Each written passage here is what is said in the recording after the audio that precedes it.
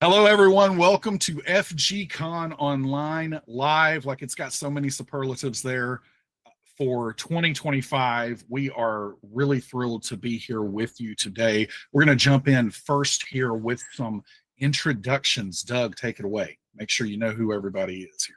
Hello, everybody. Welcome. I'm Doug Davison, the president of SmiteWorks, and been with Fantasy Grounds since 2009 when John and I took it over. So, yeah, welcome. It was a long time ago. John. I'm the chief tech guy, sort of divided up the ownership of the company when we came on board, and I'm mostly here to shepherd all the projects into final form on the website. And I am Adam Bradford. I'm the CDO, which is just a completely made up title, but work with Doug and John on bringing Fantasy Grounds into some bold new future directions that we're going to talk about a little bit here today. And we are going to just jump right into this with our first announcement. Roll the footage.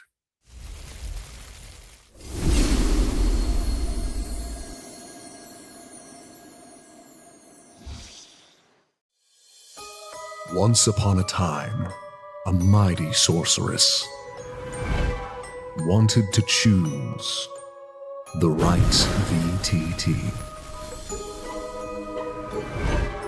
She tried out all of the free ones, but they were too lightweight or made her subscribe for core features. And the others cost too much.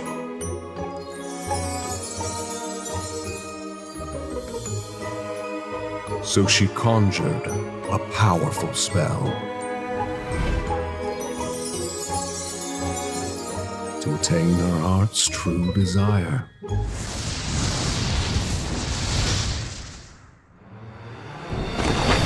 Fantasy Grounds Virtual Tabletop. Free to play, all of the power, none of the cost.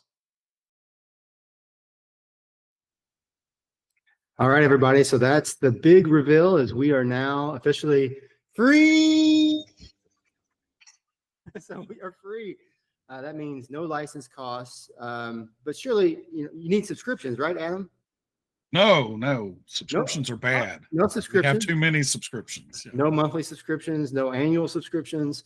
Okay, but surely there's features that are locked behind some kind of a paywall. There's a new. Well, I mean, that's what all of them do, right? I mean, you can't. John, nothing is free. There are features that are not available in this version, right? I don't know of any. Oh, so we get all of the same features that we have in the full version, but just completely free now? That's crazy. Seems too good to be true. What have we been smoking over here in SmiteWorks land? I don't know, but yeah. So pretty much that's the major reveal for us. It's a huge leap forward. We've always felt in the past that Fantasy Grounds is like the best way to play and experience RPG games online.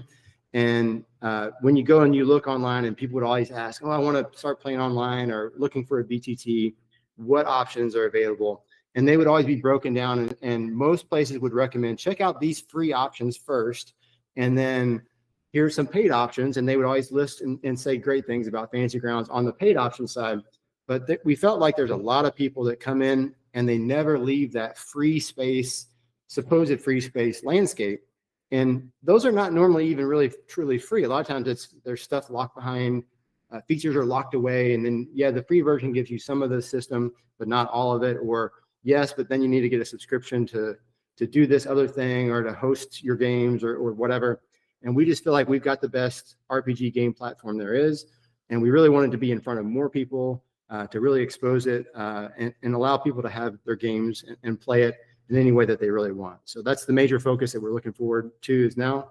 And, we've had people that have supported us for many, many years. And so we don't want them to feel like, okay, well, this is great, but it's not, what does it do for me? Nothing, right?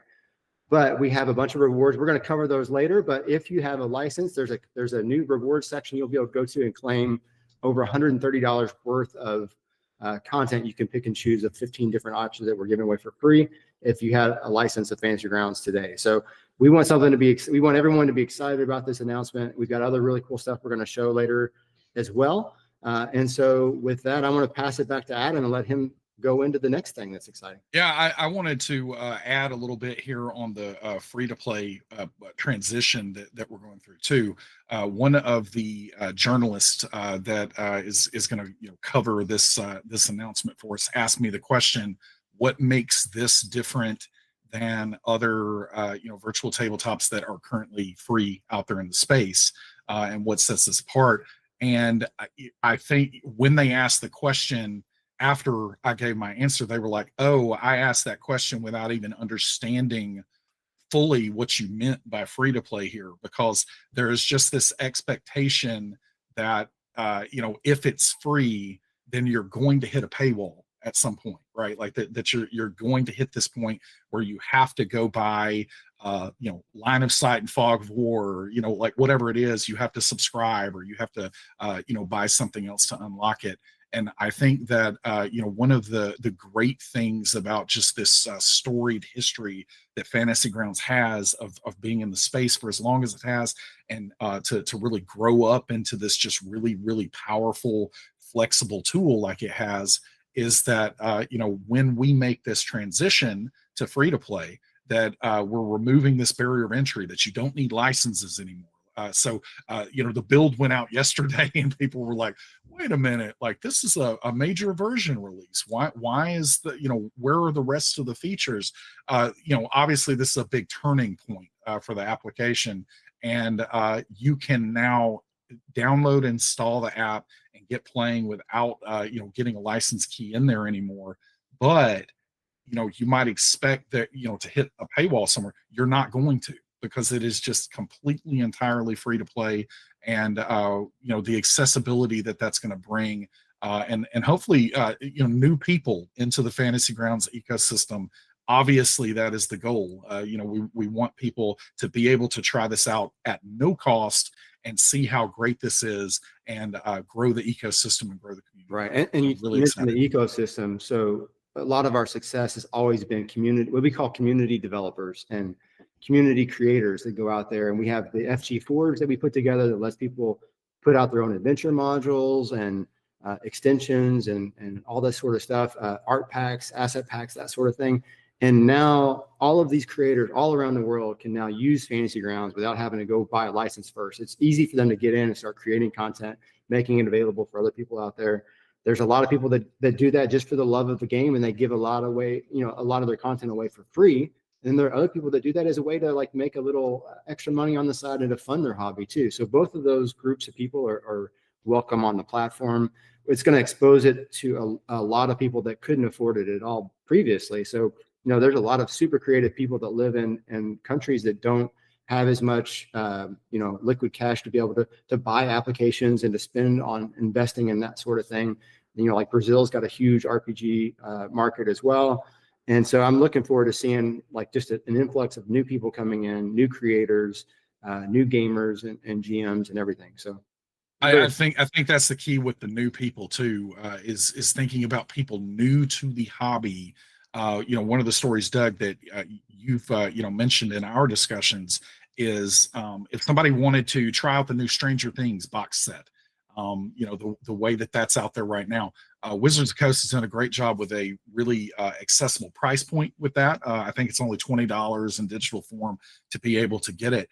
But if it was a group of people who had been thinking about playing Dungeons and Dragons and wanted to give it a try online because they were located remotely, and they wanted to try to fire this up before this transition, $20 is one thing, $20 or $30 to get started, but $70 or $80 is another, because having to buy a license before you could get into the game content itself, and that barrier is just completely removed now. So that's really exciting. So one of the key things is we have had incredibly loyal supporters over the years who bought a license when it was a lot more than $50, who have bought a license more recently.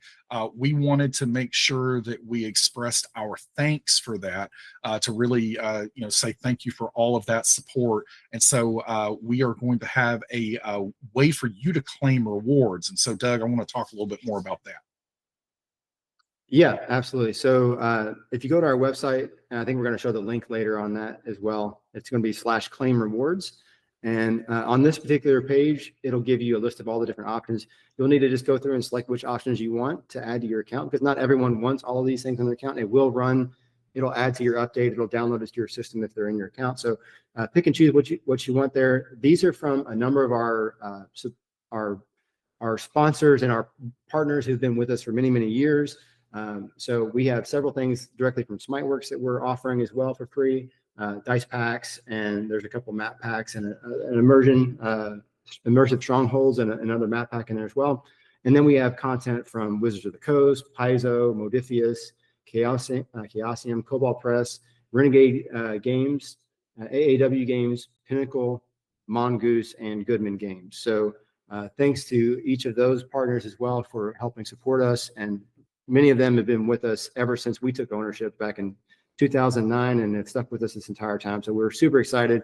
We're also hopeful that this should allow us to funnel more, more their way as well, because we're removing ourselves from that front blocker. So it goes right into, people can get right into the content sooner and cheaper.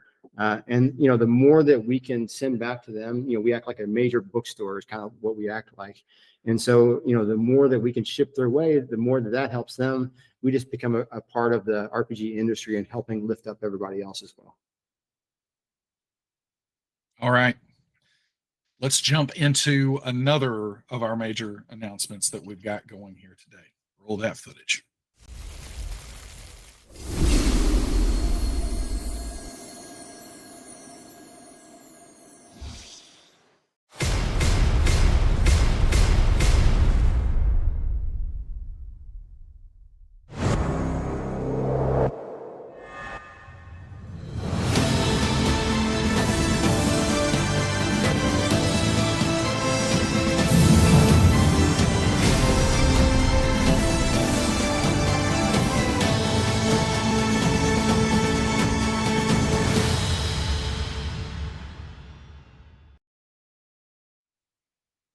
And that's right. We've got the beta access live now for the online reader for Fantasy Grounds content. So this is a way for you to be able to access all of your Fantasy Grounds library. All of it might not quite be there yet. We've got over 1,600 titles that are going to be available right away in this beta, but we're going to be adding those rapidly over the course of our beta testing period. One of the things that I want to call out, you can try this right now. You can go to the website. You can see into the main nav.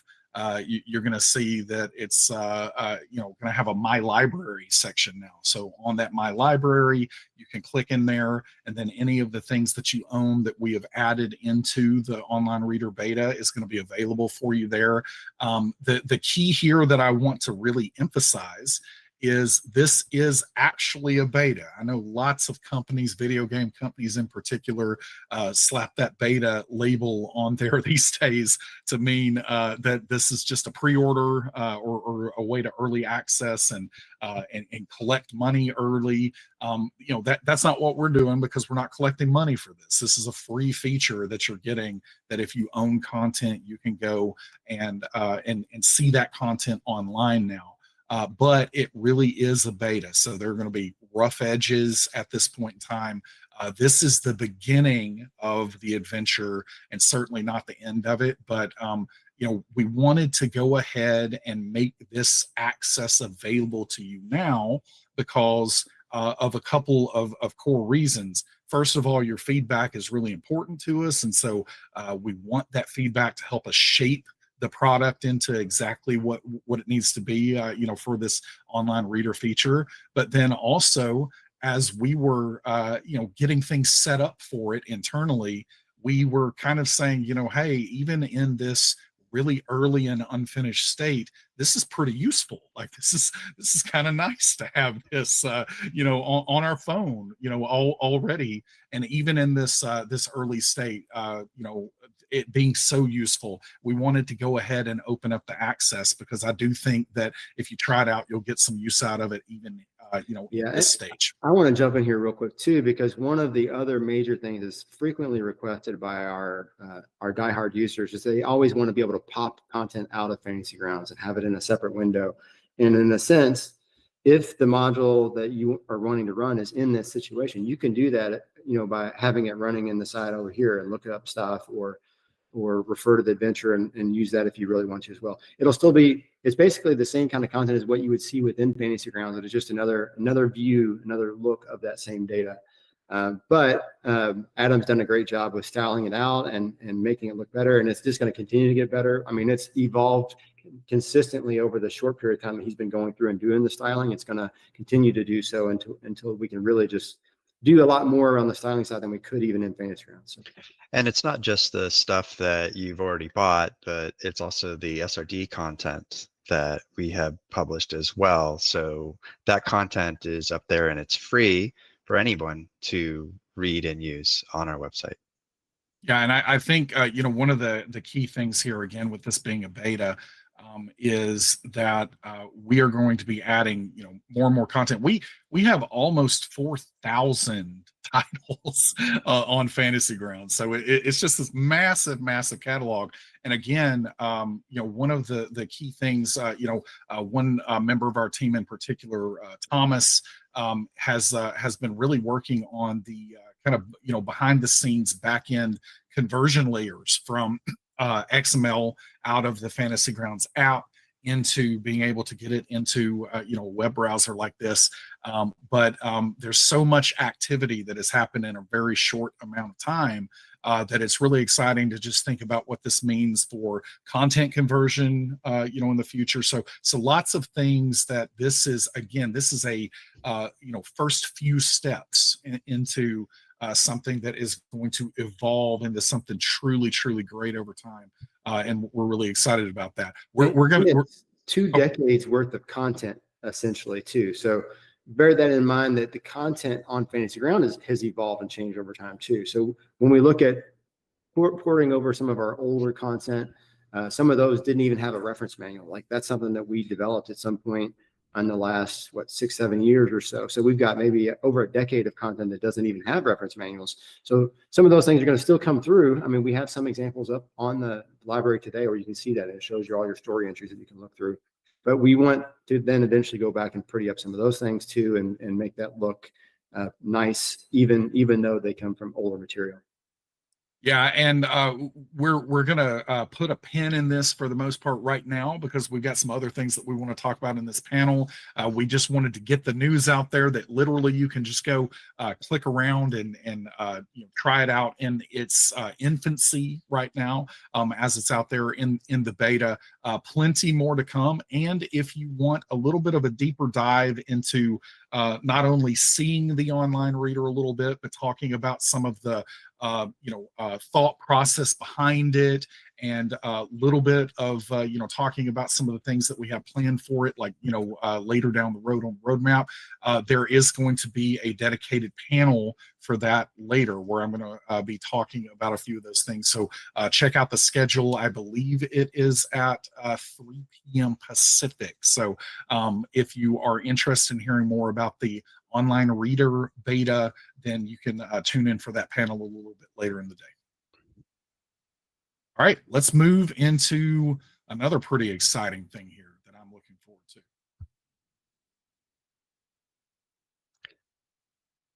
So as we have been working in the background, we have lots of tech projects that are constantly shuffling around, moving forward, and we try to bundle those into releases. And so one of the projects that we've been working on, we call screen effects. And the idea is to add more of ambience to the gameplay that you have by creating a system to display whatever effects on the screen wherever you want them.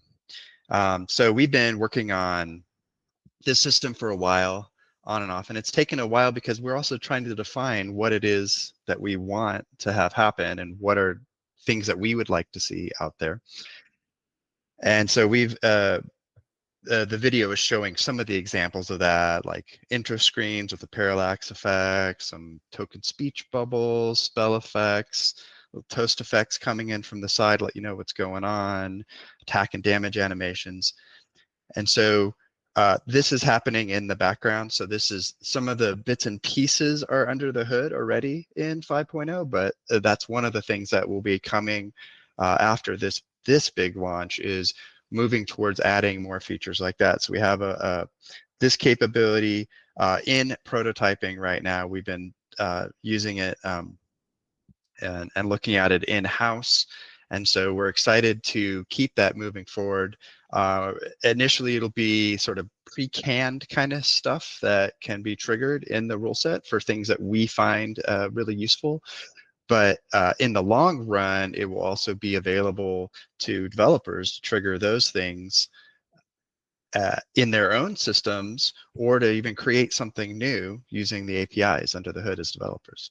Yeah, so let me jump in here too, because some of the impetus for what we were looking to do is we would just want to add more dopamine effects essentially for all your players, so that when they're in the game, they're getting these little hits of dopamine all, throughout the process. They're having fun throughout, regardless of whose turn it is.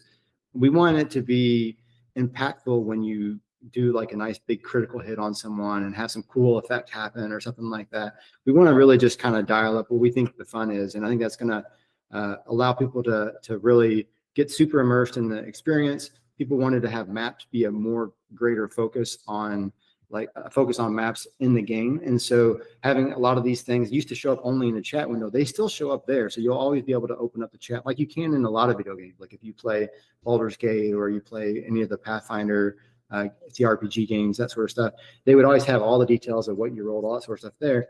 But we can show that on the map and then have the damage just flying off of your characters, and we can have the speech bubbles go directly over top of your character's name. So as people are talking about, it just makes it a very interactive experience, and that's what we're hoping to do.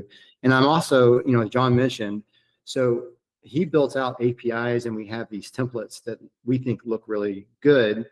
Those are going to go out with a lot of our core systems and just be applied where we think they make the most sense. But the really cool feature as well is because you guys always take stuff to a different level than we don't even think about.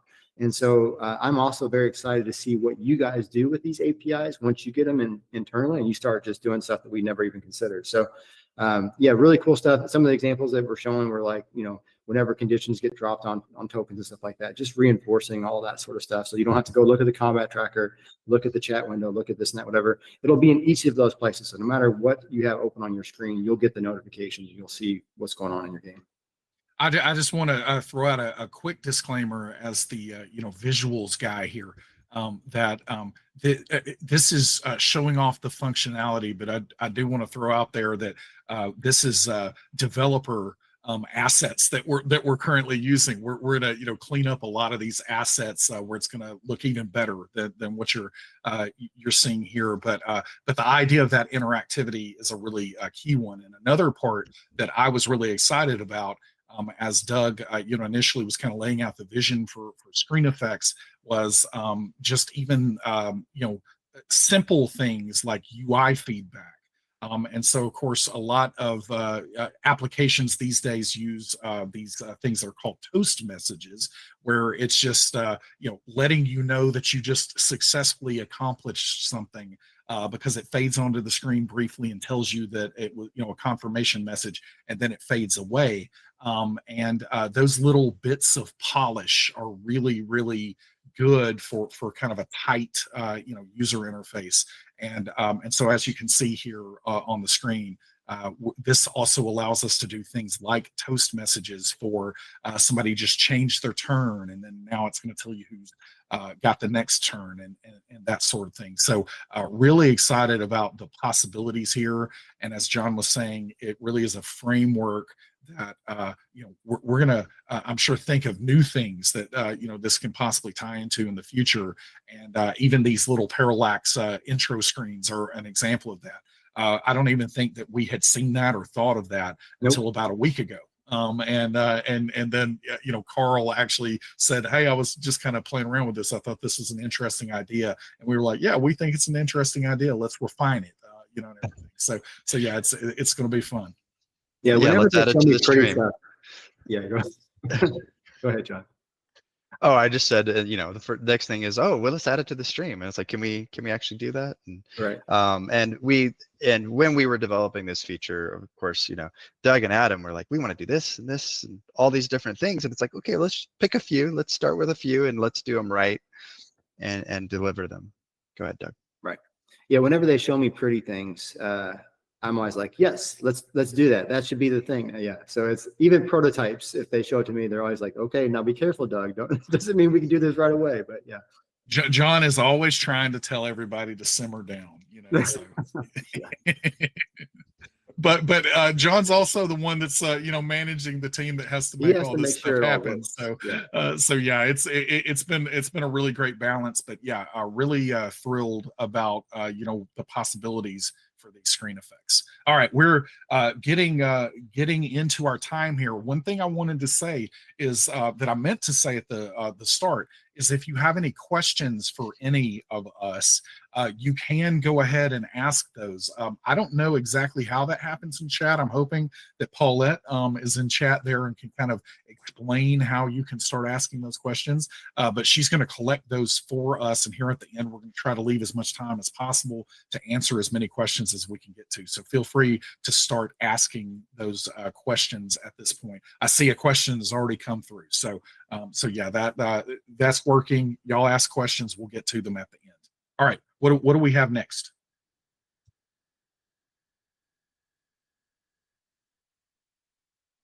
Waypoints. Okay, excellent. I am really excited about this one too. So Waypoints, one of the things that we released last year, while time flies, at some point last year, we released 2.5D camera mode. And this is something that we have really seen quite a few reactions about this that are really, really positive. But what's interesting about it is most of the time when we show this off to streamers who are using Fantasy Grounds or publishers and they see it, their reaction is like, whoa, wow, like that's really, really cool. And then they almost always follow it up with, I didn't even know about that. I didn't know that was there or whatever, right?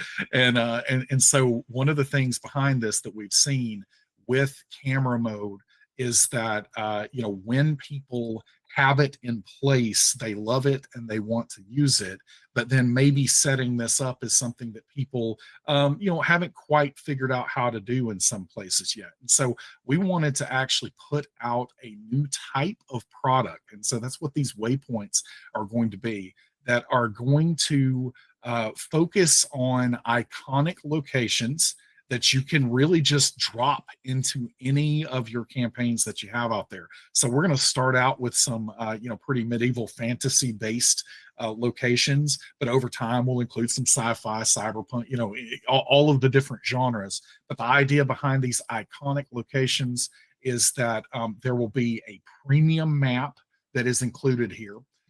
There will also be encounters for some of the most popular systems that will be included here. So if anyone happens to know about a great company, Steamforged Games makes box sets called Epic Encounters. And these Epic Encounter box sets are, of course, physical miniatures, battle maps that you can lay out on the table. But the idea behind them is they're self-contained boxes that you can just lay out and use in your game. This is a digital form of that. And so the idea here is that, I think the first few that we're going to go with here are like a haunted cemetery. We've got a shady alleyway, as you're seeing on the screen, I think there now. And then we've also got a red dragon layer that we're working on. But we've got a list of 50 of these things that, we can potentially do in the future. And I'm sure we're going to add to that list over time. And so the other part that is really important here is that we want this to be a really low price point. And so we're setting this at $5.99 to just pick up one of these and be able to throw into your game. Or if you subscribe for the art subscription, any of these waypoints that we release are going to be included in the art subscription. So you're going to still get the monthly art packs, just like you always have, which again, the art subscription is a massive value. You get thousands. $1,000 just crossed the $1,000 mark. over 100 products that you get for $5 Yeah. a month. $5 a month, and again, that's $1,000. There are thousands, possibly 100,000 assets now, Yes. spread across this. So many incredible assets that are primarily done by our in-house staff artist Josh Watmo. But basically, these things are going to be a key part. These waypoints are going to be included in that art subscription. But they're going to be these really great bite-sized things. And again, coming back to camera mode, the real impetus here for us was to be able to really showcase best practices for camera mode, where you can see really good examples by looking at these waypoints of how this can be used. And then also this ties into one of the new features that we've introduced in this newest build. So John, you want to talk a little bit about that part? Yeah, I mean, one of the things that happens behind the scenes a lot of time is we're building all these features, and they're like technical things, and so, you know, and as we add those things like placeable objects and 3D views and skyboxes, that's the one you're seeing new with this release out there. And you can see now with the waypoints how it all comes together. Like, this is sort of the vision of where we were going with the 2.5D view, is to be able to take all of those amazing 2D art assets that are available from all the publishers and bring it in to your RPG experience without having to build all these 3D models or buy extra 3D models, which are usually what happens when people try to build a 3D tabletop. But we wanted to come at it from the other angle, is that we have all this great 2D artwork. How can we bring that into the experience but make it better? Yeah, and I want to jump in on that too, because that hits on a very important reason on why people would ask, you know, why would you go to 2.5D and not just do full 3D stuff? And I think, you know, we can see in the VTT marketplace right now that even big players can create 3D virtual tabletops, and it's very complex and very costly to create the assets. So one of the big things is it did some things very, very well. But you don't have enough assets, then it's going to be hard to really kind of push that forward, because you're always going to need something new. And whenever a new adventure module comes out, the time lag it would take to generate 3D assets to support all those things is just monumental compared to, you know, we have potentially just a month or 2 months to convert a module from the moment we get it in-house to when it goes out the door for the street date. So we can take 2D assets and we can create a lot of really nice looking stuff with 2D assets. And that's really the main focus. We still will probably move towards 3D again in the future. We're not closing that door. It's going to be an option, but it's going to be something that will work in conjunction with our 2.5D stuff. So, you know, basically this gets you a lot of the way there right out of the gate, and then we'll continue to expand and evolve that over time. Yeah, it's also just great because I know that I've done this a lot. Doug, you were telling me a story about a Fallout campaign that you recently ran, but there's just something about like almost, you know, the cardboard standee and Papercraft, papercraft and all that, and this feels like that. It feels like you're setting, like literally setting a stage, like a theater Hollywood. stage. You've got the sound stage, and you've got all that sort of stuff up, and there's wooden planks holding up all of the tavern buildings and all that kind of stuff. Just don't look behind it. You know, you'll see Mongo back there waiting for you. It's great. All right. Let's if you're interested in waypoints, we also have a panel a little bit later in the day where Josh Watmo, that I mentioned before, and also another of our team members, Joseph Belcher, who is working on the encounters side of this. They are going to show off waypoints in greater detail. Josh is going to talk about, I even think, you know, another key thing that these are going to include is new tokens and standees. And he was showing off 5 or 6 of those yesterday that he had done, and they look incredible for that Red Dragon's Lair. So he's going to preview some of that also in that panel a little bit later in the day. So check the schedule for that. All right, let's keep moving to the next one. So another thing that happens behind the scenes is that we're constantly looking at the game systems out there and trying to figure out which are the ones that we have the bandwidth and the support to work on. And so we're always looking for best of class game systems out there, and we're happy that we were able to work with Darrington Press to offer Daggerheart as part of our included systems that we're supporting. And so Dominic on our team has been working hard to bring this to life. And this screenshot just shows an example of what it looks like. It looks very nice. It takes a little while to get through the process because we have to have official approval from publishers and things like that to bring those to the public. And so and one of the things that we've also been trying to do this year and going forward is convince publishers to just make these rule sets available for free so that everyone can use them. But of course, you know, we sell their books as well, so you can bring those in and then have the full experience with all the data in place. But the game system itself is free, so you can always come and play for free again. Yeah, and another thing on Daggerheart that I wanted to throw out there, because I've already seen requests, is we have taken some strides here to make this really reflect the tone and the feel of what Darrington Press has put into Daggerheart. It's a great looking game, and so we wanted to make you know, the Fantasy Grounds theme and interface you know, great looking with it. But I have seen dark mode requests, and so I do plan to you know, make a dark mode version of this theme as well, you know, prior to release. So so I'm sure that that's something I'll be working on here pretty soon. But yeah, we're really excited about Daggerheart. It's been incredible to see the response to that, because I think many of us who have been involved with the hobby or just fans and players of these games for years have known that there have been you know, there's a big one in the market that is Dungeons and Dragons, and some other games have broken through and are also, you know, really prominent there, and we've got them on our platform.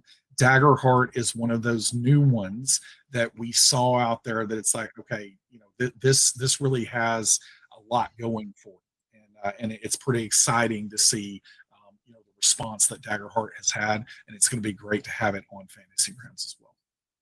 More on that as soon as we have actual news. We will share that with you hopefully soon, TM.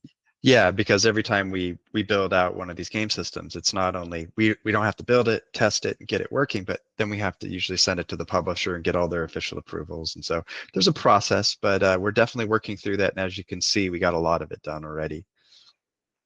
All right. Okay, I think that we have several minutes here for questions, which is good, and I see them coming through now.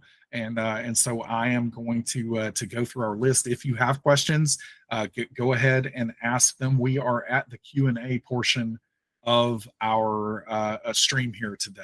All right, so we have from Barrel Dwarf F1424. Love that username, Barrel Dwarf. I just want to know from a business standpoint, Doug, I'm gonna let you take the lead on this. I just want to know from a business standpoint how that is accomplished, and this is referring to free to play. How revenue for you guys is going to remain front facing and viable? That's a great question, and it's one that's hard to exactly put your finger on, although we did a lot of research on case studies of other businesses and games and game companies that went through the process of going from a paid application, paid game, to a free-to-play game. And, you know, I'm not sure you hear about every case where it didn't work out necessarily, but you definitely have a lot of case studies that did work out well. We looked at kind of what our overall audience is, our current active user base, our user growth projections, so that sort of stuff. And we've been able to track that ever since, you know, actually all the way back to 2004. So we've got data all the way through that period. We've seen how it's gone up and down based off of pricing, price points, available options. We used to have a light license, a standard license, and then we had an ultimate license. And we've been playing around with all of these different things, making lots of adjustments. I will say it is still a major risk for us to do this. It's about licenses and subscriptions made up about 50% of our revenue as a company. And so, you know, our projections will require us to basically replace that revenue by bringing in a lot of new users, and then have those users buy content from our various partners and publishers and the various things that we have. Like, so I will say that anyone that's playing the game, if you like the game and you're enjoying it, and especially if you have a lot of free users that have come in and now they're enjoying creating stuff, anyone you can encourage to, hey, just buy this cool dice pack if you see something that looks good. Every purchase of a dice pack or map pack helps. Every subscriber to our art pack subscription, which again I think is a huge great value, those help. And then obviously buying stuff from our partners, any of these partners that we mentioned otherwise. And then we have tons of other partners that I didn't have a chance to reach out to that I'm sure would have also volunteered to have their stuff on there as well. So, you know, just, I would say participate in the community and buy stuff that you like from companies and from people that you like to support. And if enough people do that, we think we'll be successful with this transition. But it's definitely, it's a wait and see sort of moment. We've done as much research as we can beforehand. And it's just a matter of, you know, whether or not we can achieve the growth that we need. Yeah. And, you know, I think adding to that, it's also a situation where, you know, we saw how, just how loyal the support was for anyone who tried Fantasy Grounds. I mean, the people, you who are probably watching this stream, when you lock into Fantasy Grounds, you know, the business term for it is stickiness. You know, it's kind of an informal term for it, but it's like how much are you know, your customers gonna, you know, keep you know, supporting that. And our you know, numbers and the metrics that we see for that are truly massive. Like, again, we appreciate all that support out there. The thing that you know, we wanted to see more of was for the VTT to get into more people's hands. And so that's the key for us is we've got to you know, introduce this to others who maybe wouldn't have tried it because of the cost barrier. Yeah, and I'll throw out some numbers that we looked at just as an example. So Fantasy Grounds is around 500,000 users that you can check on our forums. Those are how many people have subscribed and created an account on our forums. When you look at kind of our nearest competitors, you got like Roll20 and D&D Beyond, and they're both at around 20 million each. And so that's a huge gap. And we feel like, you know, we have a lot to offer basically. And so especially when we add stuff like this reader, where you can now read your content, you'll be able to purchase content and then read it from any device, like your mobile device or your even content you might not plan to play. I saw DM Greg is in the chat here and saying, you know, I might even buy things that I don't plan to play just because I want to be able to read it now. So right. So it's just, we're trying to add as much value as possible, and we're giving so much value, I think, just out of the gate for free, that we think it'll just be inevitable that people will stick with us. And then the longer that people stay with us and with the platform, the better we'll do. RPG gamers are very loyal. Like, they're very, like, they typically, RPG gamers spend money where they like to play normally. And so just having us be in that thing and being played and being used is going to be a great benefit for us. And it should also help encourage more people to create more stuff. You know, sometimes you hear people say, well, oh, what about this niche game that I love? How come we don't see that on Fantasy Grounds? If we get enough users, you'll see more of those things on Fantasy Grounds, because there's going to be there's going to be a market you don't want to miss out on. If you're small enough and you're a paid like Cadillac service, which is what we've kind of been in the past, you don't necessarily get that deep reach into those little niche products. And so we want all the games to be played and to be playable, and just to be a mecca for all RPG gaming. all right, next question. I'll take this one because it's pretty easy. But Ola Edu TV, and I'm sure I'm butchering that username. Sorry. Don't forget about stream layers to use on OBS Studio for streamers gameplay. Less a question, more a statement. But yeah, this is something that's on my you know, midterm list. It's something I'll look at if there is enough demand for stream overlay things. We can definitely look into that a little bit more. All right, next one from Talarin. Will we be able to turn on off the notifications on the top of the screen? So this is in regards to probably toast messages, screen effects there. John, I'll let you take this because I know how you're going to answer. Yeah, I'll take this one. The answer is no. You just have to live with it. No, but seriously, it's not something that we have gotten to the point of defining exactly what the user experience or the user workflow is going to be. So I think initially we're just going to turn it on for everything and then start to take feedback to refine that. So this is going to be going through most likely, we have a test channel where we showcase all the beta features that we're working on. And this will go through that process and we'll get feedback from users about that experience. One of the things that I try to avoid as the lead tech person is we have often a tendency to have option explosion where you have an option for everything, but then there's so many options you can't find what you're trying to manipulate. And so you sort of have to strike that balance between having tons of options and just doing the right thing for that experience. So we'll be looking at that and seeing what works best in actual play, and then work backward from there. All right. Next one here. This was a pretty easy one for me to answer. This looks like it's probably Private Ryan, Priv Ryan. When will Waypoints be available? Don't have a date yet for Waypoints, but I will tell you that again, we've got kind of an inventory that we're wanting to get through with all these iconic locations. It's very fun to come up with, like, hey, what are some iconic things that can be added in to a campaign?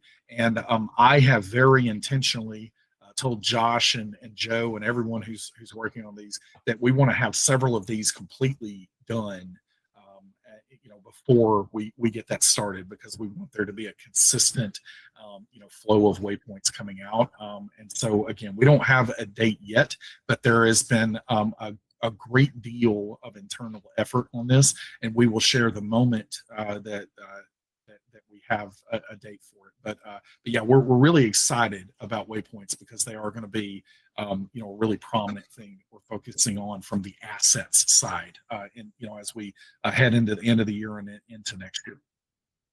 All right, let's see. Let's see. Raceland the Twin. Yeah, okay, there it is. It was hard to read because it was all jumbled together. But Raceland the Twin. Will there be an interface for the screen effects? I think this is going to be a similar answer to before, John. But yeah, that's going to be, I think, a little bit further down the road, because our initial goal is to find great opportunities to insert screen effects that we think are going to be very useful for people. And then from that point, we're going to see how it evolves, how people use it from a developer community perspective, and see what they develop as well. And we have talked about, like, even the parallax effects. It's like, well, how do you create those, right? And right now it's a manual process. And it's like, okay, well, what would it take to make that a user face fit, user exposed thing? And it's like, oh, you need a whole UI, you need a way to break down the images. Like there's a whole process involved. And so we have to figure out what makes the most sense to bring those forward. And also, but we also want to create things that are easy to use. And so there's always that balance between easy to use. We'll probably, like, as John mentioned, like the parallax effects, if we want to make it easy for people to make cinematic intros like that, we'll probably build a UI just for that one effect. But other effects are going to necessarily need to know where to hook into the system, when do they get triggered, and like the attack animation that goes from the source to the target. You're gonna have to do that in the code to basically set that up. And so, like I said, we're gonna have APIs and we're gonna have examples people can use and look at, and what we think is the best way to apply that in a lot of our main rule sets. You can take that and use that for your own creation and hook it to other things that we didn't think about later on. But those are probably going to be more of a developer sort of a creation technique, I would think. All right, we've got another one from Priv Ryan. Roll the dice on 2.5D images. Roll dice in camera mode. He wants to knock over the figures. Yeah, knock over the standees. yeah. I don't think we have any current plans for that, but hey, if everybody wants to see that, then let us hear about it. We always monitor that kind of feedback. Let's see. Okay, so from FPL Esto, hey, nice to have a reader. Thumbs up. A question though, so the reader does not have every book right now. I said no, it does not have every book. We've got, as I was referencing before, we got almost 4,000 titles, I think, at this point, and it's got about 1,600 at the moment. And those were, from a translation layer perspective, a little bit easier to kind of throw into the beta here early. Some of the other products are going to need some sophisticated combining, because they've been split into multiple modules, player and GM modules, for instance.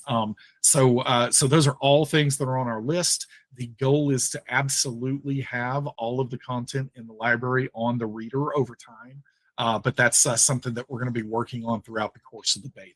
And also, we're working with 20 years of these books being created, and so there were different standards over the years. So a lot of that translation layer that Adam was talking about is finding the way to bring those forward and create a better viewing experience than even what they are in the app today. Yeah, I wish, again, if anybody's just super techie, some of the translation stuff, the development that's going on with that is just really complicated. And it's been fascinating to see, Thomas in particular working on just how that kind of works and everything. And we really have built a system that is really flexible, that is going to help us out a lot as we tackle this process of getting all of that content into place. And like I said, not to be too much of a tease, because we don't have anything concrete to talk here.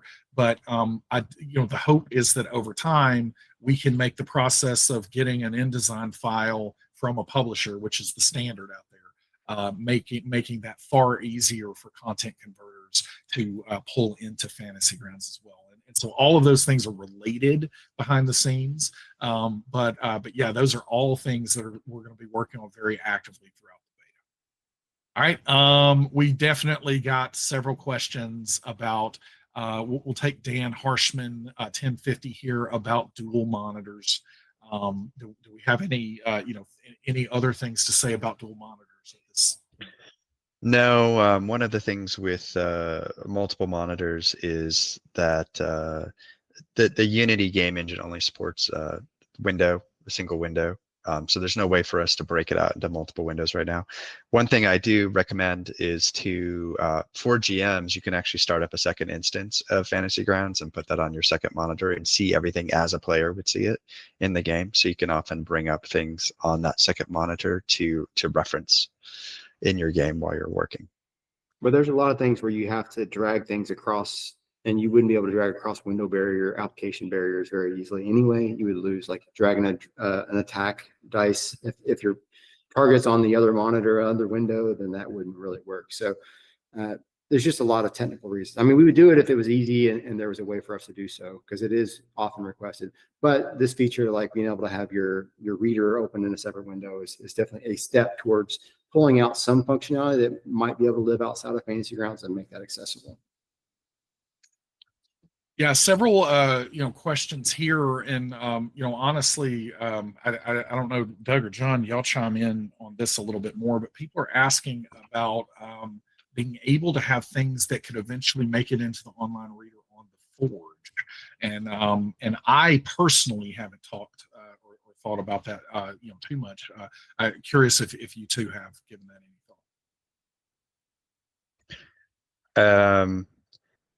thought. It depends. It depends on, obviously, as we talked about, there are different sort of standards that have evolved over the years in the books. And so it really depends on sort of what standard each Forge developer has used in developing their book. Most of them have used more recent books as examples to build their content. So hopefully it would be fairly straightforward. It is not a focus at this point, especially for the reader going through the beta. Our focus is to get all of our content that we currently have in the store into the reader. And then from there, we can look at expanding that out and potentially getting the Forge content as well. Yeah, and got another question here that's similar, but at Motaya, can community devs support book conversions for the online reader? And the way to answer that is what we are doing with this overall process is that we want the conversion process to be a single process. Like that's the really key thing here is that when you convert content for the application, we want that to be there's a one-to-one between them, and there's just again that translation layer that's happening. And so our developers, our community developers already, a lot of it is almost a labor of love for some of the smaller systems, especially. We don't want to add a bunch of additional work to their plate. We want it to be like, hey, we'll do that work for you guys as long as you kind of followed our guidelines.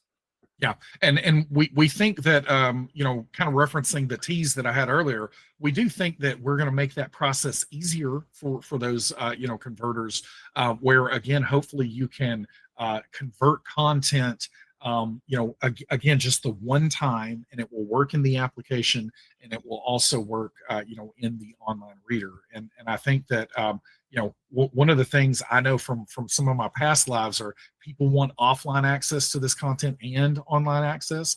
And what's great about what we have at Fantasy Grounds here is if you've bought products on Fantasy Grounds, the application already gives you offline access to that content. So we've got the offline part handled really, really well.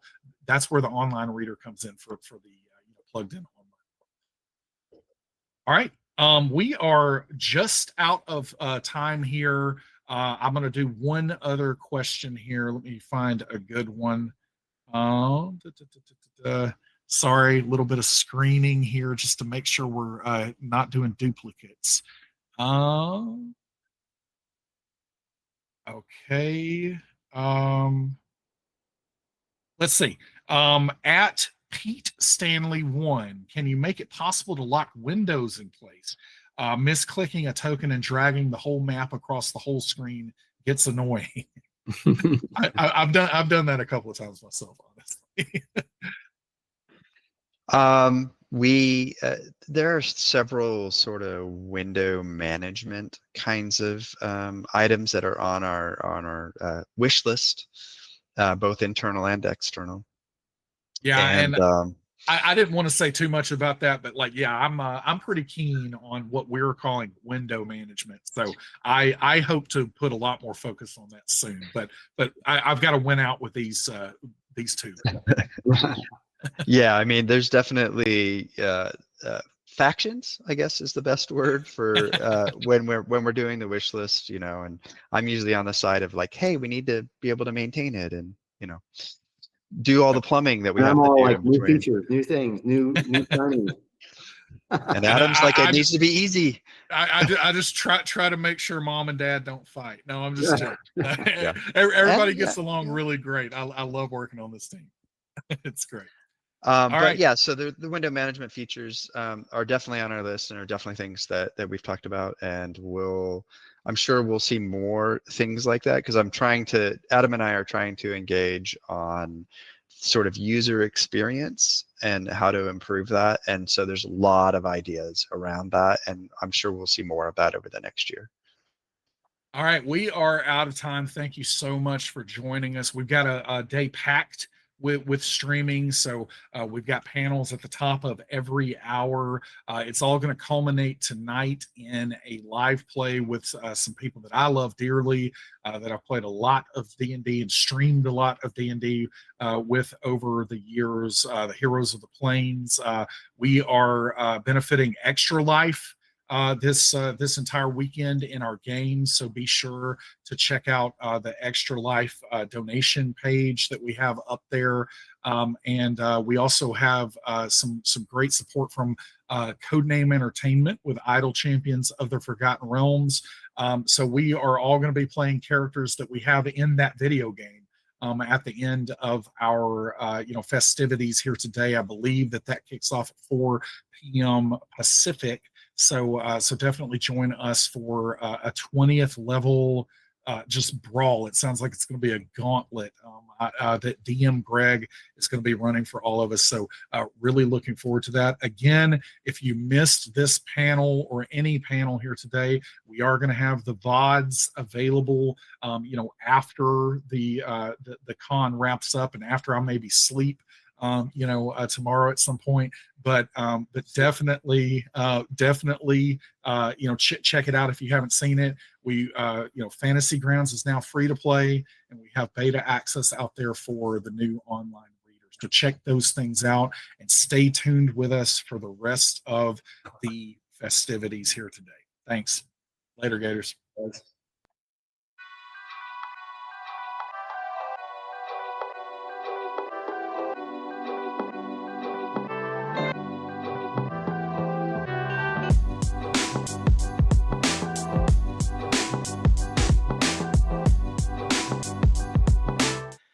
Hey, welcome everyone to FGCon 2025. This is Greg Rex, and with me is Camber. Say hi, Camber.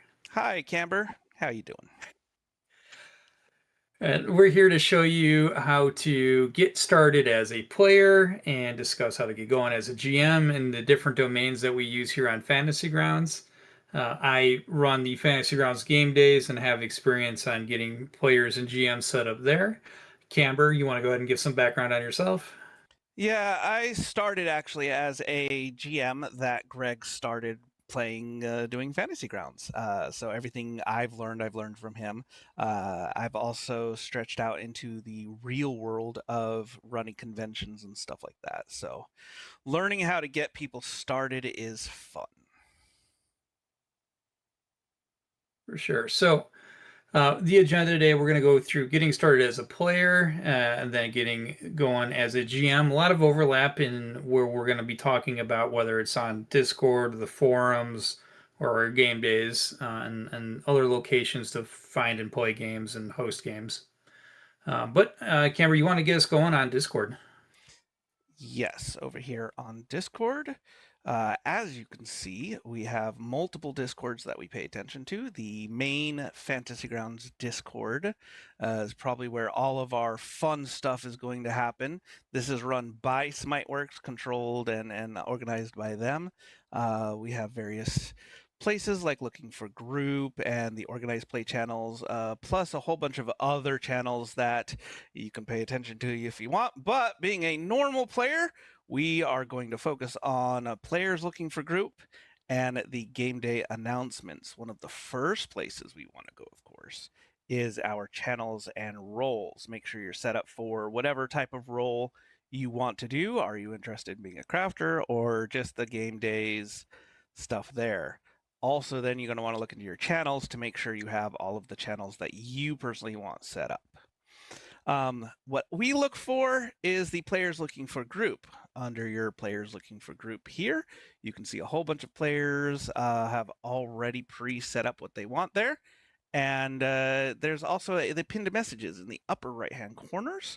That gives you the template that everybody's working off of and a link to Hammer Time to create these wonderful localized dates and times for you. Because we can always say, I'm ready at 6, but my 6 is different than Greg's 6. Discord's 6 is based off the time on your computer.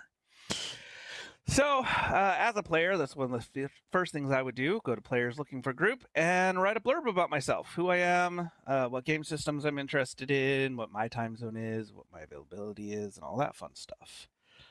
From there, if I'm really interested in catching something on a specific day, I might look into my organized play. Of course, the first thing you do is you get your game day access there. There's 3 tabs at the bottom. You would click on those, whichever one you wanted to sign up for. Maybe read a little bit of the information here, but look in the announcements. That's, the next days listed, where you can go on Warhorn, which we'll discuss in a little bit, and a little bit more information specifically about Adventure League or organized play. Now, as a player, I do want to point out organized play only means following the rules. It's not like super structured or hard or you have to know everything. It just literally means there's nothing fancy that's going to be thrown at you. It's follow the rules, what's in the rule book, and every gameplay should be approximately the same. You got anything else to add on that, Greg? No, it's just the organized play. I said no. I mean yes. The organized play is a hard and fast rules, so everybody is at the same baseline when they come to a table with players and expectations about how an adventure is going to be run and an expectation of how it's going to get reported and how a level up and progression will work. It creates a foundation for everything being consistent, so you could jump between tables and not be stuck at the same campaign table for months, years, etc. You could go in and out. Yeah, I've noticed that I can play a game with Greg, and my character that I make in his game will be accepted in a game with Stefan because it was made in organized play following the organized play rules. I don't have to have one GM going, well, did another GM let you do a thing? No, because it's organized play. I have my writs, I have my papers. Paizo, you actually have a website to go, yes, I played in that adventure that gives me that weapon and I can hold it out. Everywhere else you have a log or something like that. But no GM has to wonder, did he cheat to do the thing because it's organized play. And you could have honest conversations with a player if there's a disagreement with how the character was made. It's black and white. There's generally rebuilds allowed and things like that. If you have a new player that didn't get it right the first time, it's not the end of the world. Every organized play seems to have a rebuild system. Yep. So other places that we go for when we're players, we have the Fantasy Grounds Gaming League. This Discord is a different place to go. Sometimes we call it the lounge, sometimes we call it the league. It just kind of depends on our mood. Its actual name is the lounge. I know I saw your little smirk there. We have games listing here, which is the catalog of the events listing for the month. What's happening now, what's happening in a couple days, whatever. Below that, you have gaming tables. The tables are open for anybody. You just jump in a table and start playing. You do not have to reserve them. Then below that, you have the community chat, of course, being a GM and a runner of or staff of this Discord. I have more channels than normal. Mostly as a player, you need the community chat channel where you're looking for a group. There's also a looking for group channel and role that you can get there. Through the hashtag of how to join games, we give you a couple of instructions. Of course, I always say look for the pinned messages if there are any, because that's almost always a good resource. If I could break your train of thought, I'm so used to FGGGL being pronounced Fuggle that it's like hearing the long form is like, is that right? Right? Because you say it. Yeah, FGGL is definitely Fuggle. We love It's our Fuggle. Fuggle, and we do it audibly. If you're looking for more information on maybe you want to, instead of just click the dice, you want to start creating the effects or learning how to make yourself a little bit more than just a baseline player. We have the Fantasy Grounds Academy Discord, where we have lots of different videos and step-by-step instructions on how to do the thing. Channels like Ask the Experts, where literally you ask a question and you'll probably get 5 or 6 answers, depending on the time. Most of them are all correct, and if it's not, we adjust each other into what the correct answer is. So you will get the correct answer sooner or later. If you want a more organized place, we have the FGA class requests, where you say, hey, I want to learn specific thing. And then one of the teachers comes by and goes, okay, at this time, I will teach specific thing. So there's tons of resources out there for players. And Can I jump in on you, can't break your train of thought? of course. So I have a note on Fantasy Grounds Academy is, and my story I know isn't unique, but I'm sure others have gone through this that are here with us, is I got Fantasy Grounds through Steam. It came through as a software recommendation based on the video game purchases I was making 5, 6, 7 years ago, 8 years ago. And when I read it, I'm like, oh, cool, I could play Dungeons and Dragons online with my friends whenever we're not together in person. And I bought it and I fired it up and I was immediately lost. I didn't understand why I couldn't find my purchases. I couldn't understand how to create a character, even though I owned a player's handbook. Went to the Fantasy Grounds Academy, got signed up for a class, and they taught me everything I needed to get going within an hour. It was a nice hands-on approach, just dealing with people that don't judge you for not knowing what you don't know, right? It's the expectation as you show up. You're there because you don't know. So it's very safe environment. And my story is not unique. If that's your story, you're going to be right at home there. My story for Fantasy Grounds Academy was I was that player that wanted to learn how the effects work. I wanted to make my character as automated as possible. And so I came here and then learned basically how the game works, how Fantasy Grounds itself works. So when my GMs started going, I don't know how to do that, or, oh, I don't know how to do this fancy thing, or I wish I had, I could start speaking up. And I found that I spoke up more than I played. And so I joined the academy as a teacher, and now I teach other GMs how to do the thing that I got tired of them not knowing how to do. So from there, I believe we're going to reach over to Greg's screen and look at the forums. The forums, yeah, finding games on the forums. So I'm going to go ahead and share my entire screen with you.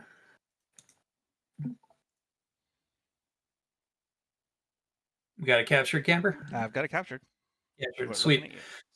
So after my classes at the Fantasy Grounds Academy, I also learned how to be a game master there, and immediately my first game on Fantasy Grounds after the one shot I did at the Academy was a GM, right? So how did I find a table of players when the people I thought I was going to play with weren't interested in playing online?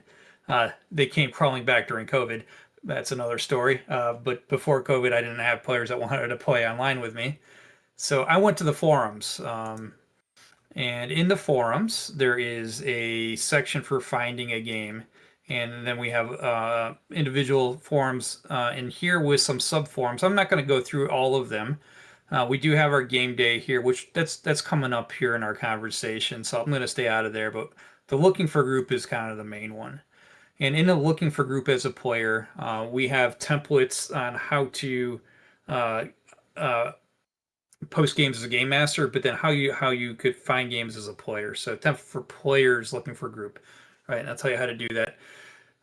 I posted a game as a game master looking for players, and wanted 5 players, and the first 5 players that responded and committed to my proposed date, time, frequency, rule sets, what I was going to allow in my game at that time, which was probably back in 2018.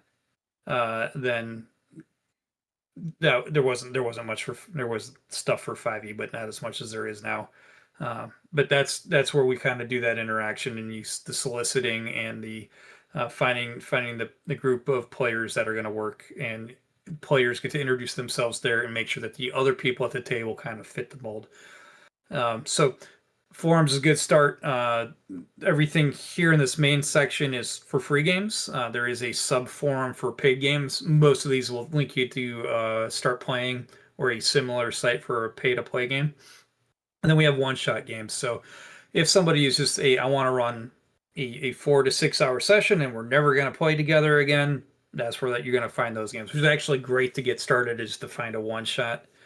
Just get your feet wet and just learn Fantasy Grounds. You're not going to learn Fantasy Grounds unless you use it. So get in there, get a one-shot. So that's our first stop is the forums. Now, going back to the game day, we post all our game days announcements here. Right now, game days, Fantasy Grounds game days is institutional at SmiteWorks. It is run on the 3rd Saturday of every month.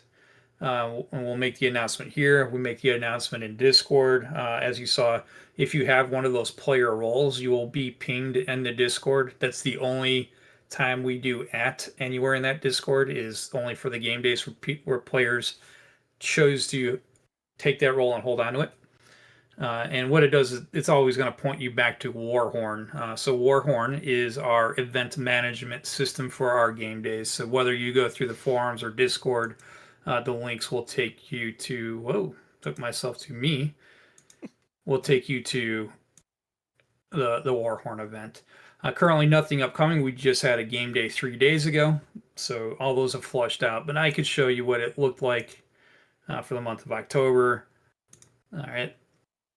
So if you are registered, and we're talking right here, you have to register. So first, you need a Warhorn account. That's number one.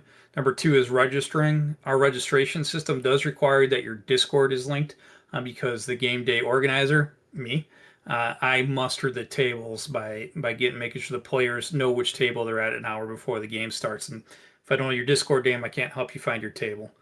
So we do require that you have your Discord as part of the registration process. So as long as you're comfortable with those, this is a free event, and you go here and you can sign up to play games as whatever flavor is yours that we are doing. This is a by the game masters, run what you want when you want on our game day. So we don't have a sequencing, we don't have time slots. It's just globally accepted. If it's Saturday to you as the game master, you could submit the game. So sometimes games look like they're starting maybe late Friday night or early Sunday morning, depending where you're at in the world. But the game master submitted Saturday their time. So that's our game days in a nutshell. And everything is run on that Fantasy Grounds Discord that Camber was showing everyone. So we try to keep everything kind of together, no disparate systems where you got to go and find other games and go to other people's personal servers. That's not what we're about. It's moderated, and we have some rules there that we enforce. So every single one of the games that we host during game day here normally have or are one shots. I say normally because they're usually advertised as a one shot, but to bring up my example of the DDAL 10 series, it's the entire series. I had somebody every single game day showing up to my, in air quotes, one shots. It is a listed campaign, I guess, if you follow from 0-0 all the way up to 12 like we did. But all of the one-shots have, or I should say most of them have, pre-generated characters, so you don't have to know anything. You sit down, you read what the character is about, and you decide if you want to play that. In the Warhorn, there's discussion pages, so you get to the game that you like the name of, and you get to the discussion of that game, and you say, you type in, is there pre-gens? Many GMs already list all of their pre-gens there as well. As far as the organized play stuff, for Paizo Society play, both Pathfinder and Starfinder, to start as a level 1 character, you can make your character if you want, following all the rules, or you can just get a level 1 pre-gen and start playing. That earns you points towards when you actually make your character, again, following the rules. It's just super simple. And, you don't have to have somebody sitting over your shoulder saying, no, you can't do this, no, you can't do that. There are many websites that will help you make an organized play character, specifically for Paizo. For 5e, you would use point buy or standard array. Most people say standard array. And there's a little bit of disparity there in the Adventure League. But if you said, I made this standard array, and you handed it to an Adventure League GM, he'd say, okay, and just go. They rarely even look because you did the bare minimums. But again, you don't have to because almost all of our one-shots have pre-gens. Yep. And I'm going to kind of transition. It hadn't been something that Camber and I talked about before, but it's something I had thought about and brought up in the past, and now the memory's coming to me. And this is going to be a good point too for new players.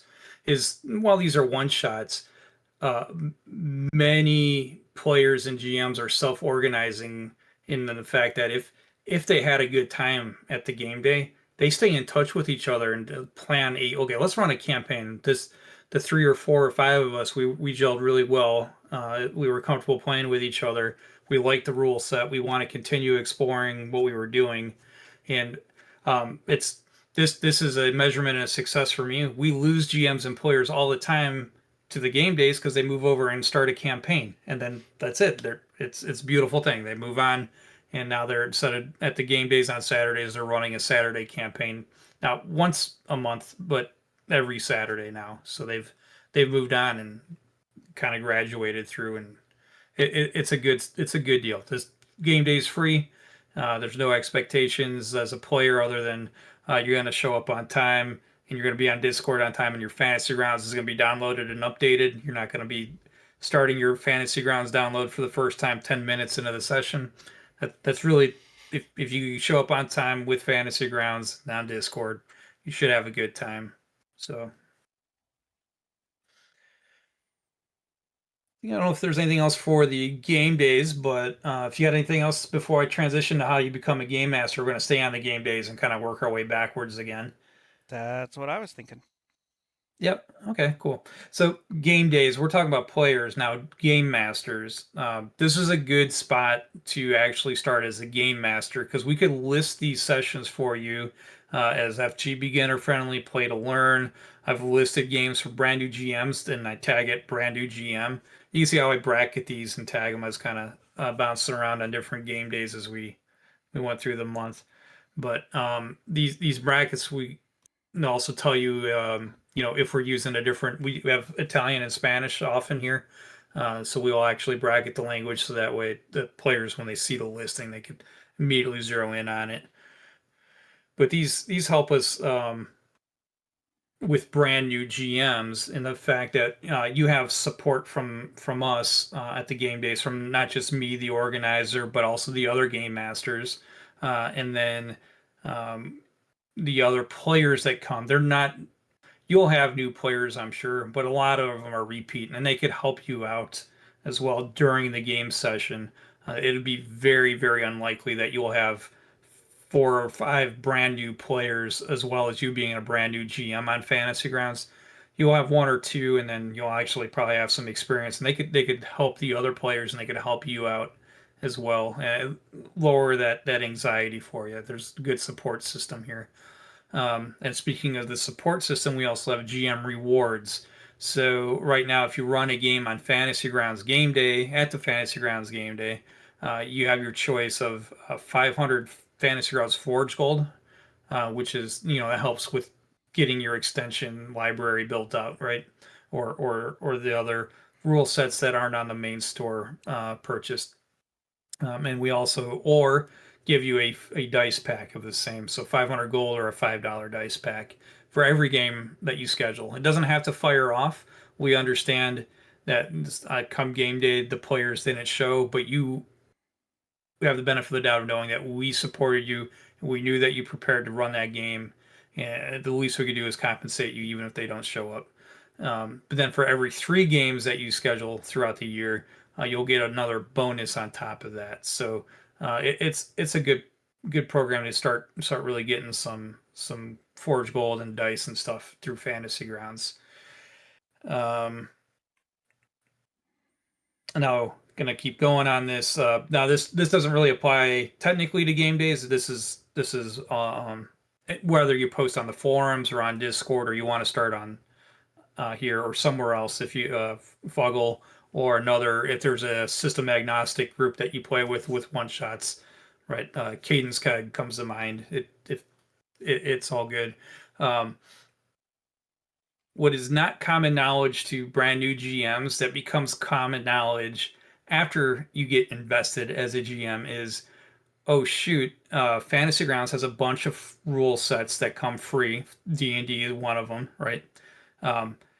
and I don't need to own everything in Fantasy Grounds to run an adventure. If I just purchase the adventure, uh, Fantasy Grounds Smiteworks has a publisher agreement with all the tabletop RPG publishers that they have on their storefront that everything will be converted that is in text and picture in those books, whether it's a PDF or a 600-page tome of something, right? So that means if you buy the adventure, you'll have all the NPC records, and anything will be tokenized if it had an image. Otherwise, you'll get the alphabet token. But if it had an image, it'll probably be tokenized. You'll have those will be built as encounters. Those encounters will be pinned on a map. Your maps will have line of sight. The story will be pinned on the map, and then the story will also have all the loot. So all the inventory come in as parcels. All the work is done, and you don't need to buy a game master guide. You don't need to buy a big hardcover campaign if you want to just buy a one shot and run it, just to have everything self-contained. You run it in any of these places we talked about. And actually, if you run the same adventure 3 or 4 times, players will actually really like that, because the new players, by the time you run it the third or fourth time, you're humming along pretty good. You'll be kind of mastering that adventure, and they'll have a good feel of the game. But one shots, I can't stress enough. If you get a one shot and you get it off the Fantasy Grounds store, it's fully converted. You don't need to get monetarily invested in all the other things as a game master. Doesn't mean that somebody needs to have maybe a player handbook or something to create characters. So I don't want to say you don't need that, but if we're talking 5e, you still have the basic rules, the free rules, the OGL, the SRD. All that stuff is already there free for Fantasy Grounds. So if you get away with those lineages and classes, that works. I was going to say, one of the things that started me extending into the GM side of things was, I got my first start and my first little bit of Forge Gold. The first adventure that I had, again, 0-0 beginner, it was a level 1 to 4. There's 4 different little adventure paths that the players could take, and depending on how they go or what their feelings about it is, they might go 1 2 3 4, they might go 4 3 2 1. So it's a replayable adventure, and all I had to do was keep getting things for it. The very first adventure that I ever had, and then I finally got a rule book, and then I finally got a monster manual.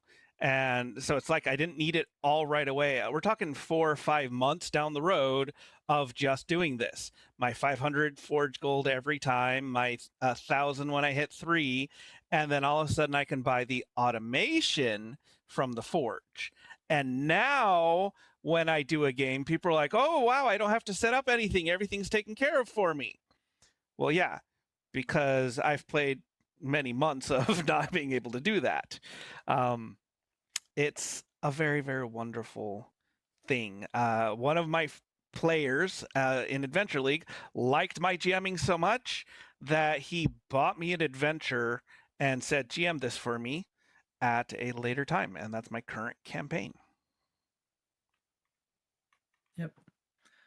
That's so funny. Similar stories. So you kind of burden of when someone gets you an adventure, and then you're like, oh man, I got to run this thing now. But it's very satisfying when players really will like you as a GM, and they show their appreciation.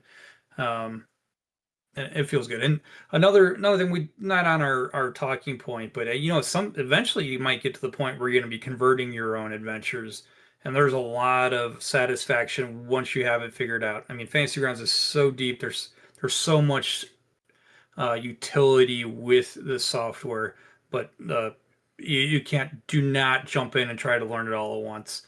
Don't go in. All right, I have this awesome adventure that has been sitting on my shelf since the 70s, and nobody has a license to convert it. So I'm going to start with that and convert it, and that's what I want to run.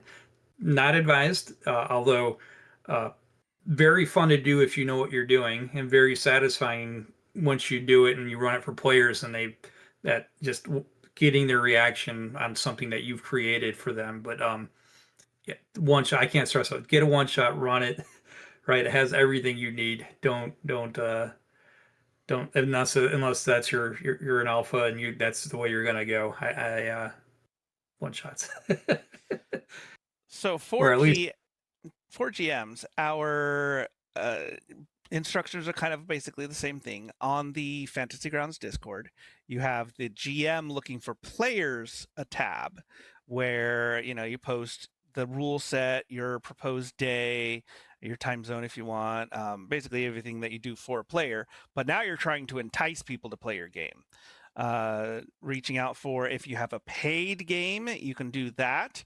Mostly, again, that's start playing because it's what everybody uses. We also have a place for games running right now. If you know that your game is going to start off, then you could do that. As far as being a GM for game day, first thing you want to do is start off as a player. At least get the player role. And then there's a, you know, I want to become a GM. Off the FAQs usually where I go, the get GM role hashtag. We help you, we talk you through everything, you know, and as Greg says, we on the back end set everything up for you, tell you what table you're supposed to be on. You've just said, I want to do it at this time on this day with, you know, on Saturday with this adventure. And we say, cool, we'll do the rest. If it's not a pre-built adventure, we can build it into Warhorn. So like you said, the thing off the desk that, you know, no one's ever seen, you've blown the dust off of. If you've made it in Fantasy Grounds and you think it's good enough to play with it, we will make it in Warhorn so that it can be a table, and then teach you kind of how to edit it, what we don't do, because we don't do everything, but we'll at least set up the back end. Get people onto your table and start going. It's really, really easy. People are like, well, I don't know what to do. The number one thing I like to tell brand new GMs is your players don't know. So you might get something wrong and you'll go, oh no, I made a mistake. Your players don't know that. So long as you don't tell them I made a mistake, they're okay. If you forgot the hit points of a goblin, they're not going to care. The rules lawyers of old are long since gone. You might have a couple of people saying, oh, wait, you need to do this way, but I'm not going to be talking and, you know, oh, I know that that character is immune to something. There are still some people that do that. What were you saying? I got one pro tip. Well, it's kind of two, but if you pre-read your adventure, that's always the best sound advice you could do for a game master is read it. If you're not going to read it, at least know how it's supposed to end. So it's that way you get the players to where they need to be by the time the game's over. Yep. So that's, yeah, I learned that at conventions, so I get put in a hot seat like, oh, we had a no-show. Can you run this game in 5 minutes?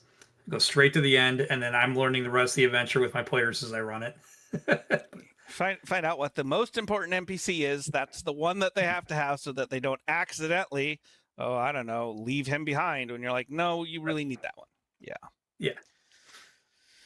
So, organized play. How easy is it to get into organized play as a GM?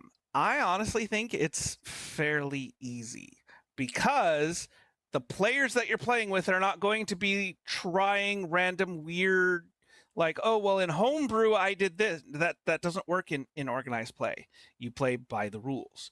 And so even if you don't know all of the rules to start with, because we don't, there's many resources, and the players are usually there because they want to be. They're getting some points out of it. You run a decent enough game, and wherever you make a mistake, the players will pick up for you. They'll give you suggestions. They'll talk to you about it, because players want a GM who does organized play. That way, the players don't have to GM their own games. And in Paizo specifically, you earn points, and the points level up your characters. Every time you run a game, you say, this game is for my envoy. And my envoy went from level 1 to level 3 without me having to play a game at all. All I did was GM it. And then at level 3, I started playing.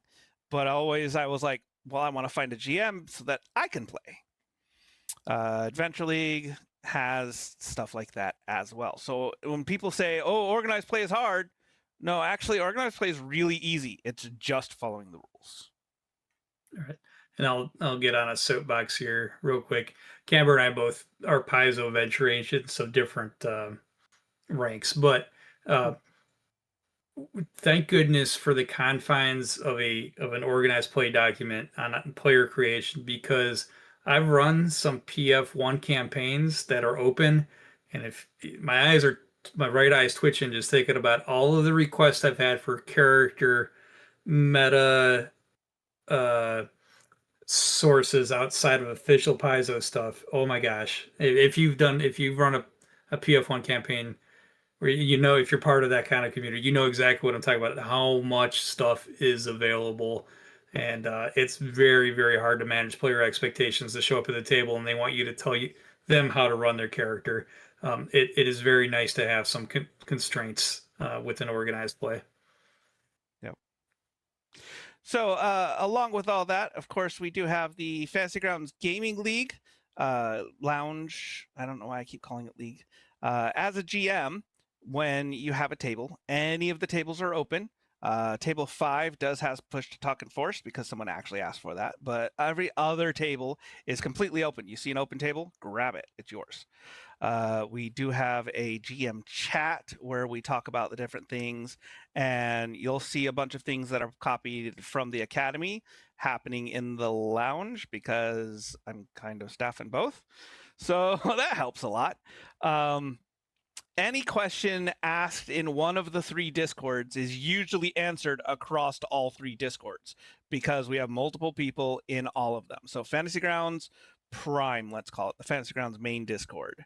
That's a great place to drop into a game-specific channel. You have a question about 5e, and you ask, and we'll talk about it. Stuff like the Vizmax and stuff like that. Question about Savage Worlds, we will discuss that and what's better. It's great. The gaming lounge, we don't really discuss the game mechanics. It's really coming together about the game. Our hashtag for offer game, we use Sesh, which does a really neat job of gathering games together, creating the thread for the game, making sure that it reminds whoever signed up for the game and doing it through here.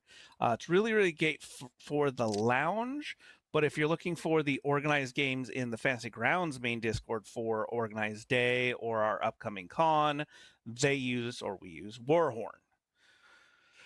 And of course, the other step is the forums, which we talked on, looking for the people there. If you wanted to go to Reddit, as a GM, it's really easy to find players. Holding them or getting them to show up is the next step, but finding the players is super easy. Anything you want to talk about before I touch on what the Academy can do? No, I think that's it. It's just there's so many ways to find a game, and there's many different tools. But encourage you to follow. Hopefully, we provide these links for you in the show notes, and then we'll get you where you need to go to start finding games. Yep. Really quick, the last bit of info that I have here is the Fantasy Grounds Academy. How do we do all this stuff? Now, this is my personal love. It's not my personal project that I leave to Laren, but being one of the active teachers here, this is where videos are held. And this is the number one open place for asking questions. You cannot ask a stupid question here.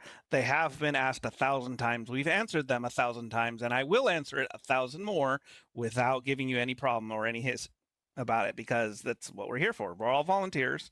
No one gets paid, and we just help. Questions like, I have this effect and it's not working properly. What do I do? Or I want lighting. How do I do that? What happens if I change colors? How do I do that? Anything is available. We have events for like the GM 101, how to use the menus. I also have a line of sight class coming up, how to manipulate your images inside of Fantasy Grounds. Of course, I will say it again, all of this is unofficial. We are not SmiteWorks employees. If you want a SmiteWorks employee to tell you how to do things, you go to the Fantasy Grounds Discord and ask there. They do have the VTT support channel, which is mostly for help me work Fantasy Grounds. Like the program itself isn't working properly. But ask a question. How do I make a pin on the map? We'll tell you. It's just the actual Smitework employees pay attention to this one, whereas the volunteers pay attention to the academy. So, and if I may, Camber, the main Fantasy Grounds Discord server is a fantastic place to ask questions to. The community and culture there is very positive. But if you're concerned about, maybe this might be too basic of a question, there is no judgment over on the Fantasy Grounds Academy. The expectation is that you're going to ask a newbie question, right? So both locations, fantastic communities.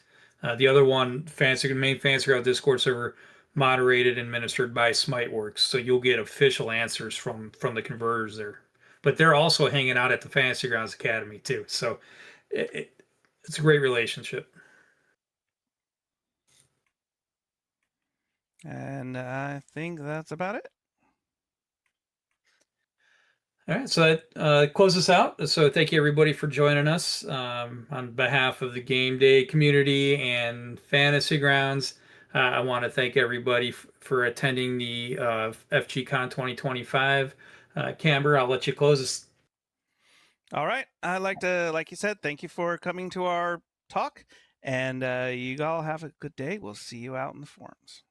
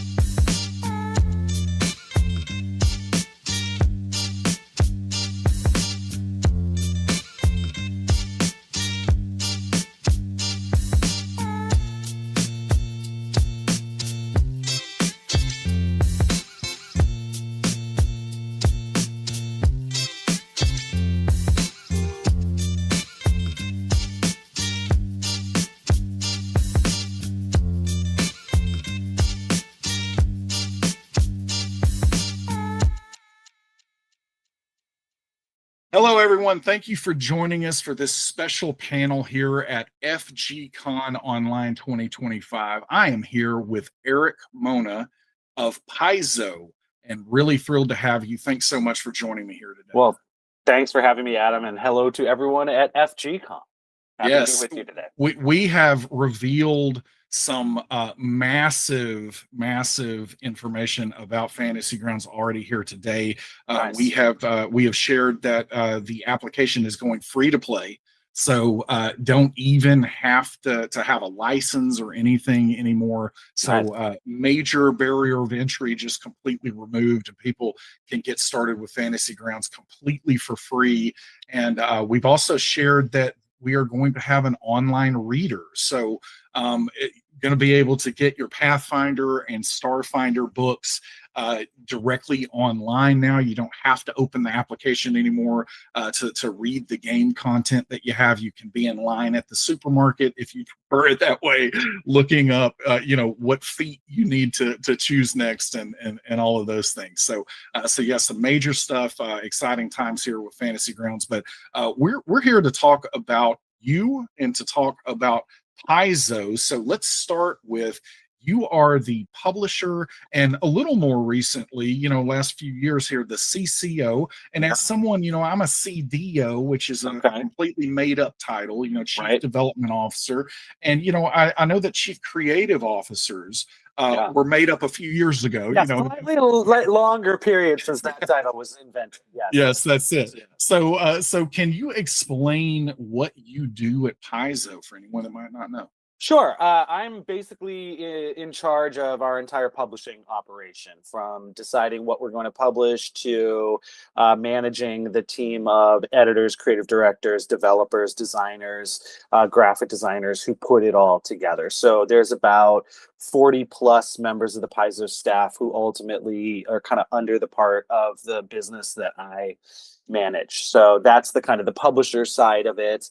And then there's the chief creative officer side of it, which is I'm also involved with sort of deciding, what we're going to do with our campaign settings and our product lines. And if the schedule works out the way that it's supposed to, I'm looking at every outline that we do and offering guidance and suggestions and things like that. Every once in a while, they let me write something. I recently wrote the section of one of the back matters for a recent adventure path, where the Myth Speaker adventure path, where I got to help develop part of Casmeron, which is the eastern continent that we haven't really done much with.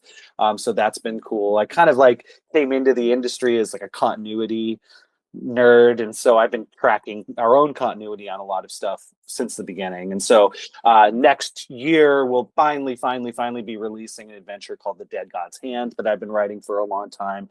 That's in the can. I ran a whole big section of that at Gamehole Con just a couple weeks ago, and I'm running brainstorms, and I want to make very clear there's a whole host of other managers and developers and designers and editors and stuff who really are hands-on fully. I'm a little bit more, above the fray, if you will, these days, which has its ups and downs. But yeah, so I'm kind of like the guy in charge of our publishing and creative operations. Yeah, I've been struggling for so many years of floating up above that fray, like you're talking about. Yeah. But then wanting to be on the front lines, it's always a threshold and a struggle for me. I liken it to Duke and G.I. Joe or something. I remember reading his file card when I was a kid. It's like they kept wanting to promote him to general, but he wanted to stay down in the field or whatever. So yeah, it's been a constant struggle. It's great that they let you write a little bit, though. I agree. And the good news, Adam, is nothing bad ever happened to Duke. Yeah, of course. So that's it. Yeah. So let's talk about publishing a little bit, because this is an interesting one for me. I remember that when I first came into this industry, learning the ins and outs of how an actual, let's just even say a source book, how a source book comes together. Can you walk everyone through just a little bit, like a super high level view of from the inception of something like this? How does it make it to shelves? What are the broad steps that have to happen to just make one Pathfinder source book? Okay, let's go. So basically, a lot of source books are going to fit in a product line. So let's take, for example, the Lost Omens product line, which is the Pathfinder product line that has setting that really gets into the world of Golarion and the setting. Usually there's a cadence. So we'll say, all right, there's going to be 3 or 4 products in this line in this year. What do we want to put out? And that could be, that could start anywhere. That could say, hey, we're doing a big adventure path set in the diabolic empire of Cheliax. Let's do a Cheliax book to kind of support that. And then we say, okay, well, are there other books that we've done like that? Is there kind of a standard format for that type of book? Maybe yes, maybe no. If no, that's kind of exciting, because then you get to sort of get in there and decide what that's going to be. If yes, you say, what's special about this topic that might nudge the formula a little bit, or how does it fit within that formula? And that'll probably lead you to a page count, whether because there's already an established page count for that type of book, or because, oh, well, this meta region has 9 countries in it. So if we take this template, it's going to be 50, 60 pages longer than its predecessor or whatever. So now we've got an idea for the book. We've got a page count for the book. We know what month it's probably going to come out. And what month it's going to come out could be balancing in-house resources. Like maybe it's a rules heavy source book but it might need a more excuse me, it might need more support from the rules team to look over stat blocks and things like that, but maybe they're busy doing another book, so maybe we need to put that in Q4 instead of Q3. I mean, this is the kind of the boring part, the business part.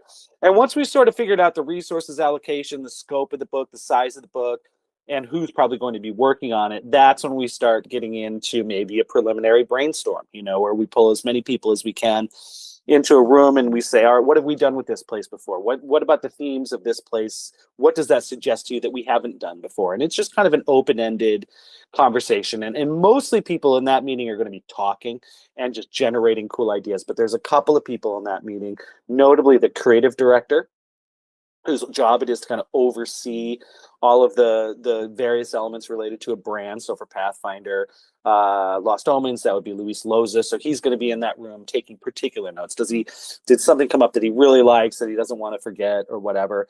You're also going to have the book lead, which is different for each book. So who's the developer who's ultimately in charge of that book? Ultimately, that developer is going to synthesize all that feedback, their own thoughts and ideas, maybe some business objectives. Oh, be sure that there's a poster map in this book, or we want to have an archetype for this to fill this gap. Put it all together into an outline. That outline then goes for internal review by me, by the creative director, by the head of editing. Our editing team is also probably our best calibrated sort of in-house sensitivity readers. So they might say something like, hey, you use this word and that has connotations that we maybe don't want to. How about this? Okay. So then that's all being done in Google Docs essentially. And so you'll get a bunch of comments. Then the lead will synthesize those comments into the outline. And then from there, then the development lead will usually reach out to a cadre of out-of-house freelancers who do the majority of the writing. Sometimes, like in the case of a rule book where there's a new class or something like that, there are certain elements that we do in-house because of just the delicate nature of them, and it will save time to have to rewrite a whole. How many freelancers are you working with kind of generally at the moment? Oh, a lot, over 100. Wow. Yeah. We have over the years, we have tended to have more freelancers on our books, and that's for a couple of different reasons, not least of which we need an opportunity to kind of like see who the next big stars are going to be, and so you want to cast that net out fairly wide. So for some of our books, we could have as many as 20 different authors. Sometimes that can mean that everybody's writing it, they have a little bite-sized section of the book, so maybe the whole project comes in a little quicker that way. The downside is then trying to standardize all of those different writers into a kind of a common voice, a common, structure, that even if we'll send out, here's the format for, how this information should be displayed, people turn it in differently all the time. And so, you got to kind of make that all one. So that's sort of the downside of using so many freelancers. But we're always looking for new voices and more diverse voices and things like that. And so we have tended to work with a lot more freelancers these days than we have in the past. Awesome. And then what's next? Okay, so then the freelancers have a few months, ideally, to write, to outline. And that outline might have some very specific suggestions in it, or it might sort of be like, all right, 300 pages on the town, or 300 words on the towns in this region, or 800 words on the towns. Go wild. Then they kind of do all that. They turn that back in. The developer, the book lead, gets it, looks through everything, kind of starts polishing it up. Like I said, sort of standardizing the language, making sure all the formatting is correct, and really just kind of getting it into its final shape. This is what I envisioned when I put together the outline, or maybe it's better than what I envisioned, because that's another fun thing that happens is sometimes freelancers bring ideas into it that we never would have thought of, and that elevates it from there. And then in fairness, sometimes a freelancer doesn't do the best job on an assignment, and so then that developer has to kind of pull it and finish it across the line. They do that for quite some time, and then at the end of that process, it goes over to, well, actually during that process, the developer then puts together what's called an art order. So they have an art budget, just like there's a word budget for the book. And they know, okay, we've got to have 6 chapters, and there's a special kind of illustration in the beginning of every chapter. So we'll start there. And what do I kind of have left to pepper through the rest of the thing? It might need maps, it might need character illustrations, it might need scenic illustrations. I love that setting. part. Like that That's part really is so fun. much fun It's to really be able to say, hey, this is the thing that I have in my mind. Describe that to the artist. Yeah. Yeah, and oftentimes that also involves providing a great deal of what we call reference to the artist. So that would be, here, draw these 2 characters in a scene that, I thought might look a little bit like this photograph of an ancient tower or something. So then throughout that process, once that goes off to our art team, then our art director, so there'll usually be like an art director or a graphic designer. Graphic designer's mostly like flowing the text and making sure it all looks great. Art director's kind of trying to make sure the whole book looks awesome, and is also the one who's dealing with other, art freelancers to try to make the art look as awesome as possible based on the order from, the developer. And sometimes that involves the art, the art director knows their artists a lot better than the developer does. And so the art director might say, I'm going to nudge this description a little bit because, maybe English isn't the best language for this person, and the writers are using these beautiful words or what have you. So there's a little bit of an editing job sometimes on the art order. That then goes to the artist. They usually have about a month, maybe 6 weeks to do the art. And then that comes back in process. We get a sketch of that. The sketch goes to the developer. Developer looks at it and you forgot the dagger or whatever, and gets some notes back to the artist. Then the artist completes it. We're almost exclusively talking digital art these days. There's still some traditional art, but they'll usually scan it and send us digital copies. One exception is Wayne Reynolds, our cover artist for a lot of our stuff. He's painting. And he's used Reaper miniature paints, on his canvases. And so he still does it fully traditionally. But for the most part, we're dealing with digital artists. Then it goes, ideally, then the text is also turned over by the developers while the art's happening to the editors. Then the editors go through it, and everything's still in kind of like Microsoft Word at this point. Editors go through it, look for spelling errors, grammar errors, consistency, readability, and so on. Ideally, they're not making major change. They're not rewriting whole paragraphs or anything like that, but they are kind of tightening everything up. Then that goes to the graphic designer. Graphic designer lays it all out in InDesign. And then we have something that looks very much like a book. But unfortunately, it might also have an extra column of text in one area, or it might be under, by a column. And so that's what we call copy fit. And that's where the developer comes back in and maybe cuts to fit, or writes some additional stuff to fill, or works with the art director to move some art around to make it look like a finished, to finish the book, essentially. So then there's another round of editing, because sometimes you don't really see things until they look like they do in the book. Like you could have looked at that thing 50 times in Word, and it doesn't pop out at you that there's a misspelled caption or something until it's laid out. So then we do that. The editors do their kind of final checks, and that's also involves things like making sure there's no page XX or anything like that in the book. Yeah. And then it goes into what we call approvals, and that is the final PDF of the entire book. I sign off on it. The book lead signs off on it. The art department lead signs off on it. A couple of other folks sign off on that. Not until the thing gets all checked off on a spreadsheet on Google Docs, essentially, that's when we then know, okay, it's ready to go. Art team packages up all the files the way that the printer likes them, and then that goes off to the printer. And we're generally speaking at Paizo shipping 2 to 4 books every week. Sometimes those are more like Pathfinder or Starfinder Society scenarios, which don't quite go through all of those steps because we don't print them. But yeah, there's almost always something. Like right now, after this call, I've got to sign off on the Guns and Gears remaster paperback version, a bunch of reprints of some of our rule books, which we're running a little low on. and a flip mat and a Hellbreakers, the very first January, February, March, all in one hardcover adventure path for 2026. So we're shipping today, which is a little bit, we're pre-recording this, so a couple of weeks before the con.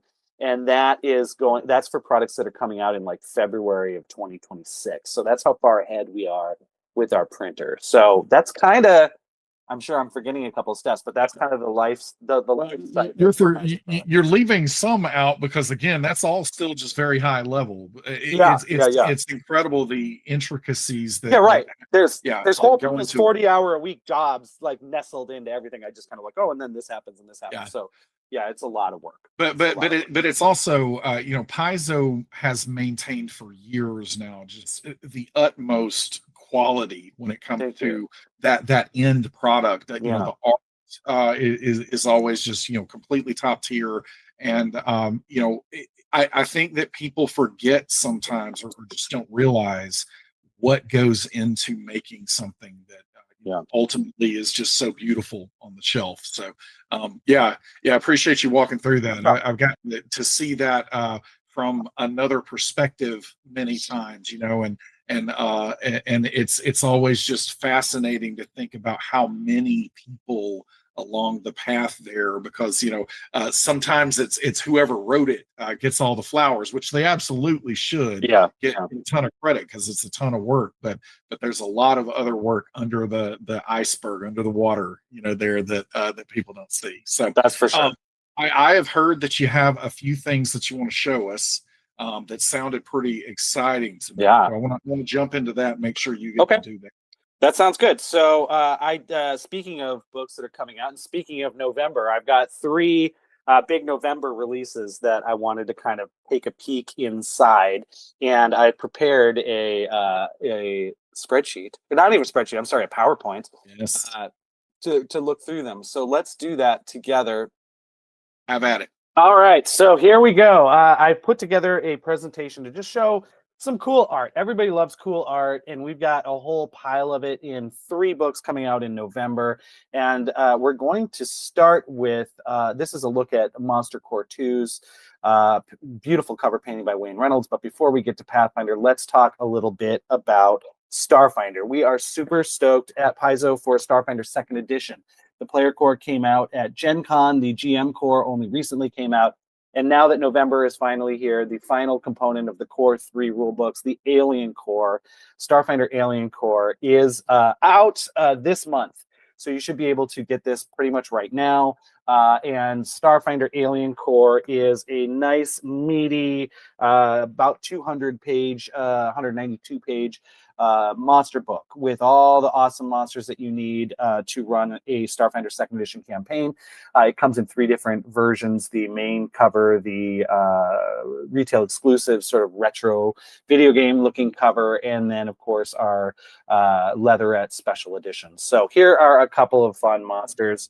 I love the goofy ones. Here on the left we have the Gubbin Gremlin. You want to look out for him getting in the gear works, and he's accompanied by the Akata, which is one of the sort of definitive Starfinder monsters that appeared actually before Starfinder ever came out. It appeared in Pathfinder as sort of a creature from the stars, and so we incorporated him into Starfinder 1st edition, and that continues to be a very popular, almost iconic Starfinder monster. That's the Akata. Up next we have the Oberron She. This is a really fun sort of space fae creature. And one thing I really like about the Oberron She is any hammer in their hands gets the reach ability. So they can even just pick up a little tiny hammer and just whack you from 10 feet away. I love that. And then next to that is the Dinolo Brain Harvester, a representative from the Dominion of the Black, the dark space between the stars, and that is just horrible. Yes, horrible. Yes, and it'll take your brain out through its mouth and then pop it up in one of these little pods on its back. Lovely, friendly creature. Speaking of lovely friends, here we have the Akashic Dragon. This is the cover character, cover monster, I should say, on the Starfinder Player Core for 2nd edition. And you get all the big juicy stats for this dragon in the Alien Core. There's other dragons in there as well. This one is the Host Dragon. And you might say, host dragon, that sounds great. Is he hosting a party? Well, no, but he's hosting a bunch of parasites that he'll put right inside you, which is pretty fun. And then we have the cosmic dragon. I think there are 5 different dragon types in this book, and the cosmic dragon is a really beautiful one. This has been really fun. You know, one of the things we did with Pathfinder 2nd edition that we'll get into a lot later as we talk about the other 2 books is we really sort of stepped away from the core dragons that we'd inherited from the open game license, you know, red dragon, green dragon, blue dragon, and so on, and got to kind of invent our own sort of bespoke Pathfinder dragons. And that was really fun. And we've sort of taken that with Starfinder as well and taken it even further into outer space. And what's fantastic that I really love about Starfinder too is the compatibility with Pathfinder. And so you better believe a cosmic dragon will be in one of my Pathfinder games at some point, because I love the classic trope of, you know, the future colliding with you know, the past there. So yeah, that's a fantastic point. You know, the games are compatible at this point, you know, especially with Starfinder 2nd edition. And so you can use the Cosmic Dragon in your Pathfinder game, or if you want to pull one of the Pathfinder dragons into your Starfinder game, you can do that. They're now operating on the same system. So that's something people have been asking for a long time. And now we can actually do, which is rad. Speaking of rad, we got a couple of more creature here. We have the Illuminatula. Illuminantula. I always say it wrong. It's like illuminated tarantula. yeah, see what you did there. Thank you. Yeah, we're very subtle. And then we've got this bug boy here. And then a couple of other fun monsters, including on the right here, the Electrovore. You might recognize this sort of space Tyrannosaurus Rex character that was on the cover of the old Alien. That's one of the questions that I had for later, but I'm going to go ahead and ask it here in context. Favorite dinosaur? We always ask that one. Oh boy, that's such a hard question.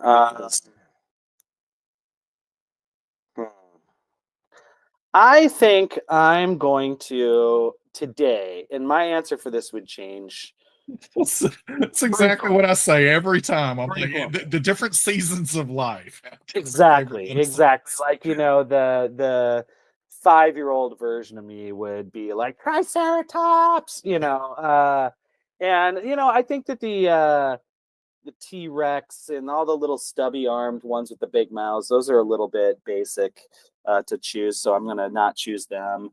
I'm going to go with my old buddy, the Ankylosaur. I like the guy who brings his own armor and weapon to the party. Absolutely. And so he's. I think that's my favorite. I have my, you know, hat here. Oh, I can't get my blur to do it, but, you know, it's like my Ankylosaurus here. Yeah, there we go. Yeah, so, that's the way to go. Yeah. So that's definitely a very frequent favorite. Oh, good. I'm glad. It does change, you know, yeah, depending on my moods and the season. So yeah, I think so too. I would never want to be exclusive to one dinosaur. Yes, it seems such an interesting world. All right, so here we've got a couple of fighting dragons, and I think that is a nice precursor to what we've got ahead of us in the rest of this quick presentation.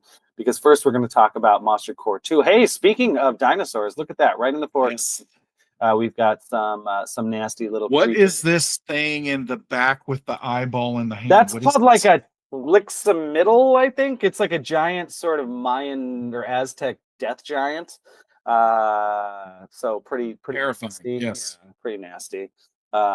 And so here we go. So we've got a couple of other alternate covers for this, including the sketch cover.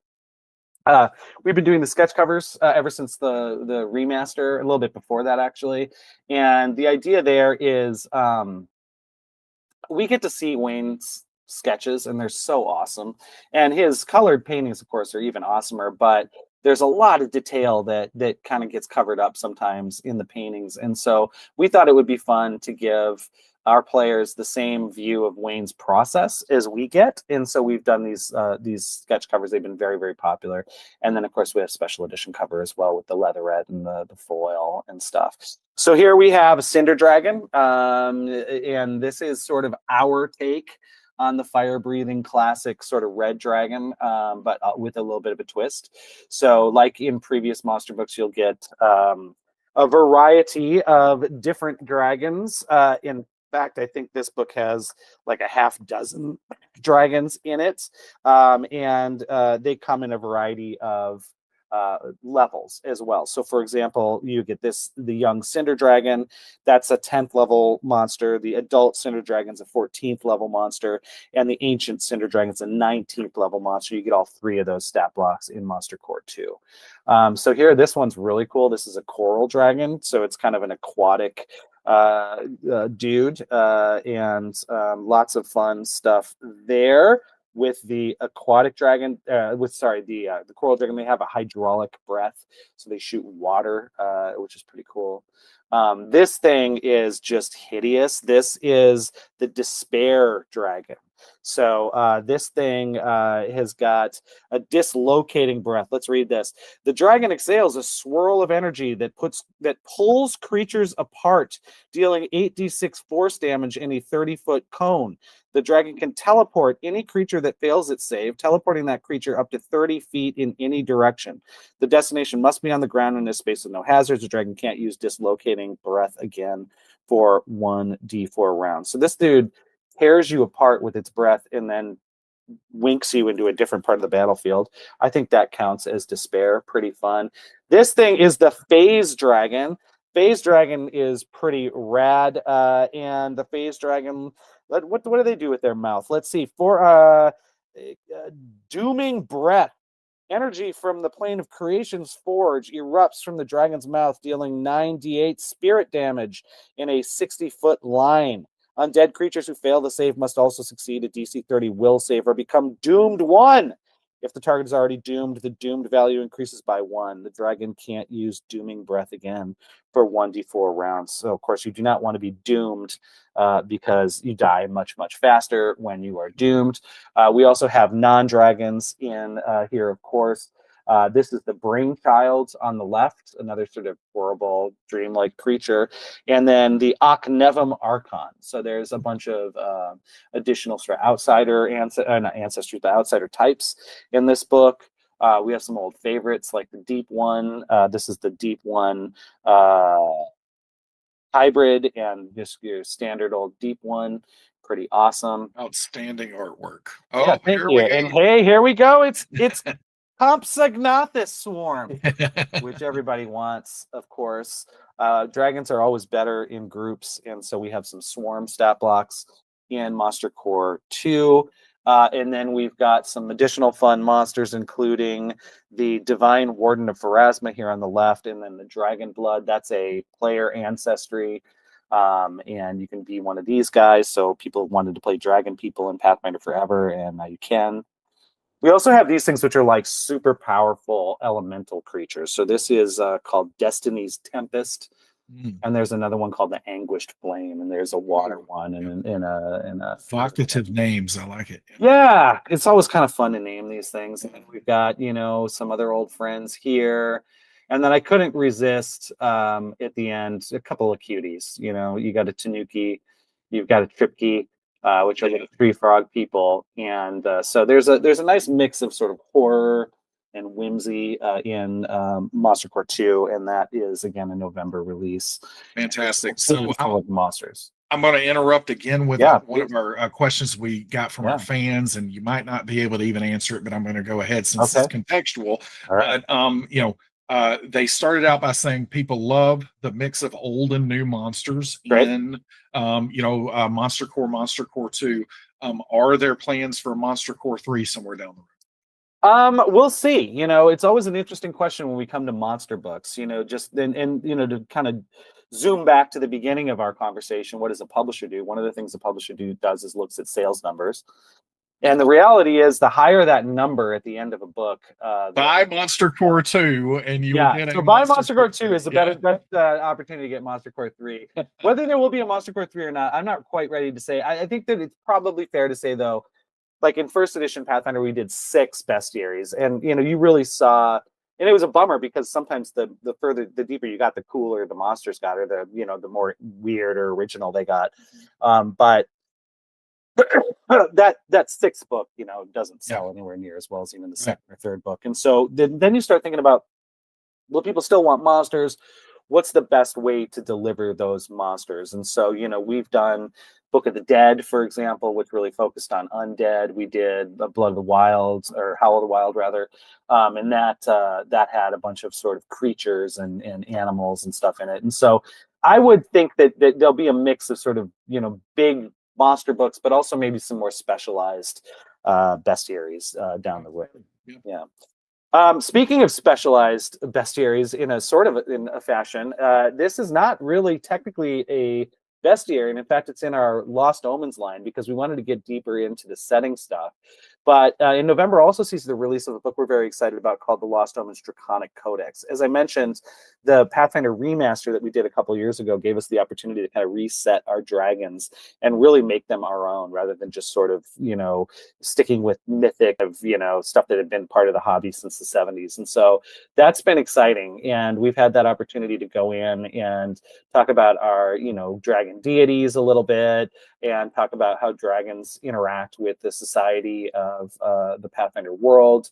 And then, of course, offer a bunch more sample dragons of a lot of the different, really, really strong. And each of these have backgrounds and names. It's not just stat blocks in this book, and they get pretty nasty as they go up in level. And so we see a variety of pretty amazing dragons. And this one I love. He's like a deception dragon with like a fake human face, kind of. It's pretty rad.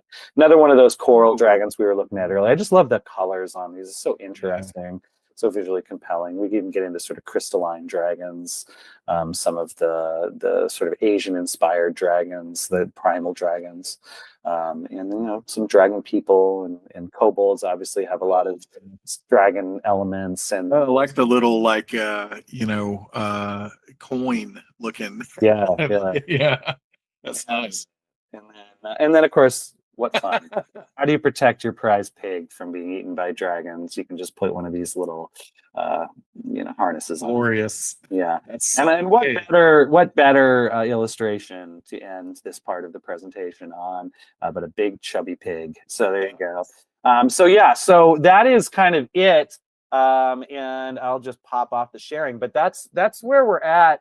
And pretty exciting, lots of cool stuff going on. It is sort of a monstrous time. We've got Monster Core 2, we've got Alien Core, and we've got the Draconic Codex all hitting, in November, just in time for the holidays. You can have a monstrously good holiday. And again, the more people that buy Monster Core 2, the better chance you get more monsters. Yeah. One other thing off, because I actually physically, I have all these books with me. So yes. Core 2. Here's the Alien Core special edition. So that's all really cool. But one of the things that's really, really neat that I wanted to show off that we've never done before, this is the the Draconic Codex, Lost Omens Draconic Codex.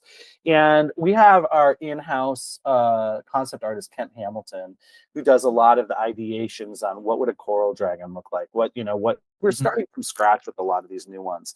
And so one of the neat things that he had done were these sort of 11 by 17 presentation illustrations of all the dragons, physiology and stuff like that. And again, it's sometimes the audience doesn't get the opportunity to experience that process stuff, but that process stuff is so much a part of our interaction with it that I wanted to figure out a way to get that in the book.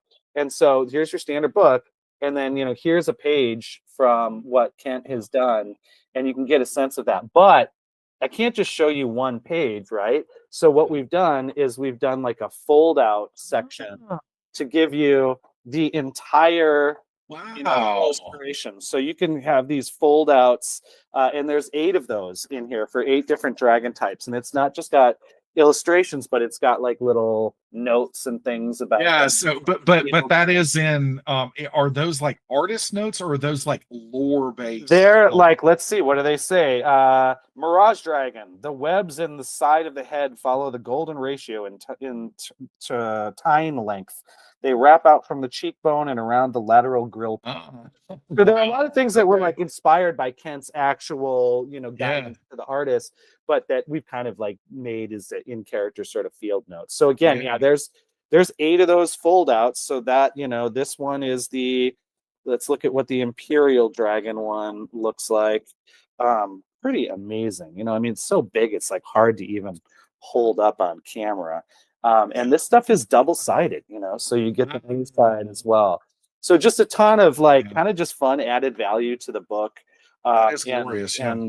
And yeah, hopefully people really dig that, because we were very excited, and I haven't seen a lot of that in RPG books, you know, and so I wanted to kind of do something that would surprise people a little bit. So spoiler alert, there's a whole bunch of foldouts. And really interesting for the physical book, but also such a great opportunity for a virtual tabletop where on Fantasy Grounds you unlock this. You're going to be able to get that art like individually, where you can like, you know, kind of single out, you know, pieces of it and everything. But like a handout or something like that. Absolutely.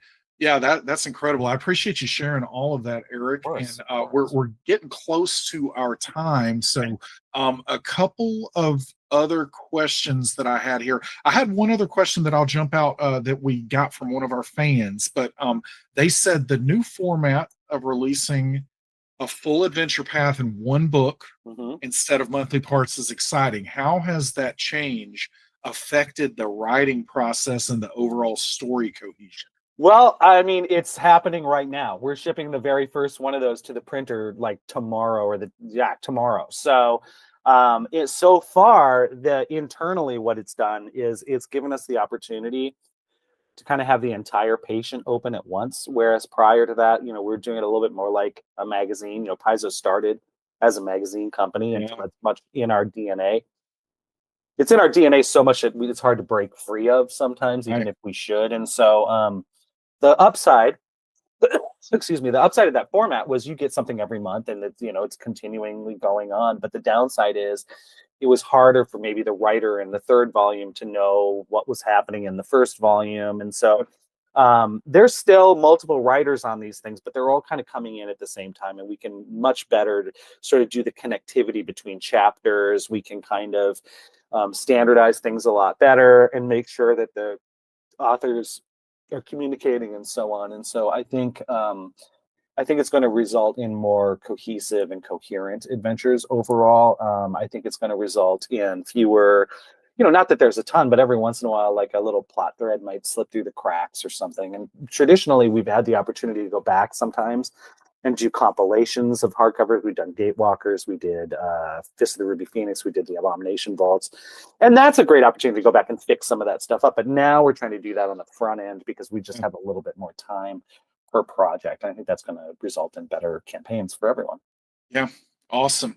I also know on the other side of that, from a messaging and marketing and just promotion and like getting word out about something.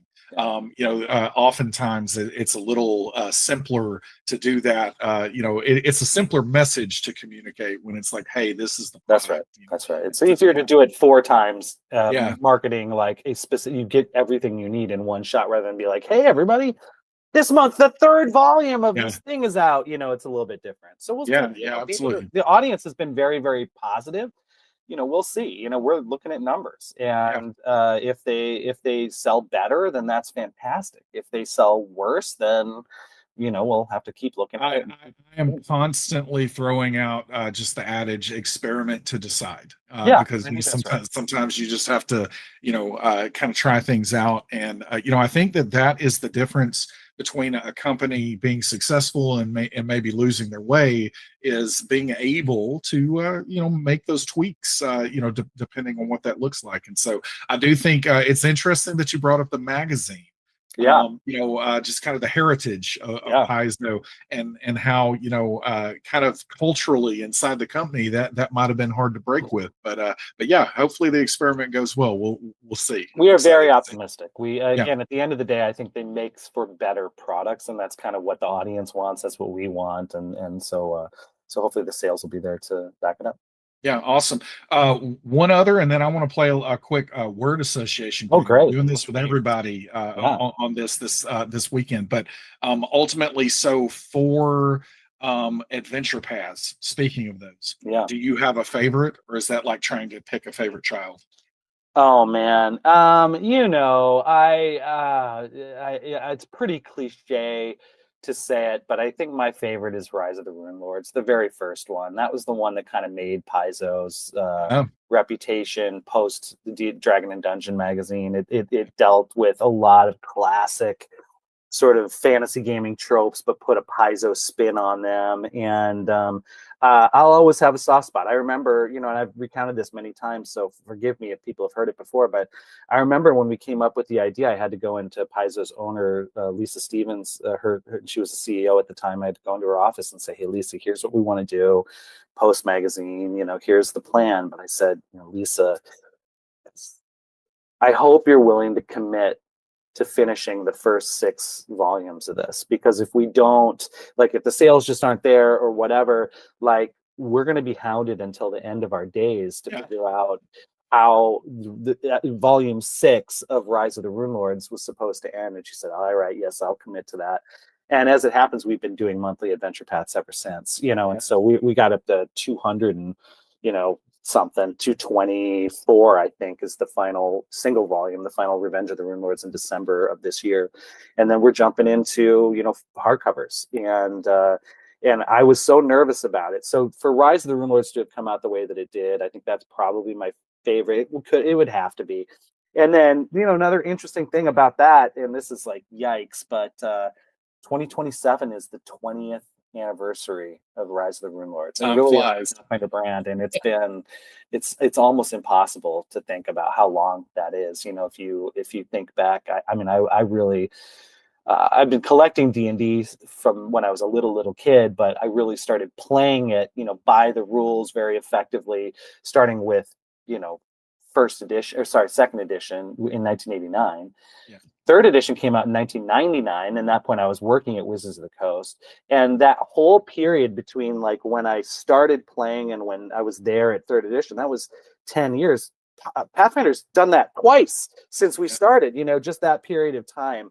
If you go from the beginning of D&D 1974 to 1994, it's pretty much from the original D&D box all the way to the precipice of third edition. That's how long Pathfinder has existed, which is just it's wild to think. I had just started college as third edition was getting off, and so it was just such a perfect. I had time, and all the alchemy all came together. And I remember my first introduction to you obviously was the magazines, and just ended up loving every the format, everything that was going on. And recently I was having a conversation with my wife, even talking about just how incredible Paizo's story really is of coming from what that was, surviving all the transition and everything into fourth, all of that is such an awesome story. And to think about that's been almost a couple of decades here, right, is really something else. So that's fantastic. All right, so we're gonna end. I'm gonna just say some words here, and you're supposed to just say the word that pops into your head first, but you might want a little bit of a filter. Sure. I'm gonna leave that up to you. Yeah. But you can say any word that you want to with these words, and this is just to know a little bit more about Eric Mona. All right, here we go. Okay. Yes. All right. Art. I don't know. Beauty. I want to say beauty. I like it. Role-playing games. Interactive. Beverage. Sprecker's root beer, the best root beer on the planet. Oh, okay. I will allow all those extra words because now I'm curious. I just had to provide it for context. Sprecker's is my word. I love it. Food. Pizza. Novel.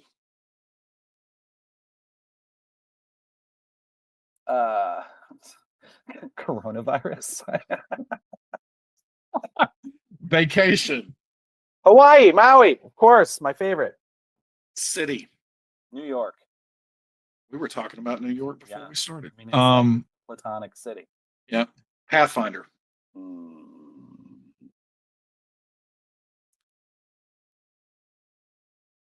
Wow.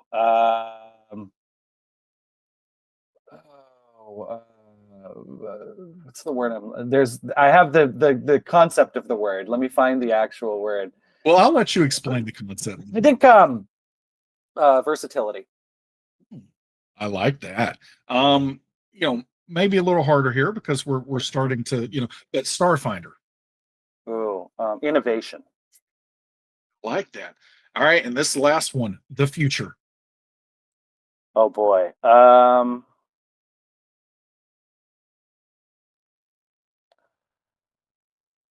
Unwritten.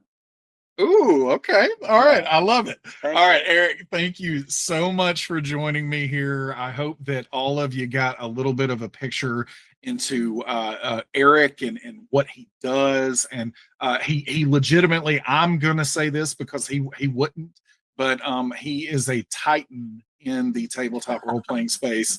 Absolutely just a key catalyst and key figure in the history of our hobby. So thank you so much for joining me here and sharing some sneak peeks of some very exciting things that are coming for both Pathfinder and Starfinder. Well, I appreciate that, Adam. Thank you for the invite. And while I'm here, let me just thank all of the players on Fantasy Grounds. Fantasy Grounds and the community behind it have been supporters of Pathfinder, before most people even knew what a VTT was. And so that's a really important partnership for us. And it's just so gratifying to know that the game and all the versions of the game are so strong on the platform. And thank you to everyone at FGCon and everyone who plays one of our games on the Fantasy Grounds platform. We really appreciate your support. Yeah, awesome. Thanks so much, Eric. Appreciate everyone watching. We will be here with the next panel shortly. Thanks again. See you. Bye. Later, Gators.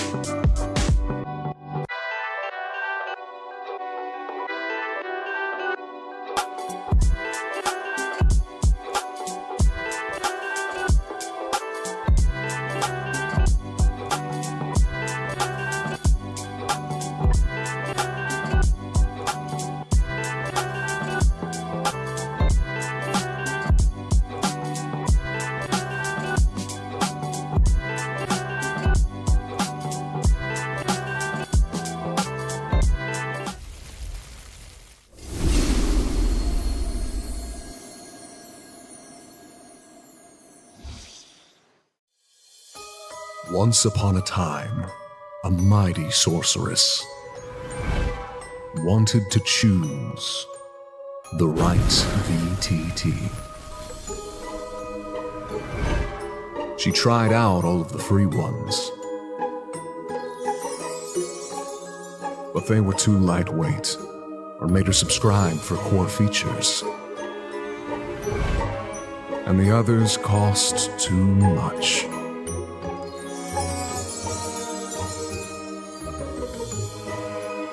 So she conjured a powerful spell to attain her heart's true desire.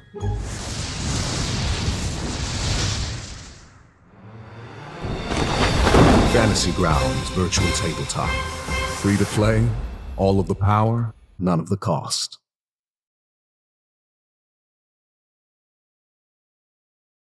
Hello, this is FGCon 2025. I'm Paulette Anderson, the community manager for SmiteWorks, and this is Dominic Morta, rule set developer. I build all your rule sets, extensions, and modules that we provide internally.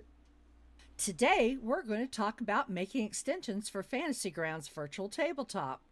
So, Dominic, what is the difference between like maybe an extension or a module or a rule set? Okay, so modules are files that contain all of your all the campaign data that is needed to run that particular, campaign or adventure or whatever.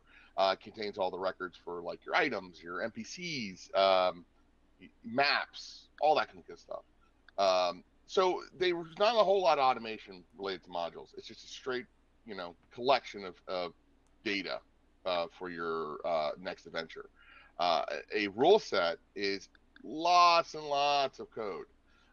It is a specialized code to help run a particular system, like 5e. The particular difference between a 5e rule set and a 5e extension is 5e rule set will contain many lines of code to handle all the mechanics of 5e, while a 5e extension would just handle something very, very small or very particular or very specific to a problem that wants to be solved.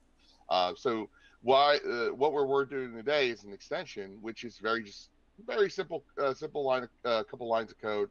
It could be lots more than that, but generally speaking, it's usually a very small change and very focused change that will adjust how a rule set functions and how a rule set behaves.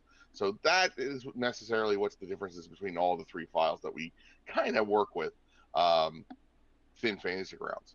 An extension also is a nice way to getting also your feet wet if you want to be a developer of some sort, or even help enhance your game. Paulette, let me ask you a question. Have you ever wanted to make a change, do some homebrew to your 5e campaign at any way, at any point during your time playing on Fantasy Grounds? Well, of course, I've made some specialized characters or, they have different spells or different, pieces of equipment. So, yeah. Yeah, of course. And the only way to do that, if it's not available to you within Fantasy Grounds, you're going to have to make some changes, right? And to do that, you would use an extension. It slightly modifies or adds code to the rule set to make sure it does what you want it to do. So, like for instance, if you wanted to add a new sanity tracker, maybe your new homebrew class has some sort of scare mechanic, or maybe you wanted to add some new currencies, or you wanted to add, I don't know, maybe a tracker within the party sheet to make sure we kind of let everybody know what everybody's doing during their downtime. Those are very small things that definitely are extension worthy and also very easy to accomplish. It doesn't take much in terms of research. You can find where a lot of the stuff is within the rule set, and then you just simply make your changes, apply it to your rule set, run the rule set extension, and then poof, now you have this new custom functionality for your table. Oh, awesome. So as far as extensions are concerned, they're very small. They can be very powerful tools for your homebrew or any kind of modifications you think that your table should run. And then on top of it, they make very low footprints. So let's see what we can do later. I'm going to kind of break those down on how an extension is built, and then also some more tips and tricks as well of where to find that information. Okay, so where would we get started? Well, that's first we need a couple things, Okay. right? First, the tools that we need is some sort of text editor. A text editor is it's a program that helps you build these files. One of the most popular ones is called Notepad++. There are other ones called VS Code, Atom, Sublime. There's also now if you're on another operating system like Linux, there are Vim and other ones like Emacs and other kind of programs that help make text files. Now, I personally am on Linux, so I will be showing off any kind of screen, any screens you're going to see will be Vim related. Um, and then once we get our text editor, we're going to then have to unpack Core RPG. And what that means is all of our rule set files and all of our extension files are just glorified zip files. So if you double click on it using your file manager or a program like 7-Zip, it'll show you the contents of that file, which would be a breakdown of all the files needed to run the rule set or things along those lines. Now, I usually recommend unpacking Core RPG and 5e because those are the two popular rule sets. Core RPG is where you're going to need to look for most of your controls and layouts that are going to be related to what you're working on. But if it's a particular rule set that you're working on your first project, definitely unpack that rule set because then you'll be able to pull out the information you need to kind of merge or even replace things that you just don't want. The very first step I usually recommend after, of course, you're getting your tools is to visit our wiki because the wiki itself is a very great location that breaks down a lot of the higher logic stuff within our development process. As you can see, it's under development guide, and there's just so much, Paulette, here. Oh, It has yeah. an overview. You can find anything. You can answer most of your questions you have by jumping on the wiki. Correct, and it just might take a little bit of some reading. Now, if you're just more of the kind of sort that needs the answer like right then and there, me and you are always available in Discord. And then on top of it, we have a Discord channel called Coding Help, where a lot of other third-party developers monitor and answer questions. So don't be hesitant about reaching out to us. You can find us Monday through Friday from 9 a.m. to 5 p.m. Eastern in the FG Hangout. So come in, live chat, come visit or just, hang out and chat about other things that are game related. We get lonely sometimes. So moving from that, we're going to go to the wiki, Paulette, and get some information because we're going to need to kind of understand what we really need to do for an extensions. Well, the first and easiest way to get an extension started is to copy an existing one. So if you have access to another extension, just to kind of see how everything's kind of set up, you can definitely copy and paste there. We just don't recommend copy and pasting everything full cloth and then saying that it's yours. That's a big no-no. But I navigated already to the extensions page for our developer's guide, and it does also provide you with a free, brand new, sparkling extension here. It doesn't do much, as you can see, but it does do enough to where we can get a nice leg up and start it. So what I usually do is like to copy this, and I'll paste it into our files that we need for the extension and get started. The next step, once we do this, is we're going to have to go and navigate to the root folder for our Fantasy Grounds installation. Ooh, I know where to find that. Oh, good. Where do I have to look? Upper left-hand corner. Go to that little folder icon. Click. Bing, bing, bing. You have nailed it. If we click on this nice little button here in the top left-hand corner, it will open up your file manager for your operating system and bring you to where what we call the root of your installation. Now, the reason why we call it the root is because it holds all of your campaigns, extensions, modules, rule sets, everything is located here. Now, my screen may look a little different than your screen, Paulette, because I'm operating on Linux. You may operate on Windows, which may have a different look and feel to it altogether. So, as you can see, if we go into our extensions folder here, all my extensions that I currently have will be loaded here. So we'll create a new folder here, and I've already gone ahead and called it Party Downtime Tracker. This is the folder that will be where we hold our extension, and then I will use my text editor to create a new file and place it in that folder. And that file will have to have the name extension.xml. That's the only way Fantasy Grounds can understand that this is an extension and that you want to run it. Okay. Once I've created that file, we're going to go and get that information from the wiki. We're going to copy this out. Okay. And then I'm going to go in and now I'm going to show you the final product of what we're going to do, but we're going to start over. That way we can at least, have a start, basically, so you can see it from the beginning to the end, and then we'll compare it to my final result. So let's go here,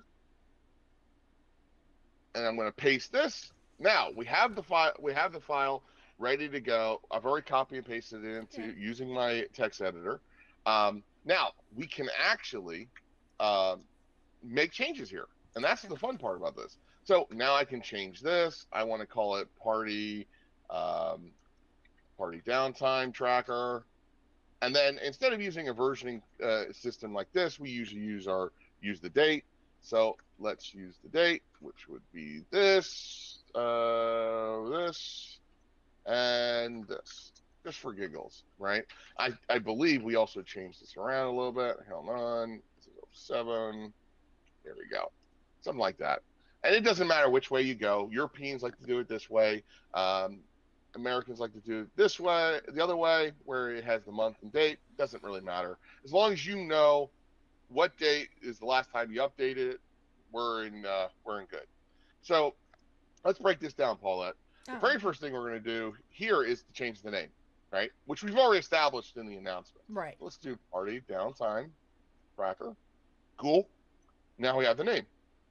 Now we have a version. Now, if this is the very first time you're setting it up, I wouldn't change one. Just keep it as one. Okay. That way we can also keep track of when we make changes, if this is being distributed through the Forge, which, by the way, excellent place to put extensions and share your work with the entire community. And if you're not familiar with the Forge, there's all kinds of extensions already on there. So check there first. You might find one already done for you.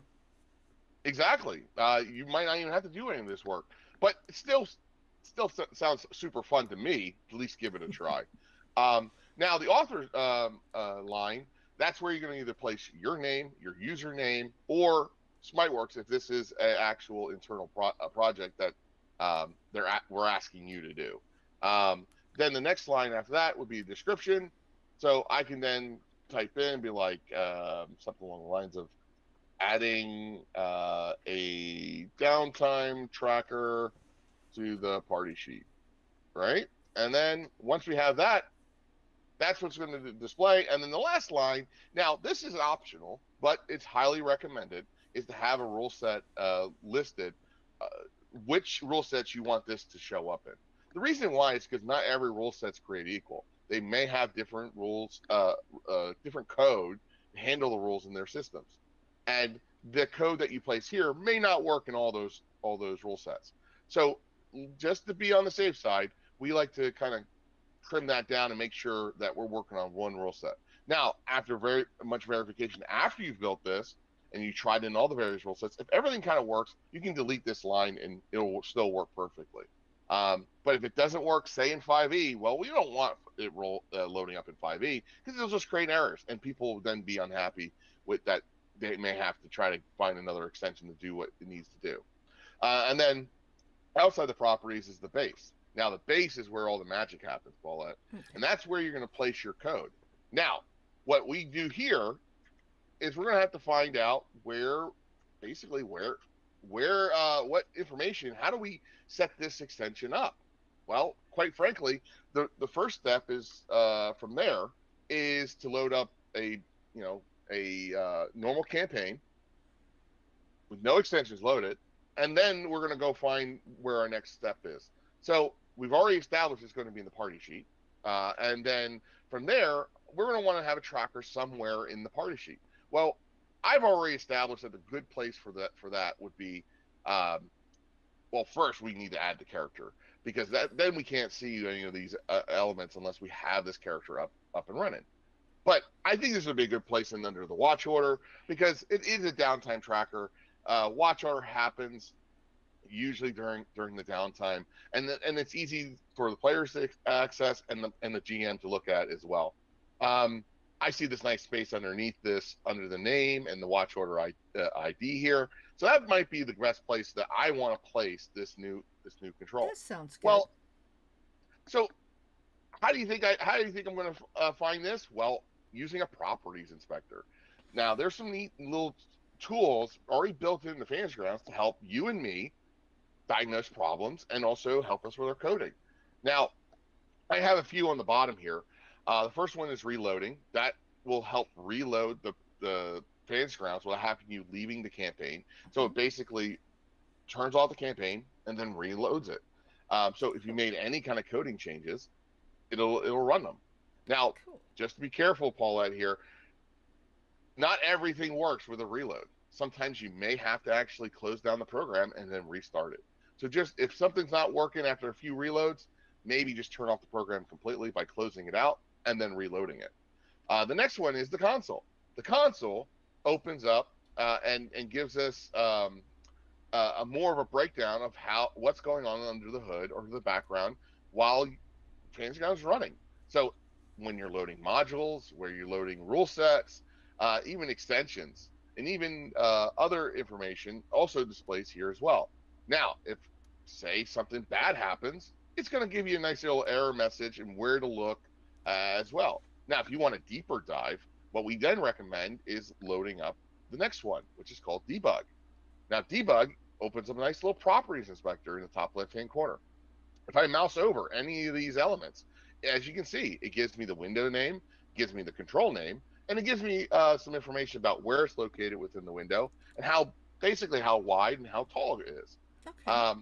Now, with the combination of both console and debug on, if I get an error, it will give me a deeper, more what they call a print stack. What that does is it traces back, okay, this function called this function, this called this function. It's almost like a nice little daisy chain until it finally gets to the error and tells you, oh, I failed at something, you need to go fix it. So with all three of these slash commands in conjunction, you can really, really break down in through the program. That's cool. And help you with the coding.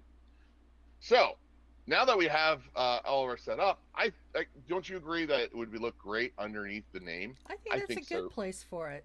Awesome. So we've already established that's where we want it.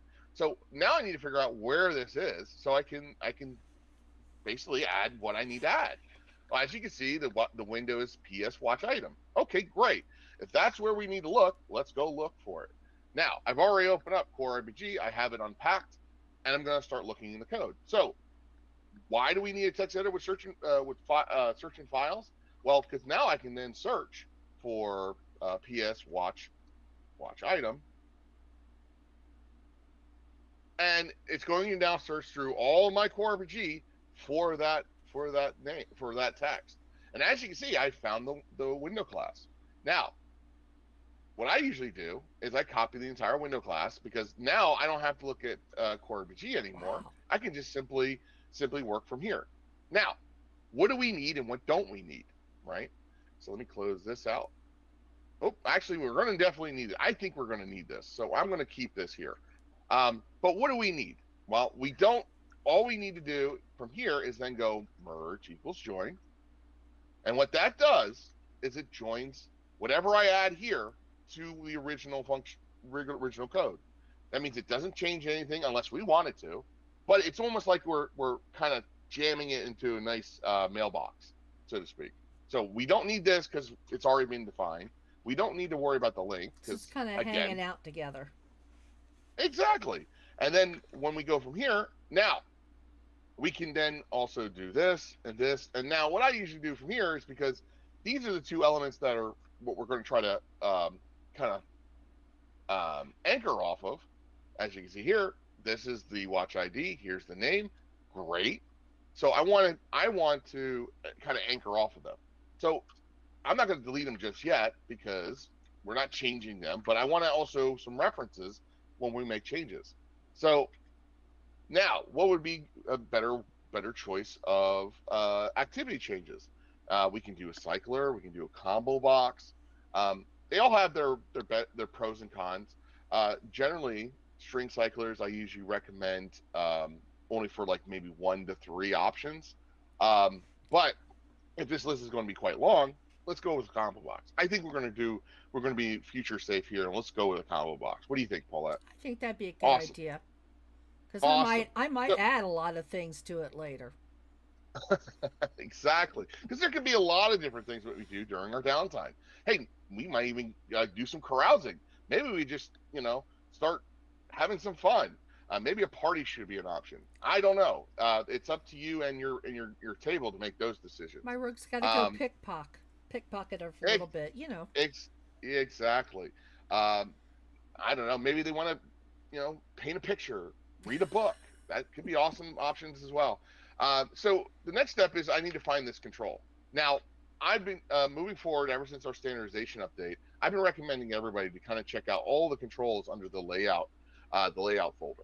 These are great tools to use to build your extensions. The reason why is because as we move all of our rule sets over to the standardization system, it's easier to plug stuff in and it just works. It's almost like Legos in a way. Now, I'm going to go under the column controls, and I'm going to definitely go with our combo box here. This is the one that I like to use for our combo boxes, and if that's the case, great. So we add this to the list. We name it. We give it a nice, unique name. Let's call it activity, because it's not being used anywhere within this area. And then now we have the combo box. Oops, I misspelled it. That would not be a good thing, and not have it spelled right. Okay. Now I have the control I want, but now I'm going to need to give it some more information. This is where I get to give it all of the options that we are going to do. So now we got to add parameters. Whoops. Ooh. Parameters. And then from here, I now can go further and add those options. Now, again, I've already gone ahead and done this. So let's go grab this real quick and go here. Now, as you can see, the default label res is basically the default label resource. Now, what this is telling Fantasy Grounds to do is now go hunt for a string resource or a string declaration that matches what's in between the two tags for that particular default label. Okay, and the same thing is down here for label res as well. So these aren't like, you're not going to see ps underscore label underscore activity underscore none display, because we have some sort of string resource out there that's being declared. Now, if it's not declared, Fantasy Grounds like, whoops, I can't find it. It doesn't exist. So it won't display that option. Now, say we wanted to test this. Now we can just remove the resource part of this off. And now, when I do this, it will show exactly what's between the tags. So as you can see, I can then change this. I can do some testing with this before I decide to make it a string resource, which is not a requirement. But if you're planning on sharing this out with the world through our Forge, I would highly recommend using string resources, because non-native English speakers could then change it, or we can even add to it, or whatever you'd like to do from that aspect. Okay, but so as you can could see, change it to other languages there. correct, yes, that's where the string resource comes in.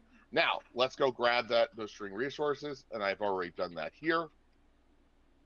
And as you can see, the string resources are now in the window class, which I don't want to have it here. I want it outside it. I want it right here because these are two separate elements. Okay.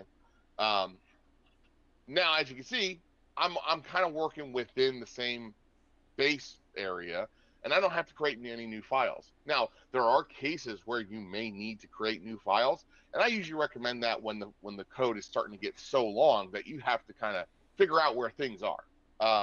But for now, we're going to keep this short and sweet. As you can see, now the next step is we have to do some sort of anchoring. We have to figure out how we're going to get this anchored to this window. Now, the way to do that is with the anchor tab. Oops.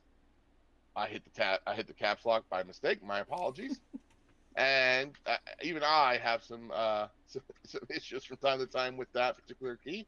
Now, if we look at how the combo content column over in the right here, how it's anchored to a control called content anchor. Well, is content anchor, was it in the window class? No, it wasn't. So now it's going to fail automatically because it doesn't know what it's connected to. Well, I'm going to make it easier for it by saying, hey, anchor to watch ID. I believe that's what I chose. Yes, I did. Now, what this is going to do is do exactly the same code on the right-hand side, except I just changed the two from content anchor to watch ID. Now, what that's saying is okay, now it's going to be underneath the watch ID. And now what I need to tell it is, okay, well, for my left anchor, since it already has a offset, I need to change that. I want the offset to be 0 because I want it to be snug right up against that left side of that control.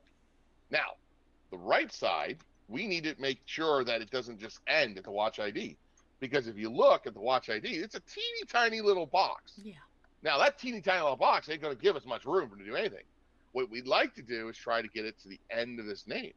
So what I'm going to do here is change the parent of that right anchor to name, and then we're going to offset it to -0. That way, it stays put to that very end spot. And then after we're done with that, we verify that everything's gone. We don't need this anymore. And we're pretty much done. Now, the next step is, of course, testing it, right? Right. Now, the best way to test something is just turn it on and let it rip, right, Paulette? So now, mind you, like I said, I've already gone through this whole process ahead of time to help make sure everything's in proper order. And this would be the final product that I like to go with. Just before we test it, I want to make sure I go over my changes with you to be sure what we've accomplished here is you can even follow along and see how this all operates. But I want to make sure you're understanding all the parts one more time. As you can see, we copy and paste everything. One key difference here is I added the license information. I'm required, because I'm a SmartWorks employee, to add all the license information for our code because it is copyrighted information. But for you, you don't need that. If you want to put it in there, that's up to you, but not necessary. Now, as you can see, I changed the announcement to Party Downtime Tracker. I gave the date, and also there's a font that is chosen and the icon. Now, I chose the Core RPG one because it's already there.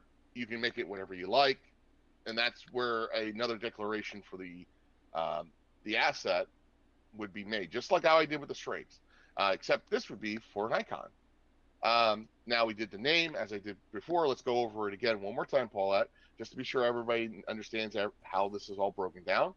And I also did one other thing, and I'm sure, Paulette, you're going to find this actually really cool later down the road, is I added the term feature : at the beginning. Now, I've got a little surprise for you once we get to it, but there's a reason why I did that.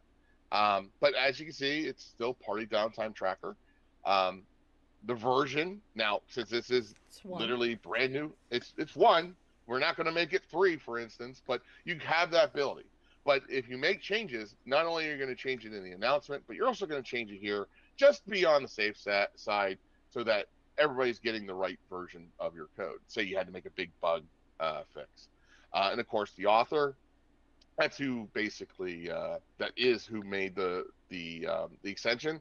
I'm an employee of SmiteWorks, so the author is SmiteWorks. You can put yourself, your username in the forums, whatever you like. Just make it appropriate, of course. The description. Now, this description breaks down what we're trying to do in a nutshell. As you can see, to add an activity tracker to the party sheet in Core RPG. Very simple, very upfront. And of course, I've only limited this to Core RPG because this video would be way too long if I had to test it in so many rule sets. So right now, we can only verify it's going to be able to be working in Core RPG. I've created some string resources for the combo box here, which we will see in a short moment when we start testing it. And of course, I've joined with the PS Watch item, and I've added the activity, and then set up the control ready to go. So now, the extension is ready to go. We're ready. We might even actually not even get to this point. We want to start testing out our extension, right, Paulette? Yep, So time to test it. So we got to start looking at maybe seeing if we can get it loaded. So when you go back, load your campaign, you may have to actually close out of Fantasy Grounds and reload it sometimes to get the stuff to appear. But we go to Core RPG. We create a Core RPG campaign. I already have one already made. And then what you do is try to locate your new extension. Now, the Fantasy Grounds has some built-in filters for extensions. As you can see, dev is there, feature, setting, and theme. Now, I've already added feature, right, Paulette? Yep. So if we want to try and see if we can find that real quick, let's try to filter it. And look, I only have one feature extension. Now, this might have more features available, but we've gotten our one. So now I can click on it, and now this should enable my extension. All right, so now we have Fantasy Grounds open. We're going to now test this extension. As you can see, we can verify that it is currently running because it's in the chat window saying, hey, party downtime tracker, yay, it's ready to go. Now, we verify that we have a party member in the thing because, again, we can't test our activities if we don't have a party member. And now we go to the order one. And oh my God, look at that, Paulette. It's loaded, working. And as you can see, all the different options are here. Now, this is a great foundation for any future changes. Like, for instance, we can add further automation. Like if I choose guarding, I might add a nice little roll button to the right there, and then they can roll it for some sort of whatever. The world's your oyster with this. So I'm glad that we are able to kind of break down and show you how these extensions work. And as you saw, it's a very small bit of code, but goes a long way. And again, we can also make changes basically everywhere. But there are some things I would recommend to kind of go slow. Take small projects, don't go too big, because then you might get lost in the weeds and get frustrated, and then might have a lot of questions to ask. Well, as you can see here, this small little project had, a very quick resolution. So Paulette, cool. what do you think? Could you yourself maybe make an extension? I probably could, especially, having the basics already, mapped out there for me. Mm-hmm. All I have to do is kind of plug it in. That would work. Well, that's it for me today. As far as extensions are concerned, that's really all we have to show. But I'm sure, Paulette, just to reassure you, I'll be in the general hangout Monday through Friday, generally between 9 a.m. and 5 p.m. Eastern Standard Time. So if you don't see me there, that means I'm busy with a particular project. But I do help Paulette answer any technical questions. And then also, we also have a Discord channel and Discord channel called Coding Help that you can ask for help. And then there also is the forums, which we have the laboratory, which is our little area of the forums where you can ask as many questions you like related to anything that you may have been running into. So Paulette, I think that pretty much covers my little demo. Did you have any questions for me related to this little process? No, I don't think I do. It looks like it'd be fairly simple to make that. Awesome. I might actually have to make some soon. See, that I would love to see. But thank you for spending time with me here, Paulette, to help Well, thank you, Dom. explain this. Well, you guys have a great day, and you take care. Happy gaming.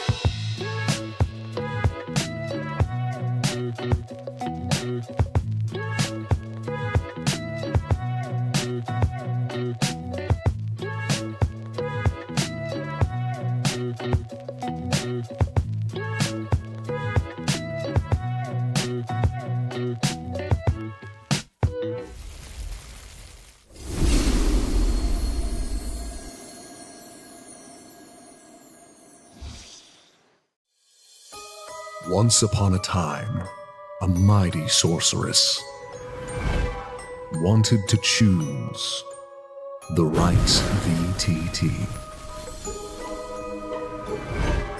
She tried out all of the free ones, but they were too lightweight or made her subscribe for core features. And the others cost too much.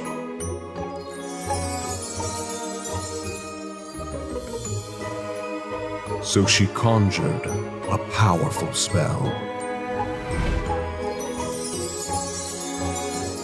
to attain her heart's true desire.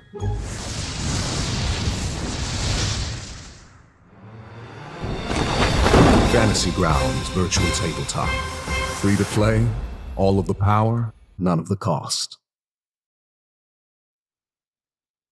Hey, everybody. Thanks for joining us. I'm Josh. I'm a resident artist at Smiteworks.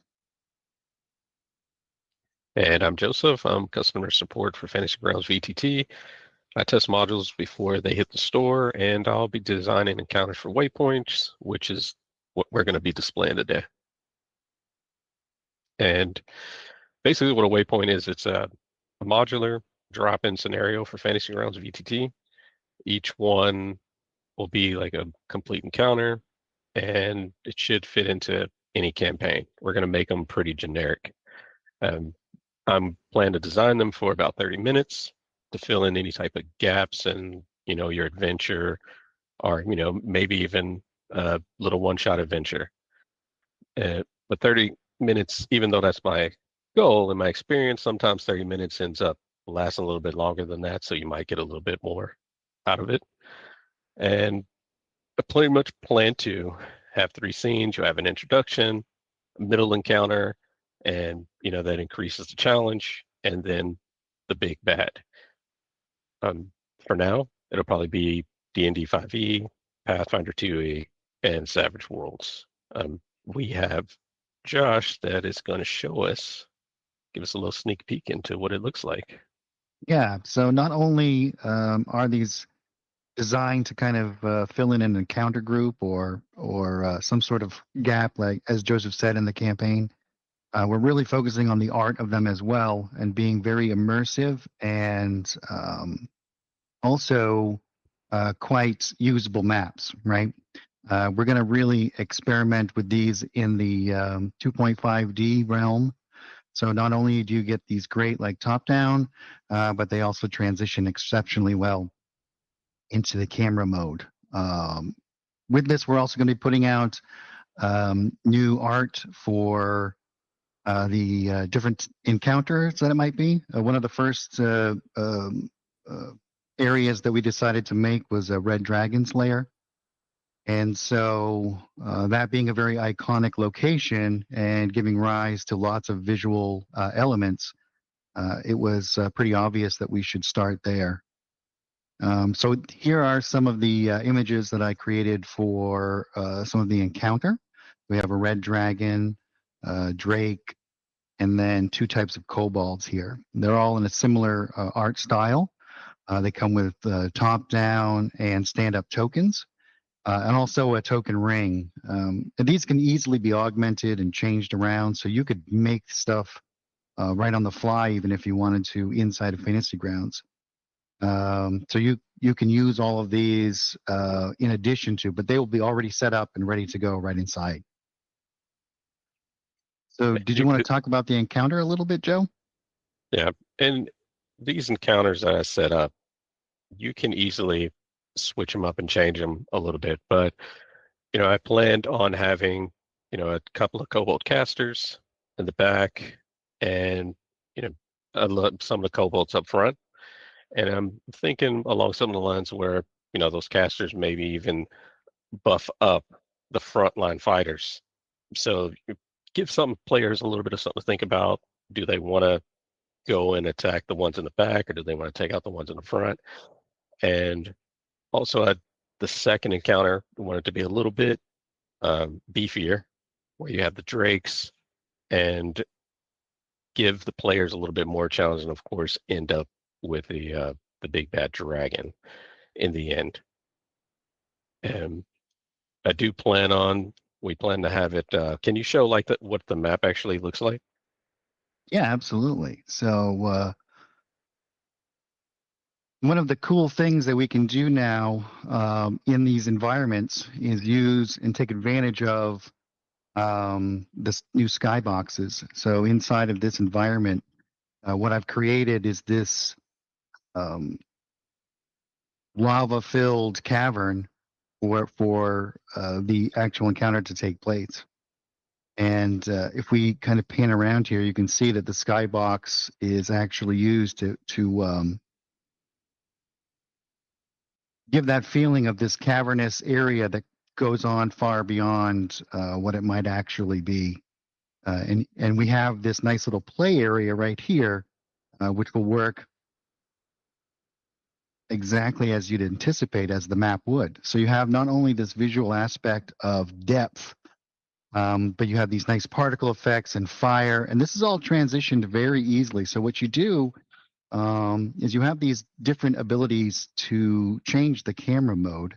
And here we have a pretty normal top-down map. And yes, this is very tactical. We have the rock formations and everything looks as though it should. We still even have some of these fire elements and particles going on for a little bit of ambiance. And we also have some effects layers moving the lava around. And with just a click of a button, we can transform into this amazing location that not only brings in a little bit more immersion, but it also gives us a little bit more of a tactical way of viewing things, because this is going to allow us to take height into account. And I can demonstrate that. I set up a couple of encounters here, and this should immediately just load right in here. And here, what we have is an instant setup of these creatures. And we can really easily just move over to one of these NPCs, and we can raise this up. So we can make this look as though these are all things perched on these rocks, and this gives us another tactical level to the immersion factor, as well as the ability to switch between the two modes. And you can see here everything is going to be just like you would expect it to be in a normal situation. So I think that this would be something that GMs would probably really like to have, because a lot of times setting up encounters, it takes a long time. And something like this, you can just drop in anywhere, and your players will probably think that you spent a lot of time on their game, even, of course, unless they know you bought it from Fantasy Grounds. But yeah, I spent a lot of time on their game. Yeah, I think you said you stayed up pretty late. Had a lot of late hours setting this whole encounter up. Yeah, once the the making the art assets is obviously always going to be the longest period, and during that process, you formulate in your head there's this marriage between how am I going to use this asset, like what's it, I want it to look like this, but it's got to be unified within the entire display, right? Like, so it's a collection of images, and they all have to work together well. And during that process, you're kind of bouncing back and forth between the environment and the assets, like tweaking this to change this, and that's probably, obviously the longest part of the entire thing. Actually getting in here now that the assets are done and building the maps are insanely fun. So not only going to get these, but it's going to come with all of the art assets. So if you want to change something, if you want to make something your own, you can remove anything that's in here. So this is just going to be a module that people can actually get in, manipulate the image. Everything that I do is made right inside of Fantasy Grounds. So these are actually like painting layers. So people can get in and you can change the shape of this landmass by just couple of clicks. Everything is very modular. All of these different rocks, everything is all set up for you. You just have to grab them and just use them right in the map itself. And I like that what we're starting with is, they're going to be generic. So even no matter what you're playing, whether you're playing Pathfinder, Savage Pathfinder, these type of things, or D&D, it fits because they all have drakes, they all have dragons.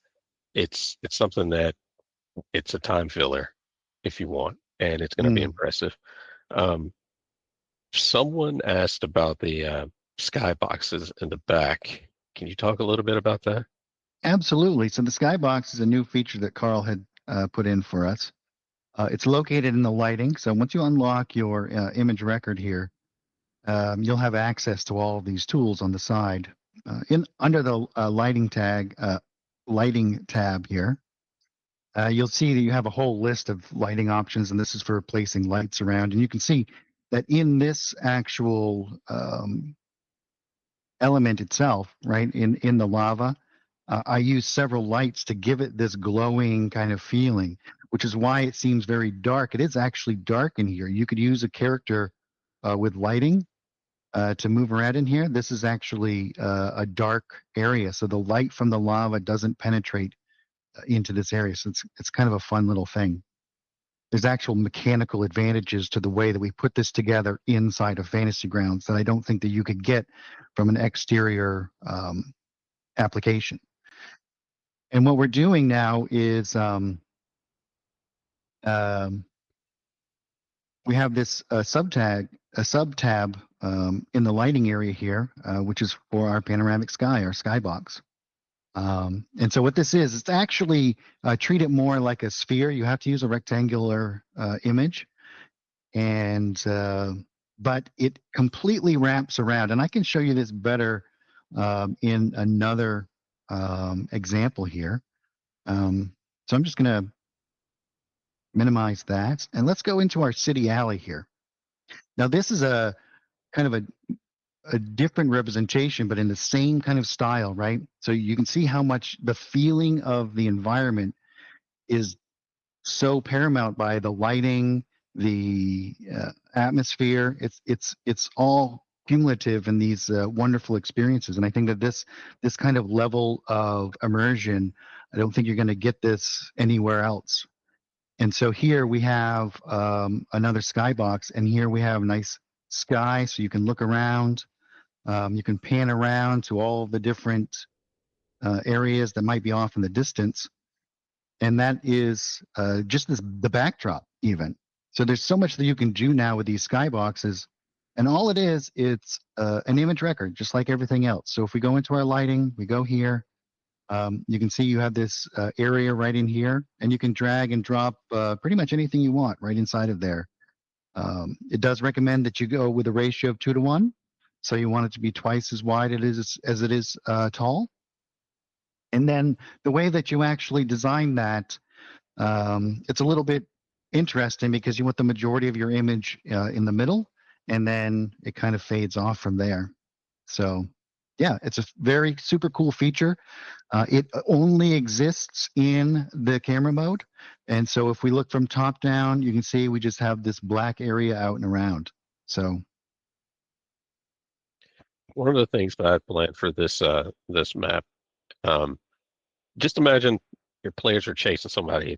You can be in the city, and a purse is grabbed. Simple little encounter, chase scene, something, and then they come into this area, and you pop this on them, and there's other, cut purse, other thugs there waiting for them to start this combat off. And in the background, you have maybe the leader sitting there watching the fight. And then once you dispatch all those, then you have a second wave come in. But lastly, then you would have to deal with that the boss thug. Yeah, absolutely. So again, here you have elevation and the visual representation of that elevation, which is so hard to do from a top-down perspective. And I think also, like, you have the ability to switch back and forth between the two modes. Not only can you use the tactical advantage of the top-down mode. But then in this scenario here, as we switch to the camera mode, other things can be revealed that couldn't not easily be done. So you can have like certain doors that are visible, or things written on walls, or any number of different theatrical kind of events that really take the storytelling, right? So most of the storytelling can be done in these little encounters from just the visual elements, right? You don't need a whole lot of verbiage. You don't need the environments kind of speak for themselves. Yes. And I could see this scene too, like with our environments. How does this look with rain? Well, I don't have any rain set up for this. Okay. The Okay. way that the system works is that we have two types of elements in here. So we do have effects layers, but those only work on the same plane as our floor, right? There's no way to take the effects layers and put them up this way. However, we can do some really cool stuff, and there probably will be some rain coming that we can use in this type of environment. And that's done with animated elements. So anyone who doesn't know this, we can use, animated things inside of Fantasy Grounds. As you could see before, in that red dragon environment, the embers floating around, the fire, all of that stuff. So I kind of came up with a cool little trick for doing like air particles and making it seem more 3D. And so placing those things into these environments, you can do all kinds of amazing effects. Can you go back to the dragon one and show? Because before you showed me some of the things that you could do with like the embers and the floating. Yeah, And in fact, there's I didn't put anything in this one, and I thought this might be a good environment where we could drop something in and kind of show how that kind of works. So okay. inside of the layers tab, we have the object, and this has been in Fantasy Grounds for a little while now. This is what is called on in this 3D environment, right? This 3D space. It has two elements. It has a front and the top. The top, so you can have one image that is the top, and it will only be shown in the top-down mode. And then you can have another image, which is this kind of stand-up. Now, all of these things are just billboards, right? They're flat. But think of it more like a stage. And so what you're doing is you're setting this environment up like a stage and creating these scenarios where the actors are basically the players and the NPCs. And by using these kind of like billboard systems, we can put together a whole bunch of different stuff here. So I'm just going to click on this, and let's get some, let's say, animated. And this is going to pull up all of the things that we've officially released that is animated. So here we have some like air particles and so on and so forth. So let's do, I think we'll do this dust. So I'm going to grab this and I'm just going to drag it. Oh, I don't want it on the top. I want it on the front. So we're going to do this one. And what I'm going to do is, now that this is set to the front, I will just darken this up. I'm going to hold R, G, and B, and I'm going to use my mouse wheel to darken it so we can see that there. I'll make it a little bit bigger. And you can see that there's some particles floating around there. That's the preview of what I got of the actual element there. And I can use my control and mouse wheel to control the size of it. I'm going to make it a static image, which means that it's not going to rotate towards the eye or the camera. And I'm going to put a 2 into here. What that's going to do is going to make a intersecting object that is one flat plane going this way and one going that way. And then I can just stamp this right in there. And you can see here we've created a new element. And now we have little particles floating around. Nice. Can you place just a couple of tokens, player tokens on the scene so people can see what that look like? I don't know if you have any pre-made or not. I think there is actually. So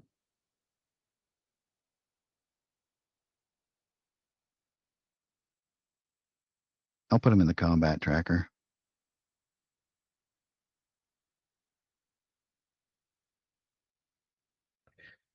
We had Evod Gamer asking if you could do that, and the answer is yes. Yeah, you have full functionality. Everything is exactly as you'd expect. And then we could even grab this guy.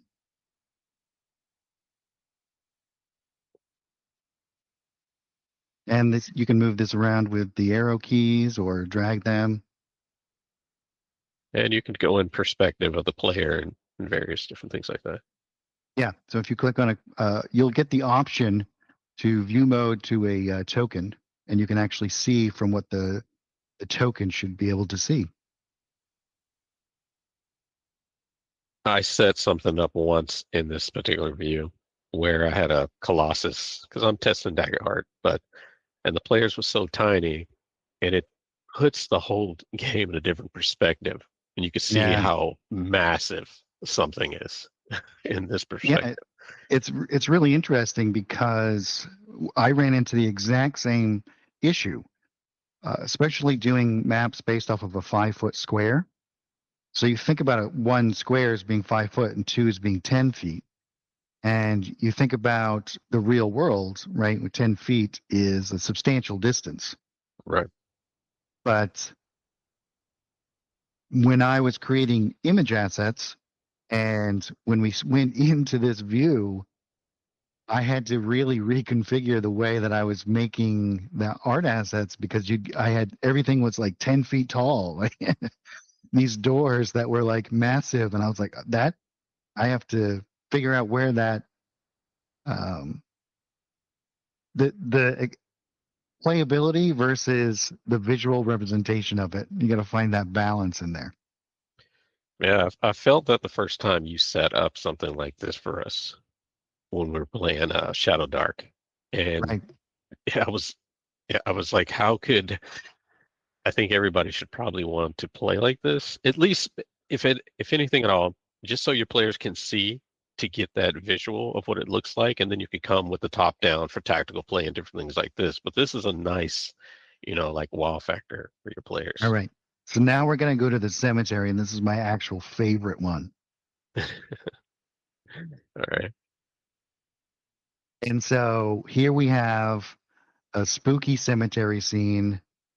We have this kind of like, what I did was I actually looked at movie sets and scenes from like old black and white horror movies from like the B movies from like the 50s and before, and where they have this like almost like a spotlight in these cemeteries, and everything around it is dark, but you have these ambient kind of lighting things.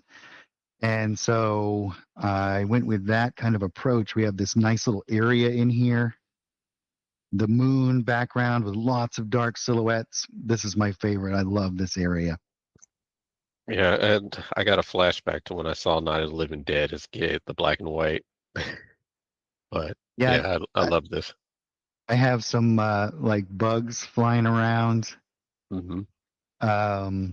We have some cool little ghostly wisps coming around a couple of the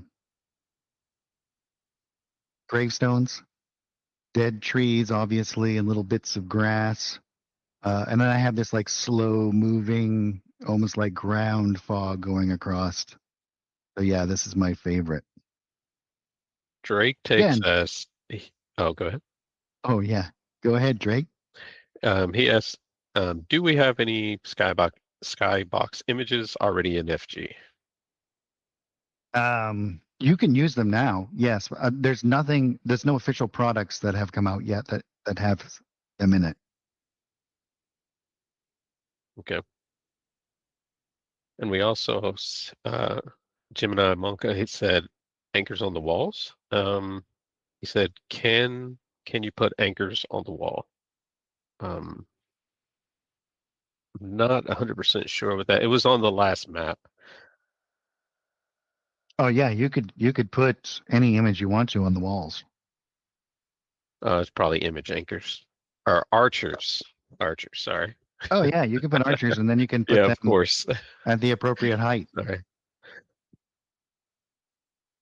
Sorry, sorry. Reading is fundamental, but yeah, archers. Yeah, that would be simple.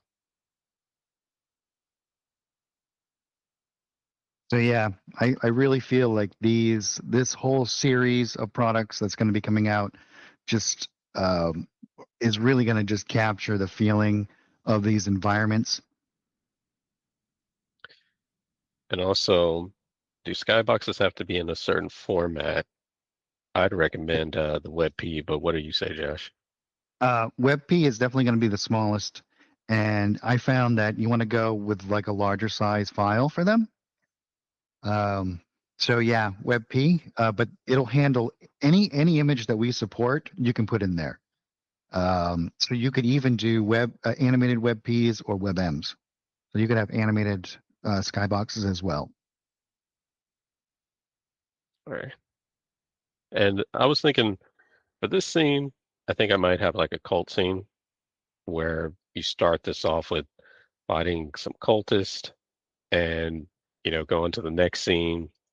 Probably they would conjure up some undead, but in the back, you would have like a necromancer doing a ritual. And I want the players to see it so they know that they want to get to this point and stop it. But of course, they have the different obstacles in front of them. Yeah, I see Drake. He says a ritual with a portal or something animated, and that's pretty much what I'm hoping for. Maybe have some type of barrier to where they can't get immediately to the necromancer while he's doing his ritual. On this scene, do you have particle effects in there? I thought I saw some. Yeah, I can see them floating around in the background. Yeah, I have lots of subtle ones, and then I have like these things. Now, once with the screen effects and all the things that are coming out, like I think that this is going to be so fun to play in these little encounters. Can you show them some of the? I mean, it might look a little weird, but like when you're showing me the different whirlwinds and different effects that you can do. Yeah, you can do all kinds of stuff. So in this kind of top down versus the 2.5D mode here, it's really interesting the way it's kind of working out, because finding all of these different ways that you can experiment with stuff, especially like animated. So if you take something that has a bit of transparency,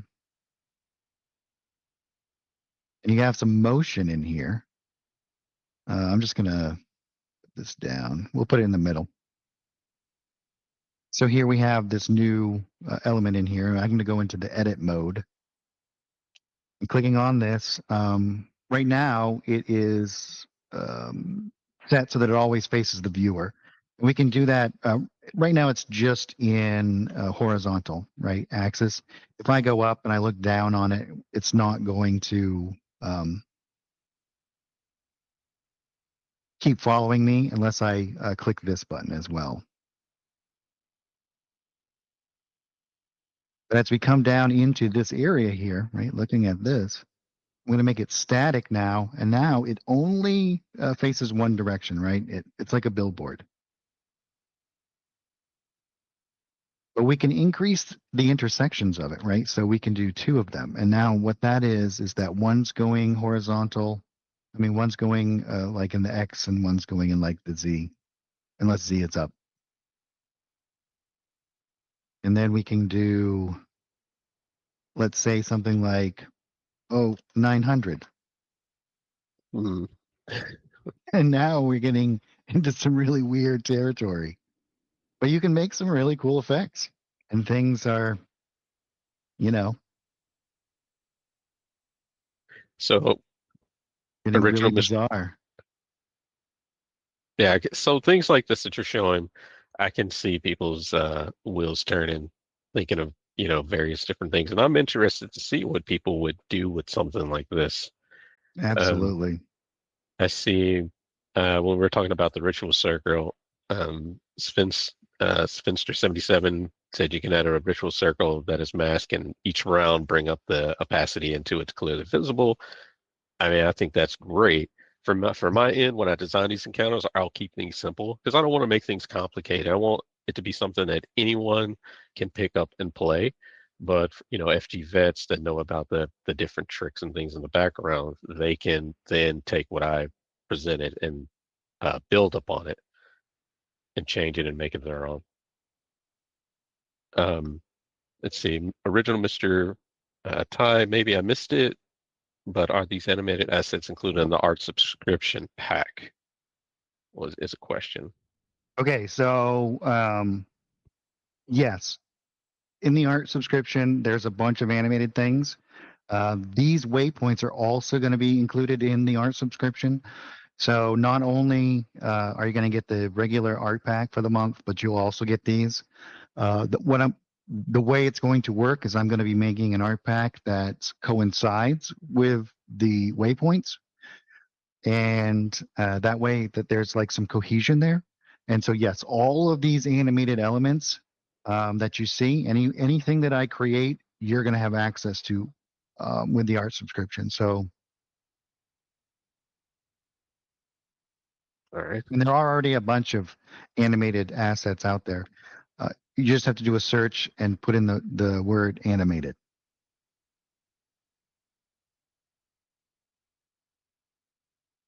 All right. Is there anything else that you wanted to show off today? Well, we have all of these new environments. We have, and as I said before, we're going to be doing actual NPC art for all of the different NPCs that are going to be included in the encounters, as well as token frames. You know what we should do? We should just go over really quickly the usage of a token frame and how you can make a token inside of Fantasy Grounds. Yes. Yes. I think people would love to see that. And that's super easy to do. Let's see. Oh, that's Red Dragon layer. Let's close that down.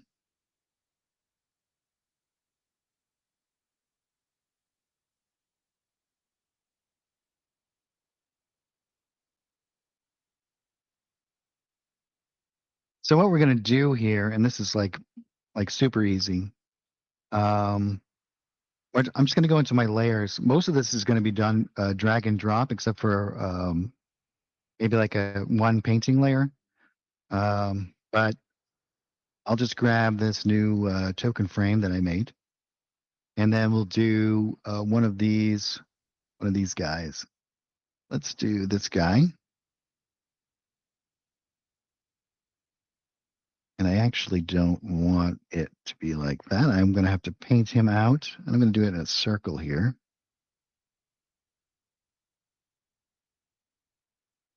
And the reason why I'm going to do that this way is so that I can actually cut out parts of the image that I don't want it to show. And with a new painting layer here, I'm going to hold down Shift and Alt, and that's going to allow me to kind of pull out a circle here. And I understand that it's not going to show it up correctly yet, because we're going to move it into where we want it to be, and then we're going to size it appropriately. So as you can see here, inside of the edit fill area, we have some different controls here. Now, control and the mouse wheel will scale the image, and so we can get it to whatever size we want it to be. So maybe something like this. I'm going to drop it under the token, so maybe something like that. Now you can do all of the different elements that you want to with this. You can, if you want to, move into this area, and you can add and remove and change things around. So if you want certain elements to be outside of, like if you want this fire to be outside of the, if I can click on that. There you go. You know, it's all done for Nice. you. Yeah, And I love when people do that with tokens. yeah, so we can do the same thing with his hand, because that would make sense, right? So we can do that, and maybe we'll just do his sleeve too. And we don't have to do the whole staff, but maybe we'll bring it down to like there. And then what we can do is we can just move this stuff up so that this is going to be tucked right up against that. And maybe we want to grab this out. So I can select more than one here and drag this stuff out. And you can see that this requires like very little artistic skill. You're basically just moving these little points around. And there you go. You've cut out that image and you made a perfect token. You can add something in the background and so on.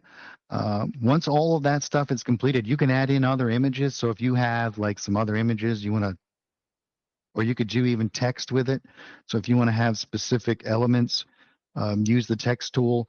All of these things will be able to be exported. You can even use, let's say we want to do additional varieties of these guys, right? So I might export this one just by pushing the export image to file button. Or I might use an adjust colors layer. And what I'm going to do here is let's make this a little bit more blue, and maybe, well, let's do something like that, right? You're going to think like, oh, yeah, I've colored the entire thing, but I'm going to add a mask to this. And because I've just added a mask to this, what I can do is now I can draw out areas where I want it to affect. So let's say we do it like this, and then I can blur out those edges a little bit, and we can do some nice color variations. And all of this is being done right inside of Fantasy Grounds. We can even change these colors. So if we want, we could darken up some areas. And maybe we'll,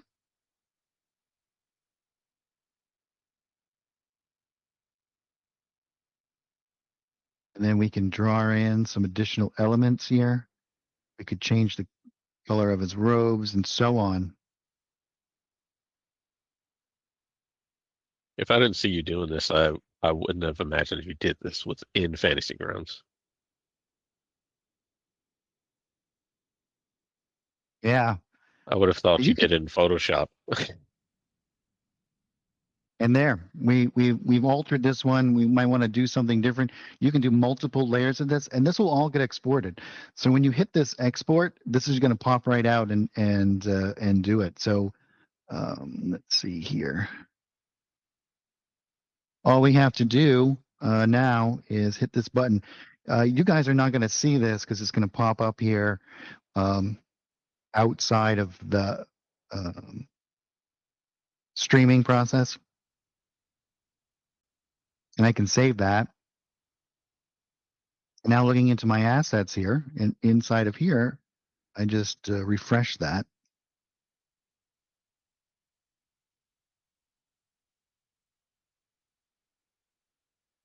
And there it is. No, that's not the one. Nice. That's not the one. Where did I save it to? Oh, I might have saved it to the campaign, actually. Yeah, there it is. I like it. Evil Gamer. I'm always amazed watching Josh, and I feel the same way, especially watching like the streams they used to do.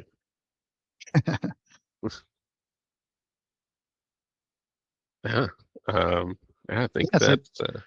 Do we have any questions that anybody have any? I've looked through, like, I was kind of reading the questions as we went along, but if anybody else has any questions, ask us now. Oh, one thing that we should discuss is quickly. Let me. I'll go back to the cemetery and let's with the skybox turned off, you can see that you don't really need to use a skybox if you don't wish to in these environments. I wanted to make that totally clear. So for example, and you can see that this still looks like super cool. The background color is going to be controlled by your ambient light. So if you go back into your lighting, if we turn this on, you can see that it's obviously here, but turning it off and switching over to your ambient light, you can see that this is being controlled by that. So by manipulating this, we can actually control that background color. I liked it when you first showed it without the skybox. I really like that because it reminded me of like a super foggy area. Yeah, and look at how much the mood changes. Hmm. And the way that we're designing these, you can actually see here, like looking down on the environment, it's kind of like a little island. Trying to get away from doing like those square, rigid sections, and Right. it kind of feels a little bit more natural. Like it spans off into the distance. You're just not exactly sure where the borders are. So it gives a little bit of leeway on some of the play, I think. And Brandon Waters 1268 asks, is animated tokens a possibility within this? And that is a yes. And we had Spencer 77, and he plans on bringing back the Saturdays with you, Josh. Even a No, monthly month. currently, there's no plans to do an official stream. And do we know, EDU TV, is this, will this be heavy network for PC or load? Or will it be fast for other players to see the changes? Yeah, it's going to be exactly the same. So this is live. This is in the live version. So this is all able to be done right now in Fantasy Grounds.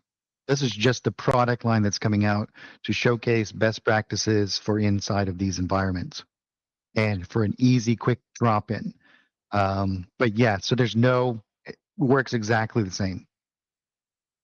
And for those who missed it, can you show them how to like navigate this? Because I think there's some new viewers that came in. Because I've had players accidentally find this view.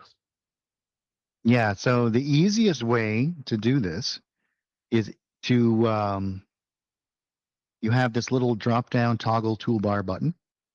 Clicking this on will give you access to these buttons. And right here is a camera button. And you can see here, let's switch to the top-down view of this map. All I have to do is press this button again to go back into this mode. Now, if you open this up, you can also see that there's a view type here, and this does exactly the same thing. And you also have a button for, if you have a selected character, you can do the token view, which is going to see things from the view of the token. You can see if you're this big monster, you're going to be looking down on everything. Which I think is just so cool. It's actually kind of like from the eyes of the creature. Mm-hmm. And again, if you want the skybox to be on or off, and you can see it all works exceptionally well.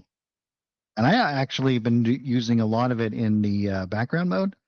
This has been my new favorite way for my maps to be.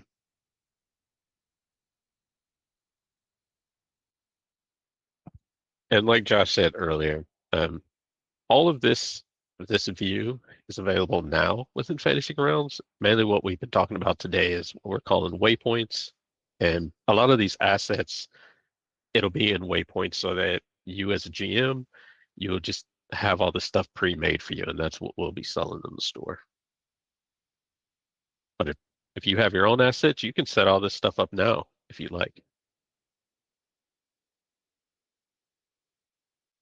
And I don't see any more questions. Any last questions?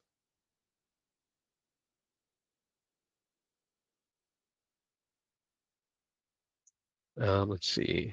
Another one. So those Rock Up Risings, aren't part of the skybox.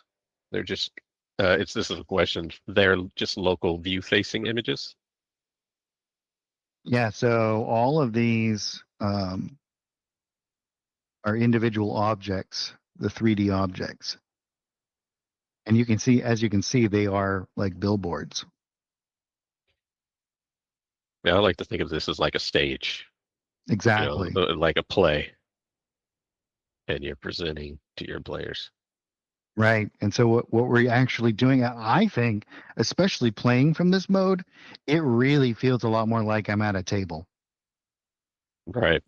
Yeah, you know, because you're kind of looking at it, and then it feels like you have these props around, except that you have the convenience of doing this in this digital environment where you can manipulate things so much easier.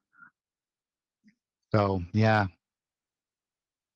And so all of these like embers coming up, the fire elements, all of it is just 2D assets. And when they buy these waypoints, the encounters will be just for, the system that it's built for. But all the assets, will they be able to use those for other games? Yeah, absolutely. They are completely independent. And so any of these assets can be used anywhere you want inside of the system. All right. Yeah, it seems like questions are starting to trickle in a little bit here. I can Drake takes. I can definitely see using this in Fallout. Yeah. Oh, one thing too is it's super easy to change.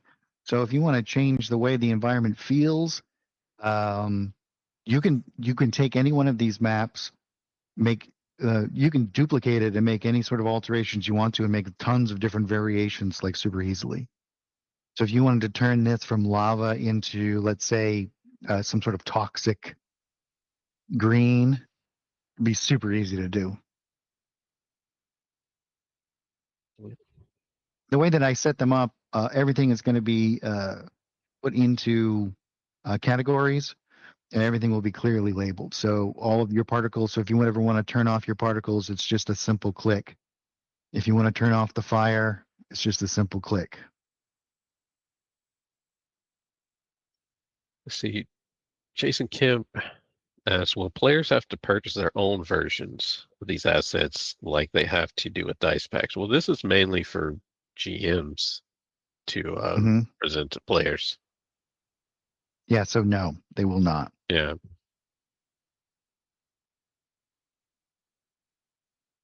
All right. I don't see any other questions. So if there aren't any other questions, then I think that'll be it. Do you have anything else, Josh? No, I don't think so. I think that that pretty much covers it. We're super excited about this whole series. I'm super excited. I'm really pouring everything into them. I think that they're going to be a huge addition to what we already have. And I think that the experience is really going to, I think it's going to be top notch. Yeah, the same. I run weekly. I run like 3 weekly games, and I'm excited to use them in my games. And if my players aren't watching this, they'll be surprised when they see some of these in the games that I run. But if there aren't any other questions, that's all we have for today. Happy gaming, and catch you guys later.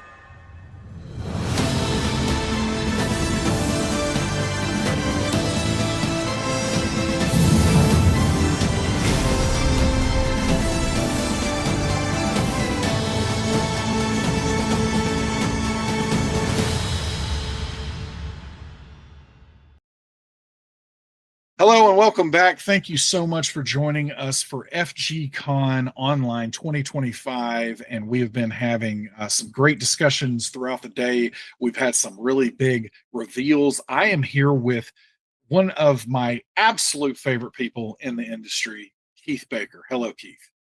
Hi, thanks for having me.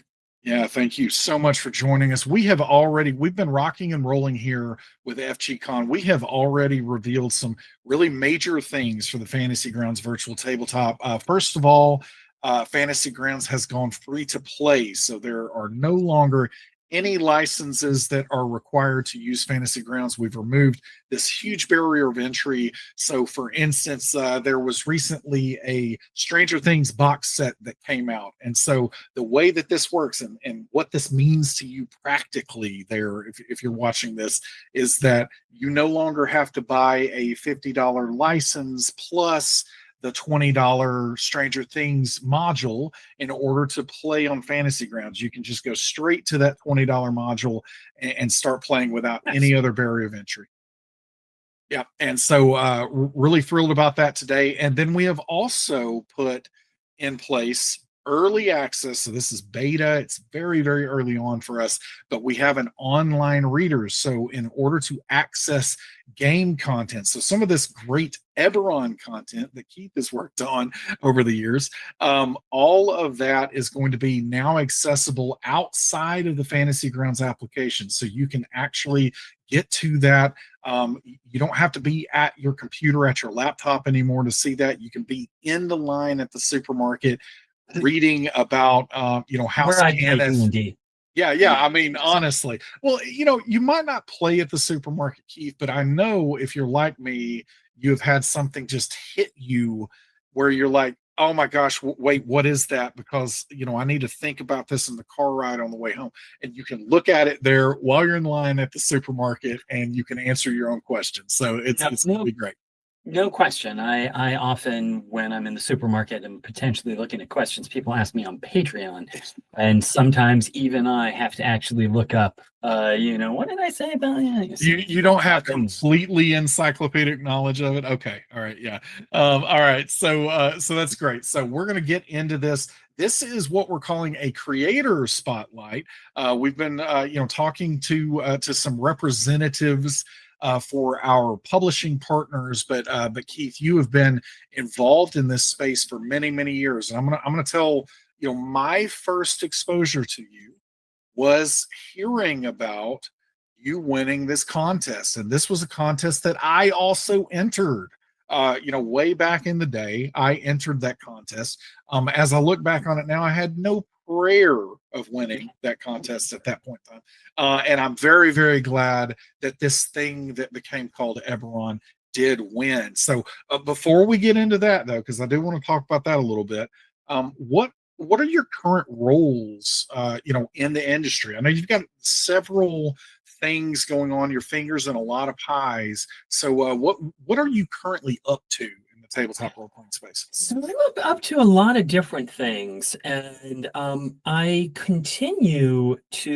been doing a Patreon for the last couple of years, and that's the primary place at the moment that I'm creating Eberron content. And so basically, patrons can ask me questions, and twice a month I'll do live Q&As. And the pattern I've gotten into that I like is one of them is a deep dive into a particular topic. So like the last one was House Tarkanian. So like I dig deep on something, and then the second one is where I'll just answer questions that people have posted over the month, and those can be about anything. I don't stream those. I actually do stream those live, but I also record them for patrons, who can't make the live stream. And then what I've been doing with that for the past 5 months is I write about one of the dragon marked houses each month, and those are big. It's like 15,000 word articles. They're very hefty. And that's sort of broken up over the course of the month because they're so big. So, here's about the mark, here's history of the house, here's the structure. And so that's, again, sort of where I've been keeping my toe in Eberron and I'm really enjoying that. It's been a great community so far. When I can, I like to run a game for patrons, but it's been a busy year, so I haven't had time for that. So I've been doing that. My company, Together Studios, first of all, we have, of all things, a Jerry Garcia dice game coming out. And that is a lot of fun. It is not a TTRPG or a storytelling game in any way, but it's a simple, fun, casual game. I'm really enjoying that. And that comes out to the end of the year. And then we are currently working with Darrington Press on a new world that we're going to create in the Daggerheart system. And we're still, these sort of things take a lot of time to work out. So we're still ironing out a couple of details, but it is a setting that I have wanted to work on for a long time. And basically, this year we just sort of said, well, we don't actually have to make this for D&D, because part of the point is I still want to keep going with Eberron. I'm not suddenly going to stop doing Eberron. And so since I'm doing Eberron with D&D, it's fun to explore a new world in a different system. And that's currently our plan. Aside from that, I just do a lot of little things. I am going to be one of the DMs and writers again for Founders and Legends that Luke Gygax's company runs. It's this tournament that is I think it's 24 hours of play when you put it all together, but it's over the course of a weekend. People play through every edition of D&D. I have somehow ended up as the 4th edition expert, but I had fun with it. I am also going to be teaching a class on world building with Monty Cook at DM University, which is something the people at D&D in a Castle are doing in January. And I will be at PAX Unplugged and the Philadelphia Area Game Expo in November and January. So yeah, keep them busy. Yeah, it sounds like it. So a couple of follow-ups there. So I find it fascinating that what you're doing with your Patreon. First of all, I think that is an excellent use of Patreon, because obviously people use it for very, very different things. But that is a great use. And when I first started playing Eberron, I don't remember which form it was, but so I don't know if it was the official Wizards ones at that point in time, or RPG or something else, right?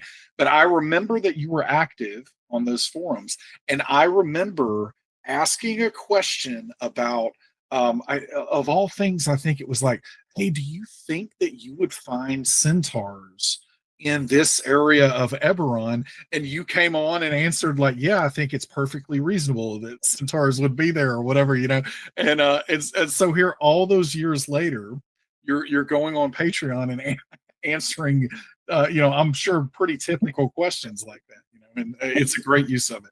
And what I like about it is twofold. That first, I like talking about Eberron. I like thinking about Eberron, and this is a way that, among other things, I can afford to do it. That it's the support that I get from Patreon that is how I can have the time to do that. But also because I answer the questions, either in text or in these recordings, like people can go back and experience them. And so it's been a great community. We have a Discord attached to it, of course, and that's where I do the live Q&As. And as I said, I've done a thing in the past. I haven't had time to do it this year, but I'll get back to it at some point, which I really love, which is I ran a campaign in Frontiers of Eberron in Quickstone. I ran a 2-year campaign with 1 game a month. And the way I did it, instead of just saying, here's a tier and the people who pay a lot of money can play, was any patron could apply to play. And each month, I couldn't just pick a name out of a hat because Patreon has rules about that, but I would give a challenge. I'd say, tell me about a dream your character had, or, something like that. And people would say, well, I want to play the sheriff. Here's my answer to the question. And so it was an ongoing story with an ongoing cast of characters, but the players would change each time. Yeah. And that way it really was able to be a community campaign. As I said, I haven't had time to do that this year, but I'll get back to it when I can, because it really was a fun experience. What I love in TTRPGs is the long form story of it. What happens as you really get to know the characters and your actions start having impact. And so it was fun to be able to share that experience with my entire Patreon community instead of just with a group of, 6 random players. Love it. Yeah. So, talking about the project for Daggerheart again, this is future projects. My thing that I'm constantly saying is, we don't give dates. We can't talk about future projects. So definitely understand you can't say much. But it was interesting to me that you said, hey, this doesn't have to be D&D. And, of course, in the same breath, you're saying, I love Eberron. I love Dungeons and Dragons. I'm going to keep doing things there. What was it about Daggerheart that made you want to potentially choose it for this new project that you're working on?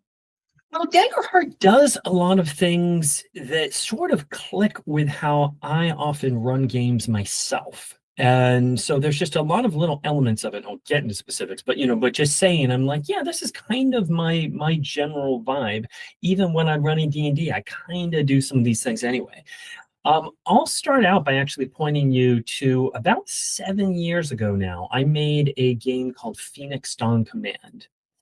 And I don't know if you are familiar with that, ever played I anything like that.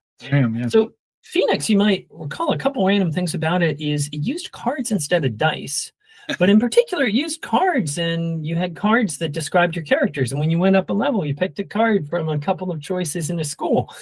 And so, first of all, there are certain aspects of Daggerheart that, I'm not saying because I think they would have called it out if they had, honestly. I'm not saying that they drew anything from Phoenix. I'm just saying parallel evolution. They drew from a lot of different things. And there are certainly points of it where I'm like, yeah, that's, one of the key things that we pushed in Phoenix was collaboration and scene development. Of basically saying, when you get to the creepy temple, a difference between Daggerheart and Phoenix is one of the things we always did in our adventures is we would always give answers, but we would highlight where we're like, personally, why don't you ask your player instead of using this? But just because some players aren't comfortable with that. Yeah. So we'd always say, here's a default. But the point is, you go into the creepy temple and the walls are covered with slime and the guardian statue is missing its head, but there's something that really bothers you. What is it? That kind of drawing the players into the development of the story is, again, one of my favorite things about TTRPGs, and that's something I've always liked to do. So I like that Daggerheart pushes that forward. I like just things like its approach to death, where, again, Phoenix did a very different thing, but part of Phoenix was it had a very different approach to character death. And so just the approach of saying, you got the chance to say, I want this. This is a good moment for my character to die, and I'm going to go out with a bang. Or, no, that's not the kind of story I want. I'm okay. Come get me, guys. Like, that kind of choice is good. And then beyond that, both with Phoenix and Daggerheart, they're a little simpler in their mechanics, which makes it a little more accessible to a casual audience. And I always like bringing new people into things. So it's all back to I'm not an edition wars guy. This is why, look at me, I'm done in 4th edition at Founders and Legends, because I really think, even looking at D&D, every edition does something really well. And the question is, what's the game you are looking to play? I love 4th edition as basically an enhanced minis game, and as long as that's the vibe you're looking for, it's fun. And so this is my point is I love 5th edition, especially when playing with experienced 5th edition players who, know what they're doing and they're using all these pieces. It's not my favorite game for playing with someone who has never played a role-playing game before. And so I like a little bit, a rules lighter system that is thus easier for people to get in, and the collaborative element gives that, a little more sort of pull to that, trying to draw people into the storytelling and role playing. And beyond that, the fear and hope is an interesting sort of thing to have on the table, sort of the same way Phoenix had sparks. And the point to me is that's something where, as we develop our setting, that is something I want to make sure that it really feels like part of the world. Like this is sort of, there are these inherent sort of currents and powers that draw on hope and fear. And that if you're playing in a Daggerheart story, that should feel like it's part of it. Outstanding. Yeah, I am thrilled about the card renaissance, to some degree, because, I've definitely seen cards are popping up more and more, but my first exposure to cards were actually the Marvel Saga game many years ago for TSR. And of course, I liked the face rip version of Marvel. But I really, really loved the card ones. It's almost like, I talk to people sometimes where, for whatever reason, I guess because, we used to not have on-demand entertainment, I saw Teen Wolf 2 before I saw Teen Wolf 1. And I liked Teen Wolf 2 better, like all these years. And, even though I can probably say objectively the first one's a better movie, I liked the second one better. And so I always loved Marvel Saga. I'm working on the Invincible RPG at the moment, and lots of inspiration there from both the face rip and the Saga version. But I did always love those cards. And so that was one of the things when I saw what Daggerheart was doing with cards. And I remember Phoenix and being like, oh man, come on with the cards. And I know you've worked on a lot of other card games, because it sounds like, did you say that the Jerry Garcia was a card game or a dice? No, it's a dice game, actually. Dice game. Okay. But So you have some card games. You have some card games that you work as well. I mean, Gloom is sort of my best known card game. Then we also did the Adventure Zone Bureau of Balance, which, sort of essentially D&D is a card game. Yep. I will say one of the things I really like about Phoenix that I had actually hoped when I first looked into Daggerheart, I was like, oh, I wonder if they're doing it, and they aren't quite. Daggerheart does have the GM does things the game master does things a little differently than the player. The players use hope and fear dice. The GM just uses a d20. You've got some difference there. In Phoenix, it was much more asymmetric. And basically in Phoenix, players don't roll dice, but they play cards to hit totals, which is essentially the same, because over the course of a turn, you're drawing cards.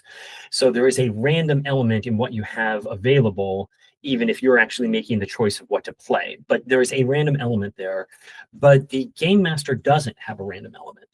In Phoenix, I just say the giant swings at you. That's an attack with a value of 12. What do you do?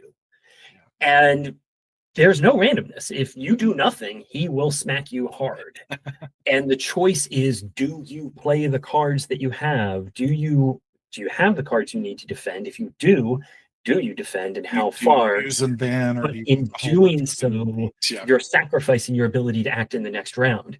And I love that sort of, this is on you. It's not just luck. It's you have to decide. That's strategy. Is this worth it? And it's because Phoenix is a game where, since death isn't the end, there are times when a player will say, it is worth it to me.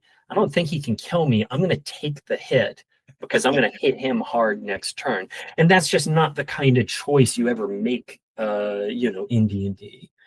And again, part of that is because of the cards. The player knows what they can do. They have the resources in front of them. Is this how they want to use them? So I'm sad. I mean, I really do like Phoenix. I'm sad it just didn't, someday we may do something else with it, because I still really do like the system. But yeah, it just didn't hit big when it came out. Yeah. It's there are so many things like that over the course of, and again, you've done this a long time. The stuff I've worked on, where you're like, man, that seems like that would have been lightning in a bottle, and then it just wasn't. And but there are seasons to everything. So sometimes things do come around. So we're here for the Phoenix Resurrection. Rising. I mean, it is Phoenix. That is appropriate. So let's see what happens. All right, so let's talk Eberron. We've got several questions from our fans that I might get into a little bit here. Excellent. But I would love to go all the way back to the beginning when you beat me in that contest. It was just you and me, as I recall. Yeah, that was it. You know, we were the finalists, obviously, but no. Talk about that a little bit. Had you worked on, and I know these answers, but had you worked on anything in the tabletop role playing space ahead of that? Was that your first foray? Like, how did you get into it? So I knew from very early on that I wanted to write role-playing games. So when I was 14, probably, I'm holding the player's handbook and I'm like, someone wrote this. Like, that is a job. And I want that job. And I had no idea how to get it. It was, I'm an oldish guy, so there was no like game design majors in college or anything like that. So I got to college. I studied mainly creative writing and history, and I continued to play games. But there was no clear way, again, how do you get this job? I got out of college. I first worked at a bookstore for a year. Then I ended up getting a job in the video game industry. And I started at the bottom and I worked my way up to being lead designer. And I was in the video game industry for about 7 to 8 years. Everything I worked on got canceled. And the two big things, I worked on, I was lead designer on 2 big projects for 3 years each. And they were great projects. They would have been good, but it's just all the Dilbert style, stupid stuff you see killed them. And that was just very frustrating, to see things that were really good get killed for no good reason. And then that's 3 years of creative energy sort of down the drain. So the last thing I was working on was a MMO called Lost Continents. And it was basically a pulp MMORPG. And we've been working on that for years. I really liked it. It came clear to me it was going to get canceled. And so I actually quit. And I was just like, I'm just sick of this. So I quit. And what I forgot is, so that's the thing. I'm doing video games. Over the course of that time, I just started being on message boards, finding out more. And I did find publishers who were looking for freelance writers. And so I did start doing freelance writing. My first thing I had published was for a penny a word, way back in the day, for a game called Over the Edge. And so I did freelance work, usually in like anthologies, for Atlas Games, for Green Ronin, maybe Steve Jackson, Goodman Games, a couple of things like that. So I had things published in, the RPG world, but mostly as parts of compilations, adventure collections, monsters in a monster manual, that kind of thing. I think I'd had like one solo adventure that was just me from Atlas Games. And so, yes, I was a published author. And basically when I quit that time, I said, I'm going to try being a full-time freelancer. Let's just see how that goes. It's kind of a crazy idea, but let's try it. And then 2 months later, Wizards announced the Fantasy Setting Search. And so the point was, I had written before, and I was hoping to write before, but I never, not only had I not written anything from Wizards, I didn't know anyone at Wizards. I wasn't like, oh yeah, I could have just done anything when, And so, and further, I'd done a couple things here and there for pennies a word, so it was a huge opportunity. So Wizards said, we're going to make a new setting, send in a 1-page description of your world. And I sent in a bunch, and the last one I wrote was actually because I've been working on this pulp MMO. And I said, well, what if you took that energy and put that into D&D?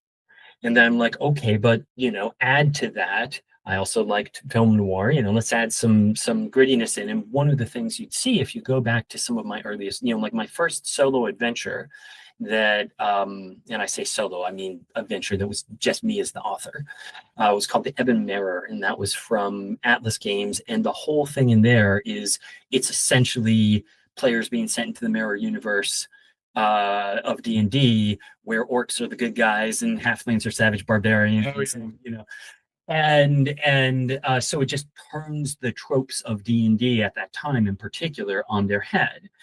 And so you can see that was sort of, I'm like, well, let's pull in some of that into the proposal. And then the final piece of it was that, to me, in third edition in particular, arcane magic was very scientific. It was reliable. It was repeatable. You can make a spell. You can teach that spell to someone else. There were very concrete rules for magic item creation.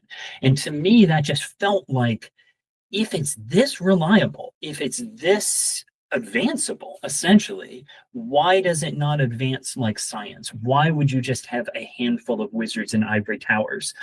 And so why would it not be commoditized? Exactly. And so that was the third piece of Eberron, was you've got the pulp energy, you've got the noir shades of gray, and then under that saying, okay, but what if magic was a science? What if magic was a part of everyday life? And as the thing about it is, I wrote that one really just for fun. I just was like, this is, I had fun writing it. And I still to this day think that is why they picked it, is I think that energy came through and they had fun reading it. Like, it was very clear what was fun about this idea. Yeah. I remember the first time that I heard about, when they described what was coming. I remember going and buying that campaign setting book with just beautiful cover, the deep red to it and everything. It was incredible. I remember popping it open though, and what was fascinating to me outside of the conceptualization of it that you're talking about there, the art was different than anything that D&D had been doing at that time. So you had some of this comic inspired, sequential art, in some places and that kind of thing. And I think that that just went so far into really cementing what the setting, was about with that, because it was like, again, something like, it's not this way in its morality, but something like The Boys, where it's like, hey, you have these tropes, as you reference, and then we're going to take these and we're going to completely turn those on their head. We're going to do things differently and unexpected. And to me, Eberron was such a breath of fresh air because it was so unexpected at that point in time, and my players just ate it up. I mean, we I went home that day. I crammed everything I could, and we literally started playing that day.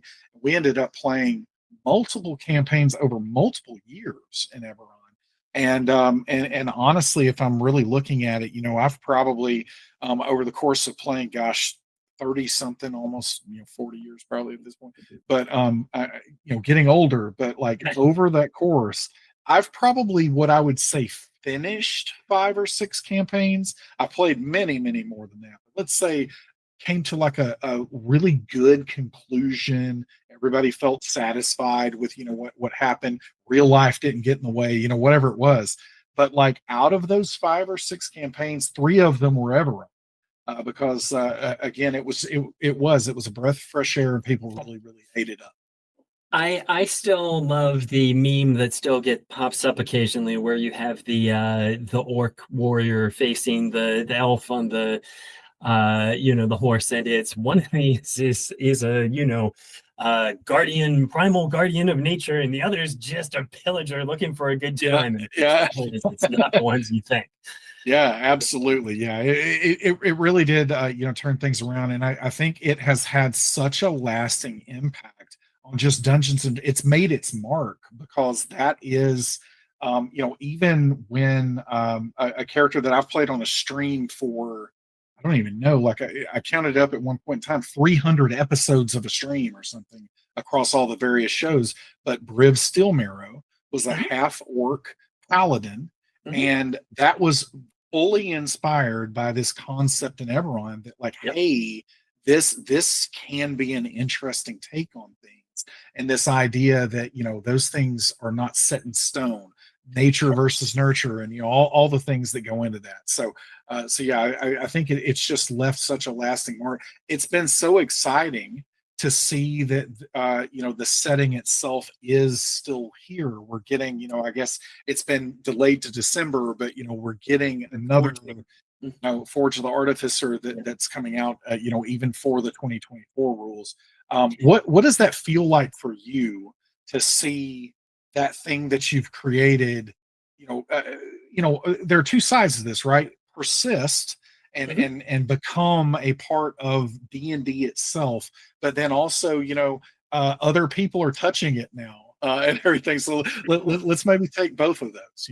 So there's a bunch of different things there. First, I'll just call out that something that Jeremy has, Crawford has said himself, is that one of the things with Eberron is that D&D, core D&D, what's funny is that, the Realms has for ages now been sort of the default D&D setting.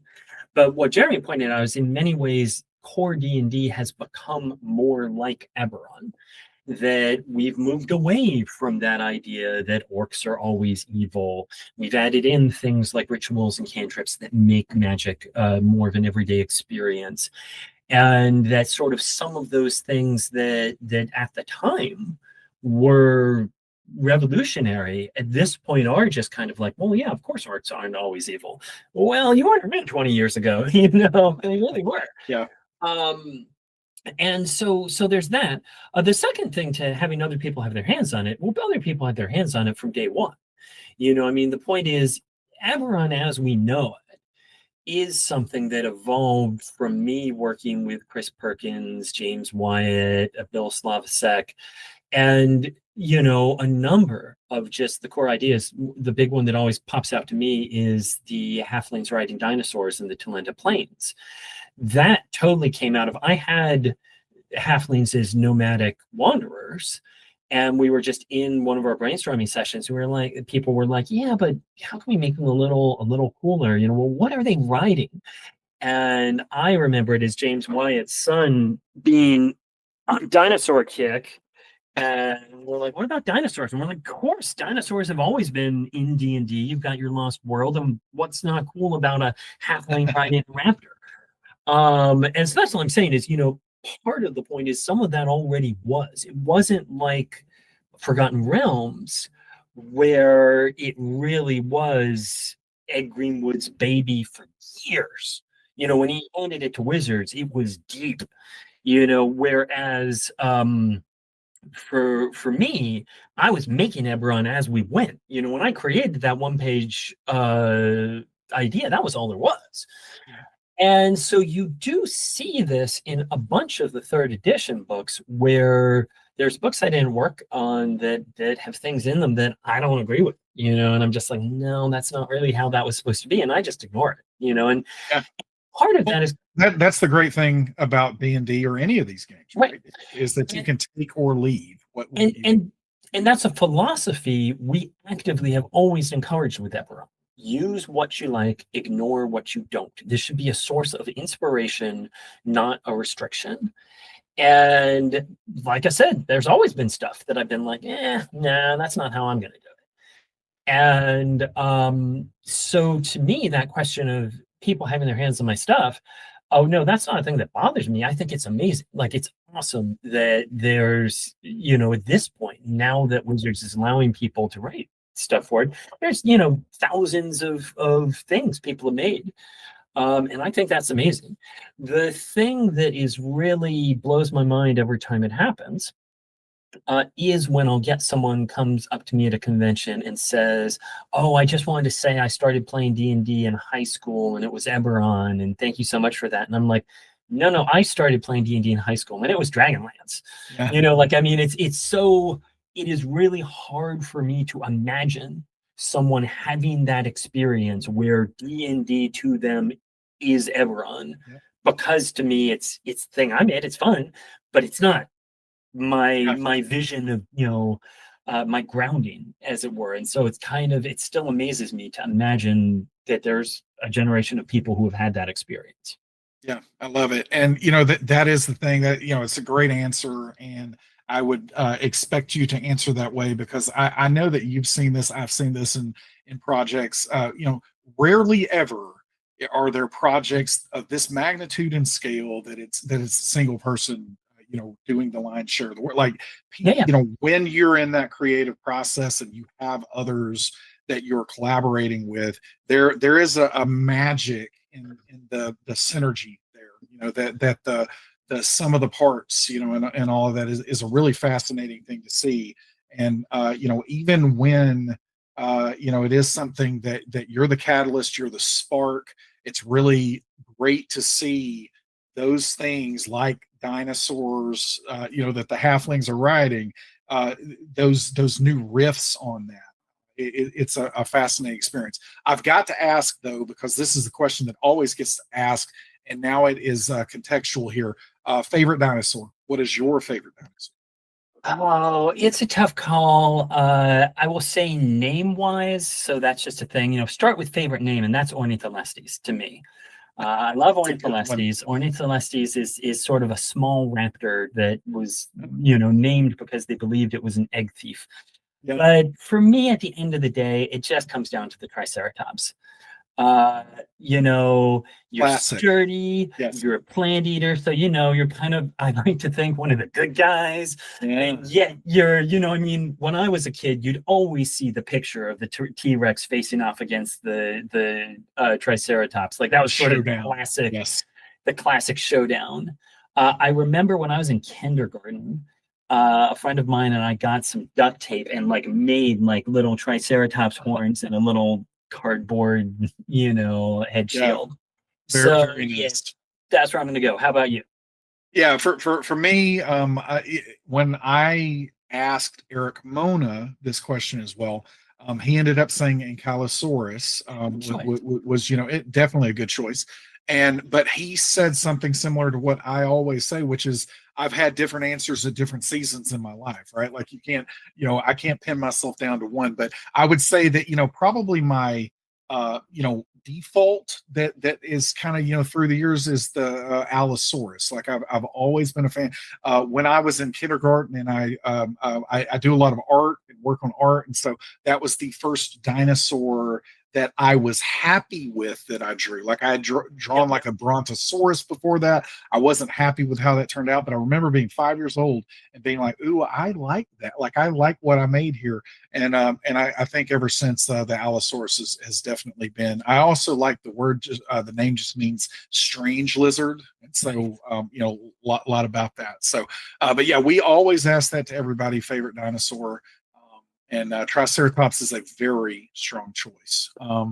Okay, let's get into another Eberron question that was a fan question. I think I know the answer to this because I believe you even have a tattoo of this. But what is your favorite dragon marked house? Well, I have the mark of making. Yes, you do. And something I should mention is that I forgot to mention in just things I'm doing because I'm about to go record what's probably the final season. Is I've been doing a live play called Legacy of Worlds that I do with Luke Gygax playing Melf, Ed Greenwood playing Elminster. Elisa Teague playing Elise from Ravenloft, and I play Merrick Stakhaneth of House Cannith, who in my interpretation is basically the Tony Stark of Eberron. And so I am obviously personally biased towards the House of Making. Just because it fits, so much with what I do. I will say on Patreon right now, I'm just writing about House Galanda, the Halfling House of Hospitality, and they just are the sweetest guys. Like most of the Dragon Marked houses are, I'm just going to say it, assholes. And the House Galanda, I am just like, every time I write something, I go, oh. And so I'm just saying, there is I do like the House Galanda innkeeper as a bard. I think every version of Eberron I've ever played in for those campaigns I was talking about has had that halfling innkeeper. It's just a great character. But on the other hand, again, like I said, I'm an artificer, no question. So got to go with making. Love it, love it. All right. We had a couple of other fan questions here that I think they are good. I want to get to them. So you have expanded on several Eberron concepts on the DM's Guild. It sounds like on Patreon potentially here.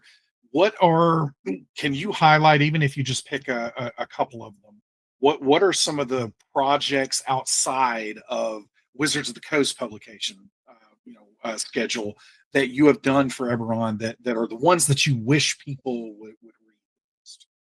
I mean, the simple one, just is like, of all the things I've done, the one thing that I'm like, if you're getting one thing by me of my independent stuff, it should be Exploring Eberron. And Exploring Eberron is the first independent book I did, and part of the point is because of that, it's the things that I most wished we could have put into the canon books, and we never had an opportunity to. And the biggest piece of that, there's a lot of good things in Exploring Eberron, but the biggest piece to me is the planes. Is that from the beginning, one of the things that made Eberron distinct was that it had its own cosmology that was not part of the Great Wheel. But then over the course of, we're up to 20 years, the canon books never really gave any of the planes more than a paragraph of information each. And to me, the cosmology, it is very different and it is very interesting to explore. So that's something I have done some on my Patreon and my blog, but Exploring Eberron does give a concrete look at all the planes and how you can use them in a campaign, whether you're going there or whether they're just affecting the world, because the planes do affect the world with manifest zones, convergence periods, and things like that. And so that to me is the biggest single, like if there's one thing, I'm like, that's the thing I've added that is important. It's the planes, because there's so much story you can do with them, and they are very different from the Great Wheel planes. So that would be one thing. Other things Exploring Eberron covers, just calling it out. It deals with the Thunder Sea and the aquatic cultures, because that was something from my original Eberron proposal that just again got cut for space and things like that. But part of the point to me is you have Swagan, you have merfolk. These are intelligent species. What are their civilizations like? When you cross the ocean on a boat, you're basically sailing through their airspace. How's that? Yeah. And so I go into that more. I talk more in that book about Droam, which is the Nation of Monsters, which is one of my favorite parts of Eberron. And that's where I go even deeper into that in my latest book, Frontiers of Eberron, which is a tighter focus on the Braylon-Droam border. And I've also, so Frontiers of Eberron is like a fantasy Western on the edge of the nation. I'm a big fan of that one because I'll tell you that the times that I have played in Eberron, which I've DM'd it mostly, but the times I've played, I guess at least 80% of those characters have been wand slingers. And so I just love that concept of, again, magic is ubiquitous, and this becomes this tool, this weapon in this way. Absolutely love that concept of applying the Western, because the pulp already fits, right? And so all of that makes a lot of sense. But yeah, love Frontiers. And that's one of the things where, to me, people have often said, oh, does Eberron really work in fifth because it was designed for third? And my whole thing is actually, again, this sort of goes with the D&D becoming more like Eberron. Actually, in many ways, it works better because cantrips and rituals both really fit the wide magic vibe of Eberron more than just straight fancy and magic. We were kind of trying to force fancy and magic into this hole, but you had to kind of squint a little and ignore some things. And to me, as I said, fifth edition, it fits very. The one thing fifth edition is missing, that Eberron was designed around, is very concrete rules for the creation of magic items. You know, like that was something that third edition had that really fit with the artificer. It fit with the things. You were very precise about this is what I can make and things like that. And fifth edition kind of fudges that up a little, but you can work around that. Yeah, absolutely. All right, one other one here from the fan perspective. What is your favorite? We'll go with species or ancestry that Eberron added, because it added some really unique ones, right? Yeah. Shifters. To be the Warforged. Yeah. You know, the Warforged to me, I mean, I like them all, or they wouldn't be in there. And I'll say the first one I added. The funny thing is, the original two that were in the Warforged and the Shifters came in sort of the second draft. When I originally submitted it, it had the Kalashtar because I've been playing D&D since day one. Psionics were in the original AD&D handbook. And to me, I was like, I want there to be a role for psionics in the world. I don't want them to dominate it like they do in, say, Dark Sun, but there should be a place that psionics makes sense. And that was where the Kalashtar come in. And then the original wasn't changelings. The original was I just had doppelgangers as a playable species, and goblins as a playable species. And we ended up, you know, making a sort of, you had to balance things out and sort of, instead of creating a sort of savage species style monster class for doppelgangers, this made the changeling as a sort of playable doppelganger. But that was where that idea came from. But basically, when I first got into the finals, you know, one of the things they said is, well, we'd like to see, I hadn't added a lot of species because I felt like, well, D&D has so many, do they really want more? And they're like, oh no, we would like a couple more species that really capture the flavor of the setting. And the Warforged sort of is that, because you are a product of this everyday magic. You are a product of the war. And you have this whole thing of, well, I was made as a weapon and there's no war anymore. What am I? What do I do? And I love that. I've always been a fan of Philip K. Dick, of Blade Runner, of, you know, Asimov, and all those sort of questions of forging your own identity. What does it mean to be an artificial entity? You know, all those sort of things I love. And so, most of my characters I've played have in fact been Warforged, because I just love doing that. My first Eberron character I played was a Warforged artificer named Smith, and I love that guy. So yeah, the Warforged, absolute classic. I will call out for the Fantasy Grounds fans out there: if you pre-order or at any point purchase Forge the Artificer on Fantasy Grounds, we've got a special dice set that is Lord of Blades and nice. It's definitely really cool looking dice set that I personally worked on, because I am a huge fan of Warforged as well. So yeah, definitely check out Forge the Artificer and get that dice set unlocked if you purchase it. With that, one of my absolute favorite parts of Eberron was this idea that it was ambiguous, and to be able to be filled in by your group what happened with the Mournland. Yep. And what happened with the last war. And I have ultimately ended up using that. I use that in Merc board games that I run these days. Like this idea that it's like, you know, hey, this can be different depending on what's going on with your group. And, you know, and there's also the question of, do you even need to know in the first place? Because, you know, the characters might not know in the world and the setting. And so that was another aspect that I found so fascinating, because again, with the realms as established as everything was there was little room for that mystery, but Eberron really introduced that. That was really something. And to bring this all the way around full circle, that's where the philosophy in Daggerheart appeals to me, of that it's not drawing it in that deep level as the Mourning, but it's that idea of, hey, let's build some of these details together.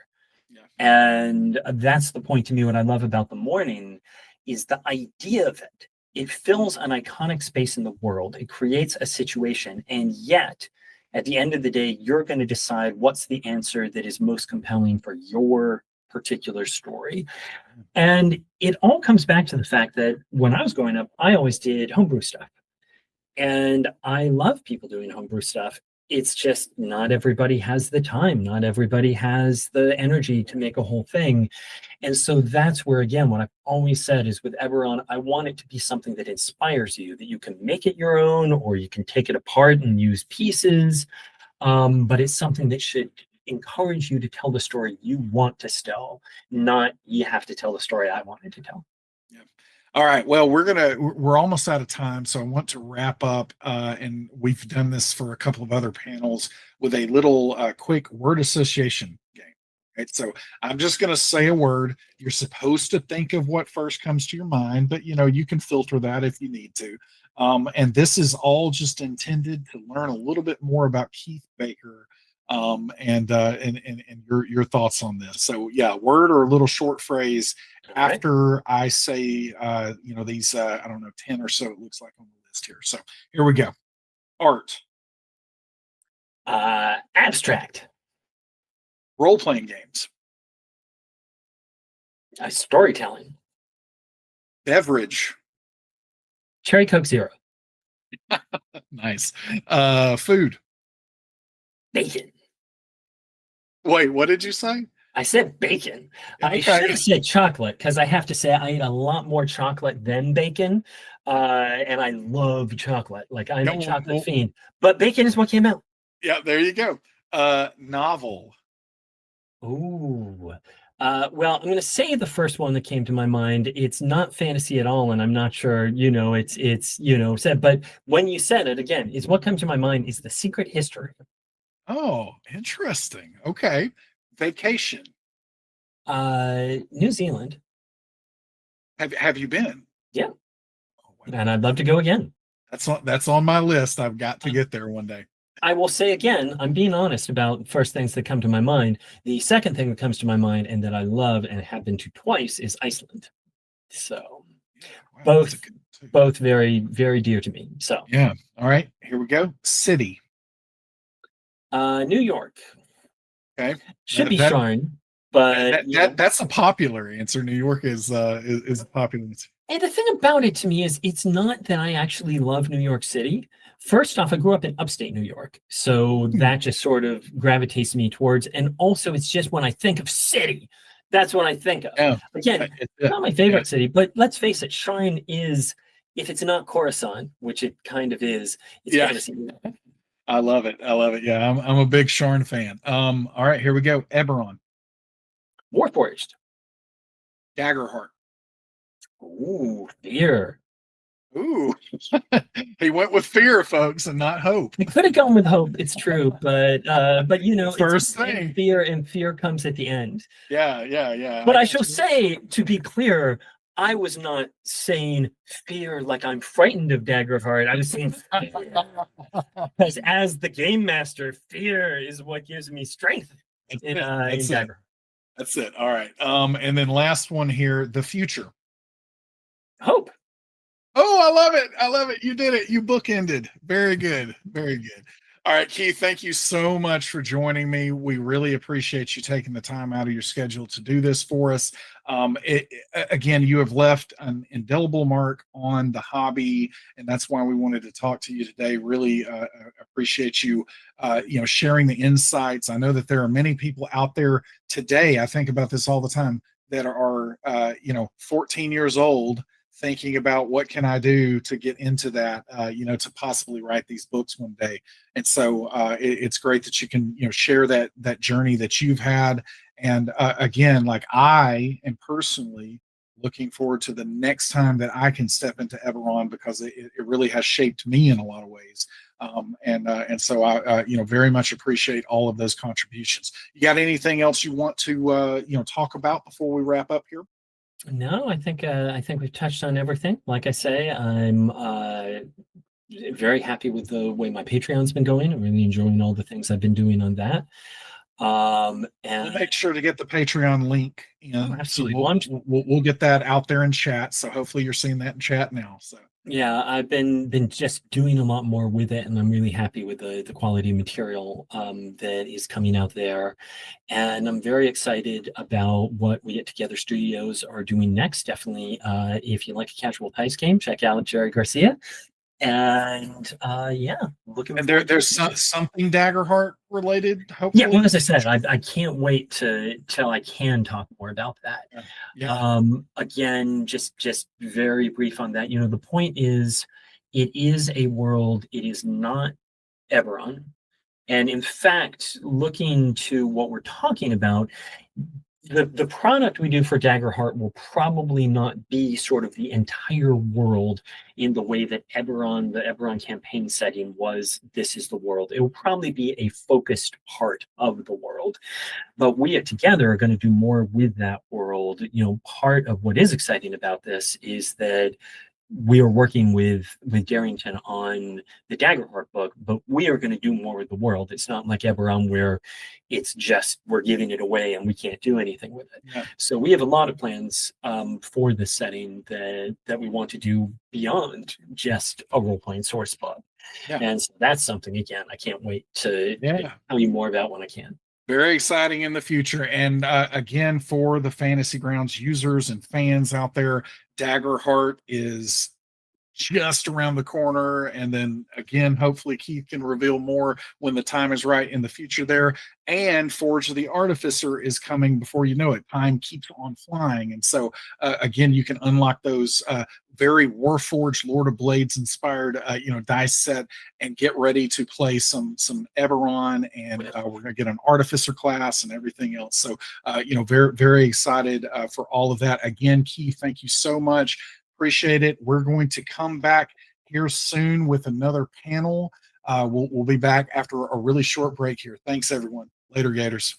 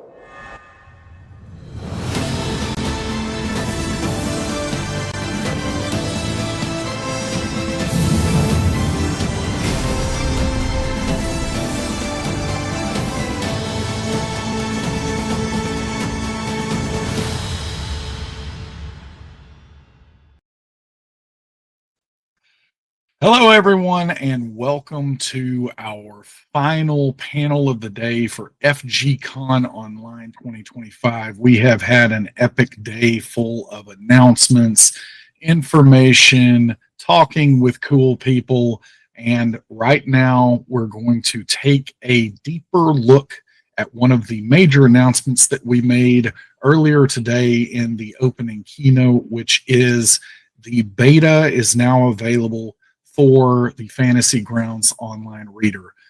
I have been working on this for quite some time. We've got another member of our team who didn't want to be, on camera in the panel here, but he's been working on it even harder than I have. His name's Thomas Opper. He's been doing an incredible job with this as well.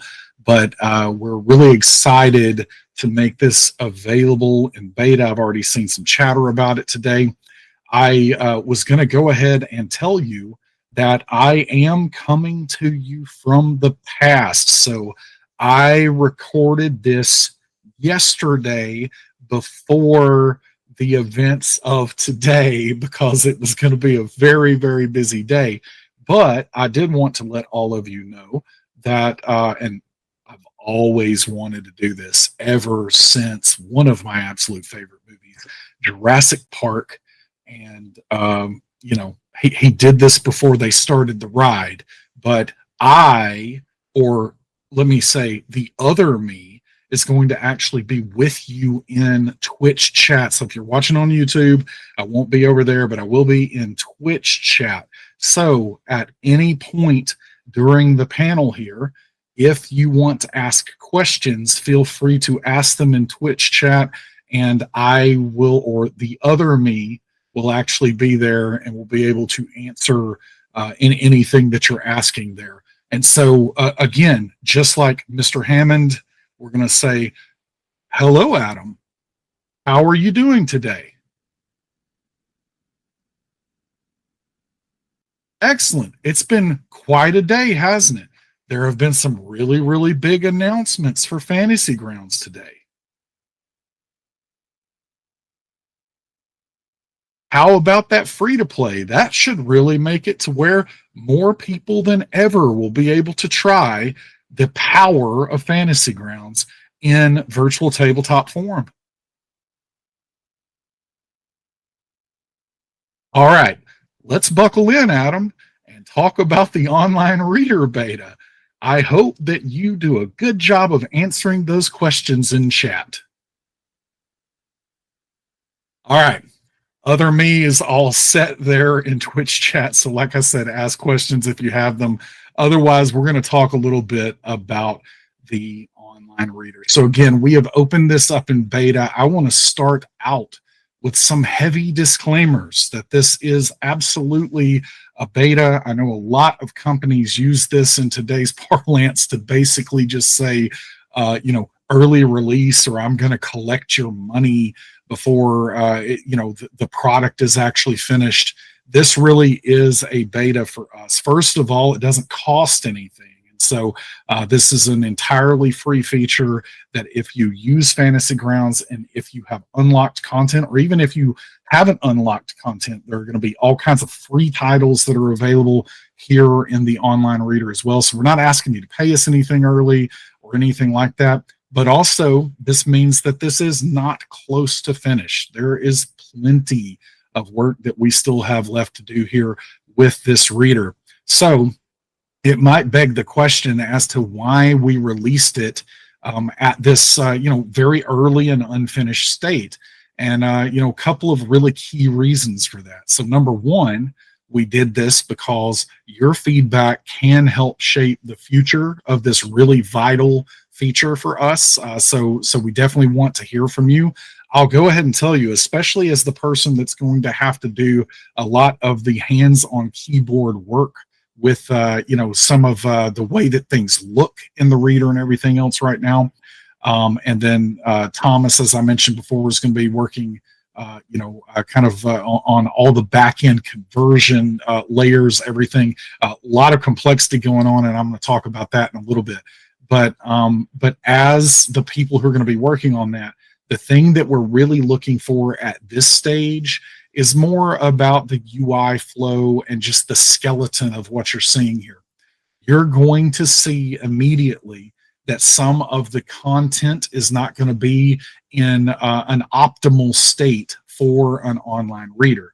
Now, the thing that I can say is the content is going to be translating and coming over from the Fantasy Grounds application in the same form that it's in the app. So if it's not in the best of shape when it comes into the online reader, it probably means it's not in the greatest of shape inside the app as well. Now, if there are any just real discrepancies between the two of those things, then that means that we might have missed something in the conversion layers that I was referencing. And so definitely share those if you see those.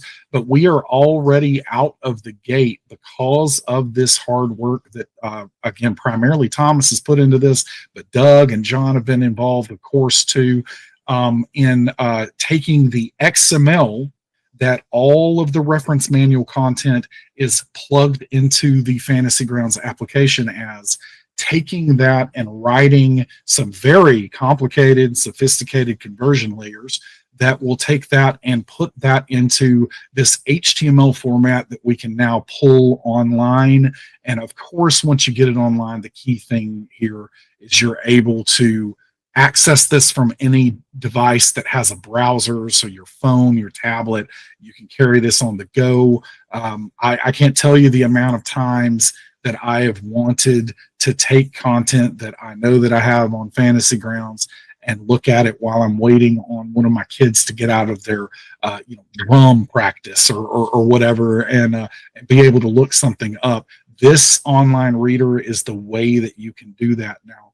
And so with that, all of that conversion, we have almost, if we're not quite there, we have almost 4,000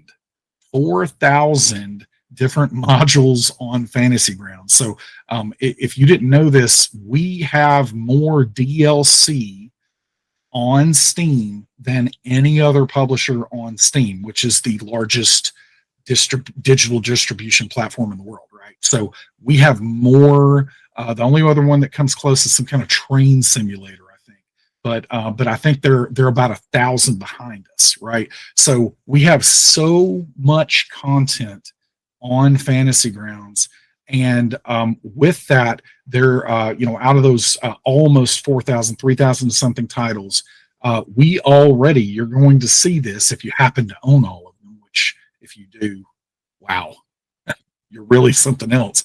But if you happen to own them all, we have over 1,600 titles that we've pulled in here in this first pass of the beta. So, oh wow, I don't know if y'all saw that pop up, but I'm recording this by myself, and Google is acting like I shouldn't be doing this myself, and it's popping up windows. So if that happened, I'm going to edit that out a little bit later, hopefully, before you see this. But ultimately, with that, we've got over 1,600 titles. They are going to be in various states of readiness. And so we've been focusing on some of the more popular titles, of course, to get them closer to ready. But again, I would say that none of the 1,600 titles at this stage are completely ready. So I'm finally getting back to, hey, if these things aren't ready, why are we going ahead and releasing this? I said that we want your feedback to help shape the future of this feature. But number two, as we've been playing around with this and as we've been getting it off the ground into these initial stages, we see already that it is a really useful tool. And so instead of us, holding that back and being withholding with it, we thought that even in this super early and unfinished state, it's really useful, and it's been great to be able to just pull up your content without having to launch the application. And so that being the case, we went ahead and released this into the beta. So again, we want your feedback, but also strong caveats here. This isn't ready for prime time. This really is a real beta that we're getting into. So I wanted to, do that very lengthy disclaimer here at the beginning. But again, check it out. Hopefully you're going to see that, hey, pretty nifty and pretty useful already. And then what I think is going to be really exciting to see is we are going to move with a lot of pace, a lot of speed in implementing, more and more things for the online reader. So let's look at it for a little bit. The first thing that you're going to see on the homepage, we've obviously had a very big other update today, which is Fantasy Grounds has gone free to play. So new homepage, everything in here. You're also going to see that there's a new menu item here. The My Library option is now here. So if we go to our library, now I have a lot of things unlocked. Yours might not quite look like this, but ultimately, in the library, this is going to be a listing of all of the books you essentially own. Now, of course, we're removing things like add-ons. You're not going to see dice packs here. So this isn't a list of everything that you own on Fantasy Grounds, but it is of the different books that you've unlocked from publishers. You should also see some free options here if you don't own any content, so you can even follow along even if you're completely new to Fantasy Grounds and haven't stepped into that huge catalog of content yet. But with this, we've got some pretty basic things here of being able to filter by system. We of course expect that we're going to add more filter options to this in the future. You can search by title to kind of start limiting things here. So we'll just search by D&D. You can see that already starts to limit the list. So pretty easy and basic when it comes to that part. You will see I made sure that when you hover over the My Library title up here, that we get this disclaimer. I'm going to just read it verbatim one more time to reinforce. Online reader is a work in progress. Book displays will vary and are not final. We decided to make it available now because your feedback will help shape its future, and we thought it was useful even in its current early state. But there is much more to come, and there really is much more to come. But once you click into one of the books that you have here in your library, you're going to see, the description of that book, just like you would see in the store, the cover. You have a table of contents. So there's like a bug or something that's trying to really damage my calm right now. So it might be a hair. I don't know. Something was crawling across my face. I think I'm okay. I really don't like bugs.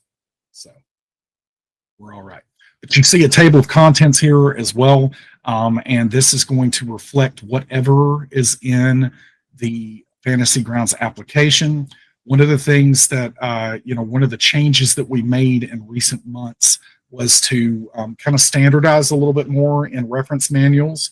And we, of course, went into that knowing that with almost 4,000 titles on Fantasy Grounds, that there was a big gulf in standardization across the different kinds of content. That is something that we started a little bit of the process of standardizing and cleaning up a few months ago. We're going to continue that for a long time. If you are a content converter, we've got just an army of incredibly devoted and committed people that convert content from publishers here on Fantasy Grounds. So thank you so much for all the effort that you put in. This is something that now another reason we wanted the beta out there is where you could see how something would appear inside the app, how it would also look in the reader. And so that can help you to kind of reinforce some of that standardization where you can get a good experience across the entirety of the Fantasy Grounds experience. But this is going to reflect what's in the app. You can click into the table of contents. You're going to have, what you would probably expect to see. These online readers have gotten pretty popular. I know a thing or 10 about them from those D&D Beyond days. And, I feel like I can't get away from these online readers, but that's okay because I really enjoy bringing content like this to the masses and making it more accessible. I'll never forget the stories that I heard when I first, maybe funny story, but that digital reader was not even supposed to exist originally with DDB. It was something that I literally decided to throw in at the last minute because of some, discussions, we'll say, with Wizards of the Coast. But when that ended up happening, I loved hearing the stories of people saying, hey, I love having the content in this format, like we've never had it before. I can leave my hardcovers out of my backpack when I go to conventions. So I loved hearing that. But it was really important for me also to hear that, hey, I'm blind and, they don't have Grail copies of these books. This is the first time I've been able to actually experience and read these books through a screen reader. And so this kind of accessibility is something that's been important to me for many years. And it was just such a treat to be able to think about, again, the world's largest catalog of officially licensed game content like we have here on Fantasy Grounds. Really, really exciting to start to bring that into this format as well. But you have your side navigation, all of these things going on here.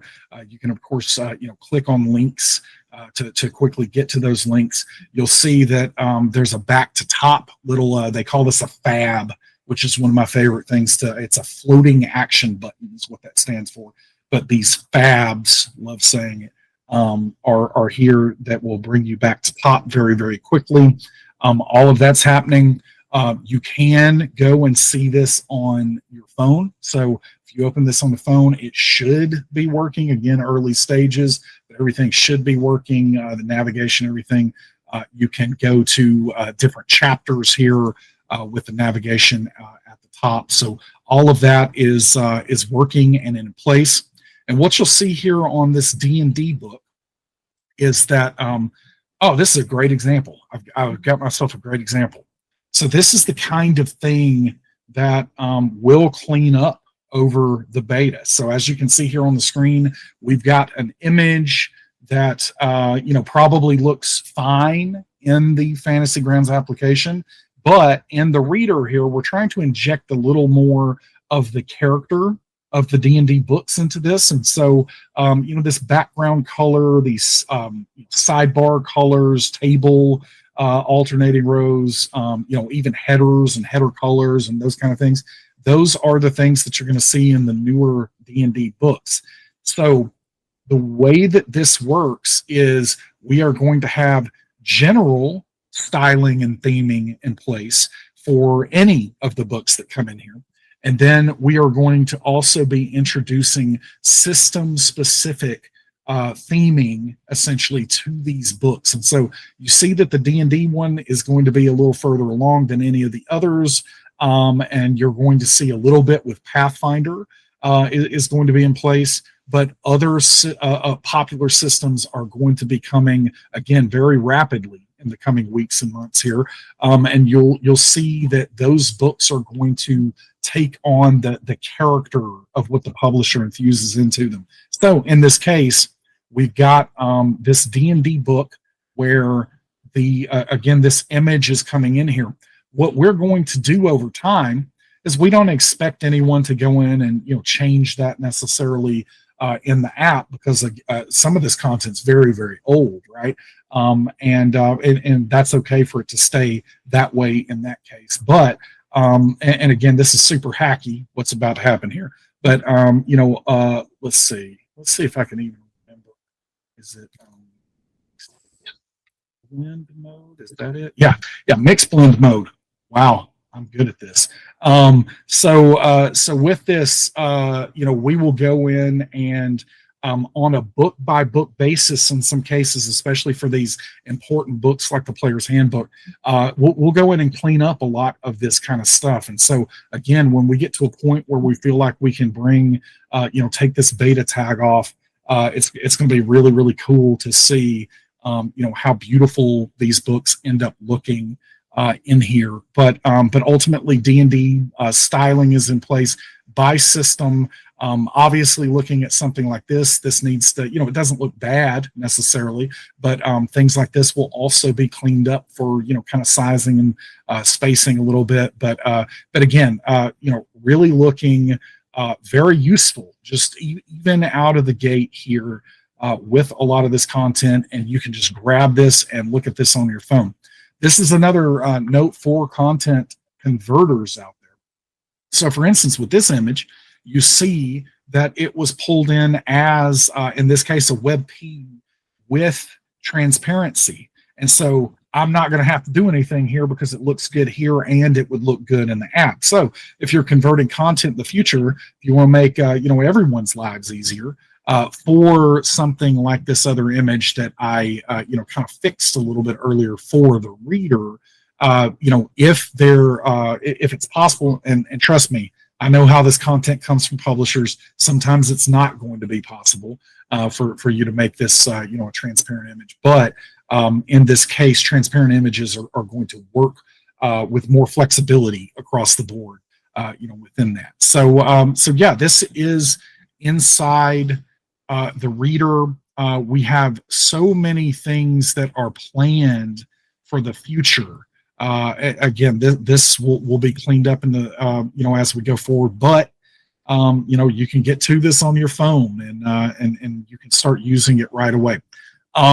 But in the future, you'll see right now, this is just flat content. So coming in as the book, it's not going to be linking to other parts of the book or any of that. So that cross-linking is something that is absolutely on the list. So I'm about to run down a few features that you might be asking about because you might be used to seeing it with some of the other readers out there. So I want to assure you that these are all things that are on our roadmap. We have a plan for it. Again, we're just in at the beginning rather than closer to the end of release here. But we will be having cross-linking to different parts of the books within the reader.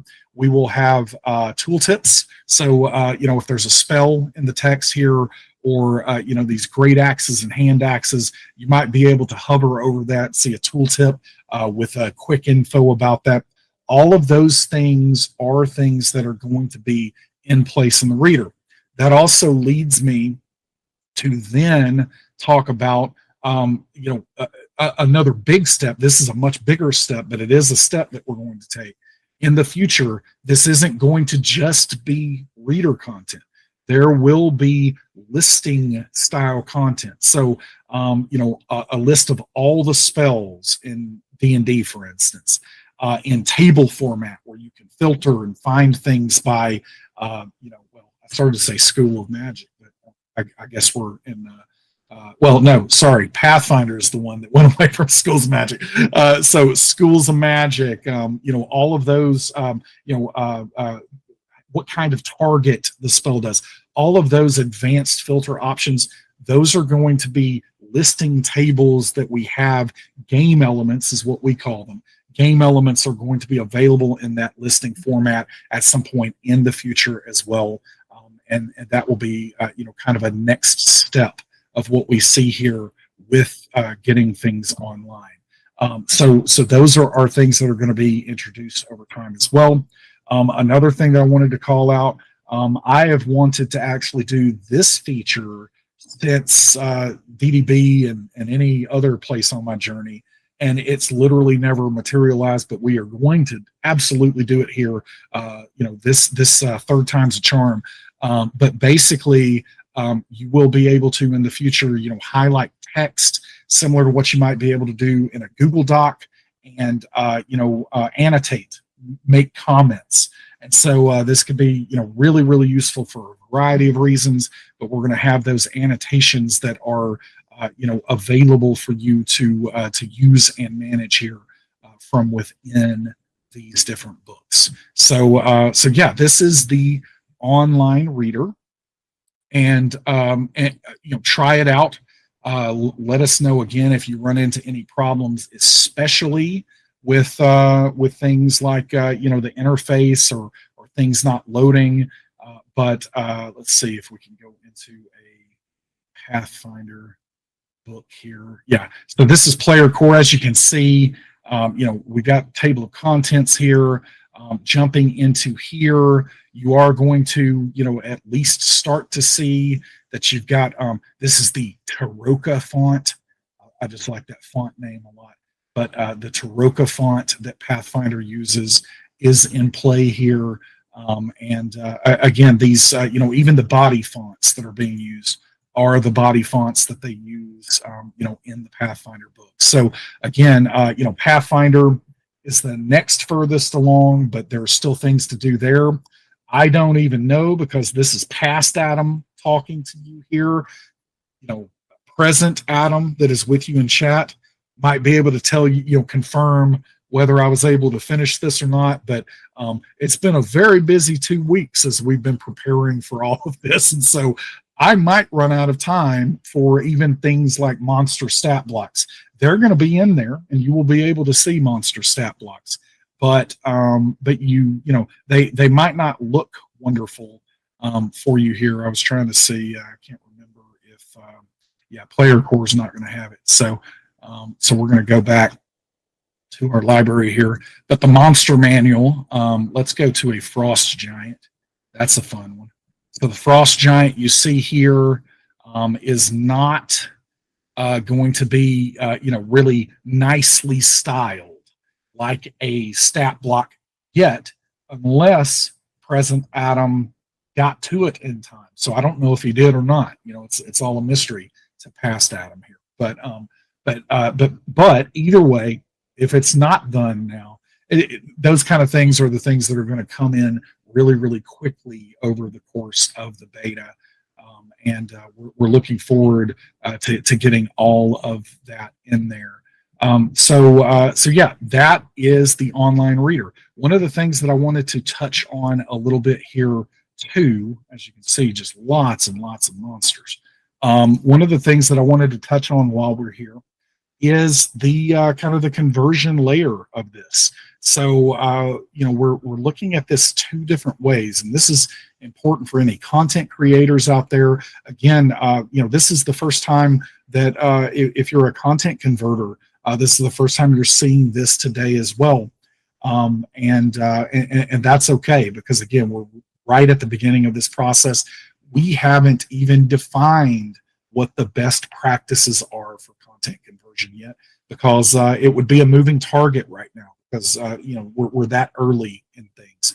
But as a content creator, you can start looking at the way this stuff is put together, the way that it's organized, and again, try to see what kind of works best between these. I can tell you that getting the content into the online reader is going to make the content that you're converting accessible to far more people. We have known for some time that Fantasy Grounds is a really, really great application. And we've been trying to figure out ways for other people to know that too. Right. And so a lot of the moves that we've, announced today with the free-to-play transition, clearly that is intended to remove as many barriers of entry as possible to get people to try Fantasy Grounds out with literally no cost, no skin off their back. Right. And so this is, this online reader is another way that we are hitting that level of accessibility to let people experience Fantasy Grounds in new ways, in more accessible ways. And so, as a content converter, it should be really attractive to think that, like, hey, someone can just read this online if they want to do that. So, getting into that, past Adam, his phone is blowing up. So I don't know. Hopefully everything's still working, out there and everything. Present Adam can maybe fill you in on what all this was about. But yeah, ultimately with this as a content converter, we are going to, in the future, also provide some tools, some of the same tools that we are internally creating for ourselves here to do things like take InDesign content and move that into a format that is usable by both the Fantasy Grounds application and the online reader. So again, this is some really complicated stuff that the team, primarily Thomas, has been working on. Has been doing just a great job with that. But right now converting content to be available in Fantasy Grounds definitely is a there's some automation that exists, but it is a manual process in a lot of ways. So this is something that we've started just testing this out a little bit on some of the recent D&D books that have been coming up. Like the new Forgotten Realms books that are coming this next Tuesday, and we've been able to take the files from InDesign and get them ready to go in Fantasy Grounds dramatically quicker than the current processes have been doing, right? And so again, over time, we're going to expose those tools and make them available for content converters in the community as well. Again, the key there is, as we do that, it will be something that works well within the Fantasy Grounds application and within the online reader here. So we have absolutely heard you when you talk about how much work it is to convert content modules in Fantasy Grounds. We are taking, unfortunately, you're not going to quite see this yet, but we have taken some really big strides behind the scenes to hopefully in the coming months provide some options for you that are going to make that easier than ever. And honestly, I think you're going to be really pleasantly surprised with how that looks, when we get to that point. But again, I don't mean to be a tease with that part, but I really just want to state our intention that we are absolutely taking steps to address that and make that better. And then again, the great thing is not only is that going to make it easier for you to convert content within the application, it is going to be available here in online format. People can take it with them on their phones. So looking forward to that. Our internal tool that we use for that we call Phoenix, and so the Phoenix tool is something that again didn't exist just a few months ago, and the amount of rapid iteration and how far it has come in such a short amount of time is really something to see. So again, I'm excited that we're going to make that process easier again, first internally, where we can sort out all the ins and outs of the process out, but over time make it easier for content converters that are working out there in the community on some of this great content. Because you're a vital piece of the Fantasy Grounds ecosystem. When all these new people come in to try this premium VTT that is now completely free for them to use, when all those new people come in, the content that is here in, again, the world's largest library of officially licensed game content, like it is, like it's massive, the amount of titles that we have on Fantasy Grounds. When people start experiencing that, they're experiencing a labor of love from a whole lot of community developers that have been doing content conversion. So we do appreciate that more than you know, and hopefully we're going to show how much we appreciate that by making some of that easier over time. And again, please don't ask for ETAs or anything, because we literally don't have that right now. The thing that I'm really trying to convey to you right now is we are taking real concrete steps, like it is happening, and we're getting closer to making that easier and better for you. All right, I think that if I timed that right, we're getting close to the 30-minute mark there with this panel. And so other than that, I have covered everything that I want to cover here for the demo and walkthrough for the online reader. If one last thing that I will cover is we are going to be determining here where the best places are for you to put feedback about this. So for now, just use the forums and Discord, just as you would for any other thing that is feedback related. But over time, especially since this is so early for the reader and the library content that we have here, we may put aside some dedicated spaces to do that in the forums and on Discord, where we can just make sure that we're we're able to focus on that specifically for these features. So keep an eye out on that. In the meantime, if that's not set up, probably not going to be set up by the time Present Adam is chatting with you in Twitch there today.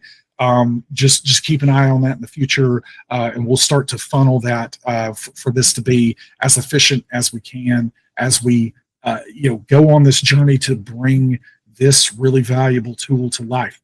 One last thing that I wanted to talk about for as far as the online reader goes. I saw a conversation. Let's see, this would be past Adams today. So for present Adam, I guess it was yesterday, but ultimately saw some conversation in Discord about, hey, why is it that Fantasy Grounds, isn't as popular as some of the other VTTs out there? There were lots of just like in any online space, lots of opinions, came into the conversation, a lot of validity in everything that was being discussed. But one of the things that I will also put out there that I didn't see mentioned was, in addition to some of the other VTTs being browser-based initially, the VTT itself works in the browser.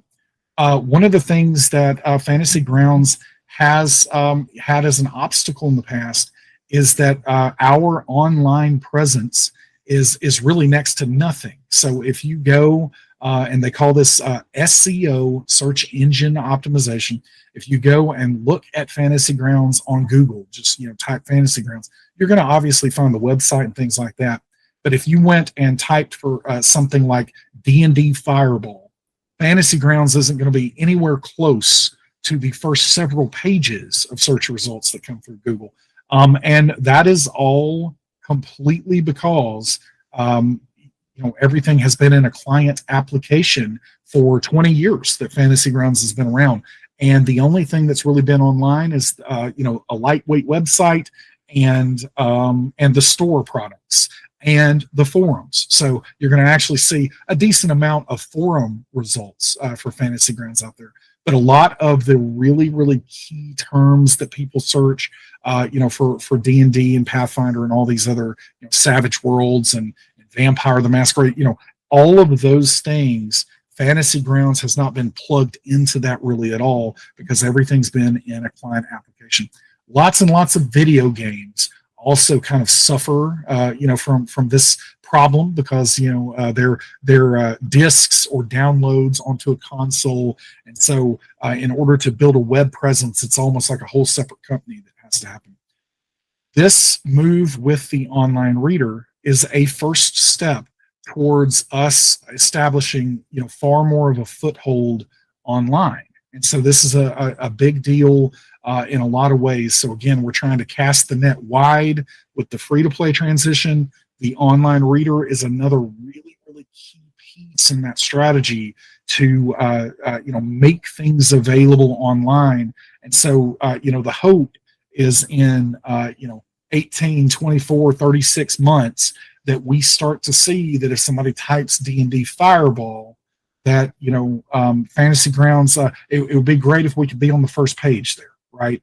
And so again, that's all part of the strategy behind what we're putting together here.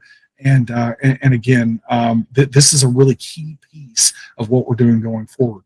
There are all kinds of things that I could talk about that would be irresponsible for me to talk about, as far as like what else could be online for Fantasy Grounds in the future. And please don't take anything.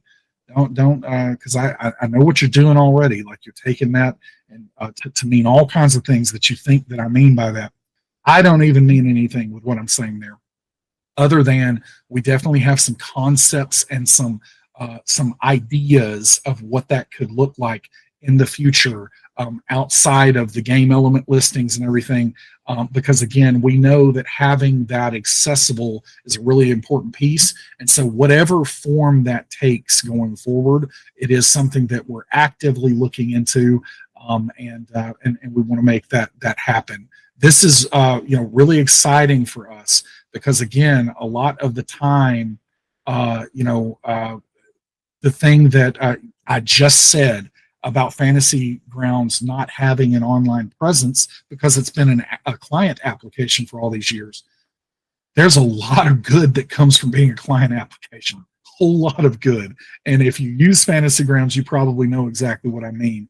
But there is power and versatility and ease, like just the fact that you can take Fantasy Grounds and connect to someone so easily without third-party subscription fees and setting up your own servers and port forwarding and just all these weird things that have to happen to play in a lot of these places. Or if it's, you know, entirely online and it's just lightweight and it doesn't do what you want it to do, right? So again, lots and lots of pros come with the client application things. One of the cons has been that lack of an online presence. This starting point here with the online reader is a way for us to, really, hopefully over time, turn that into a pro as well.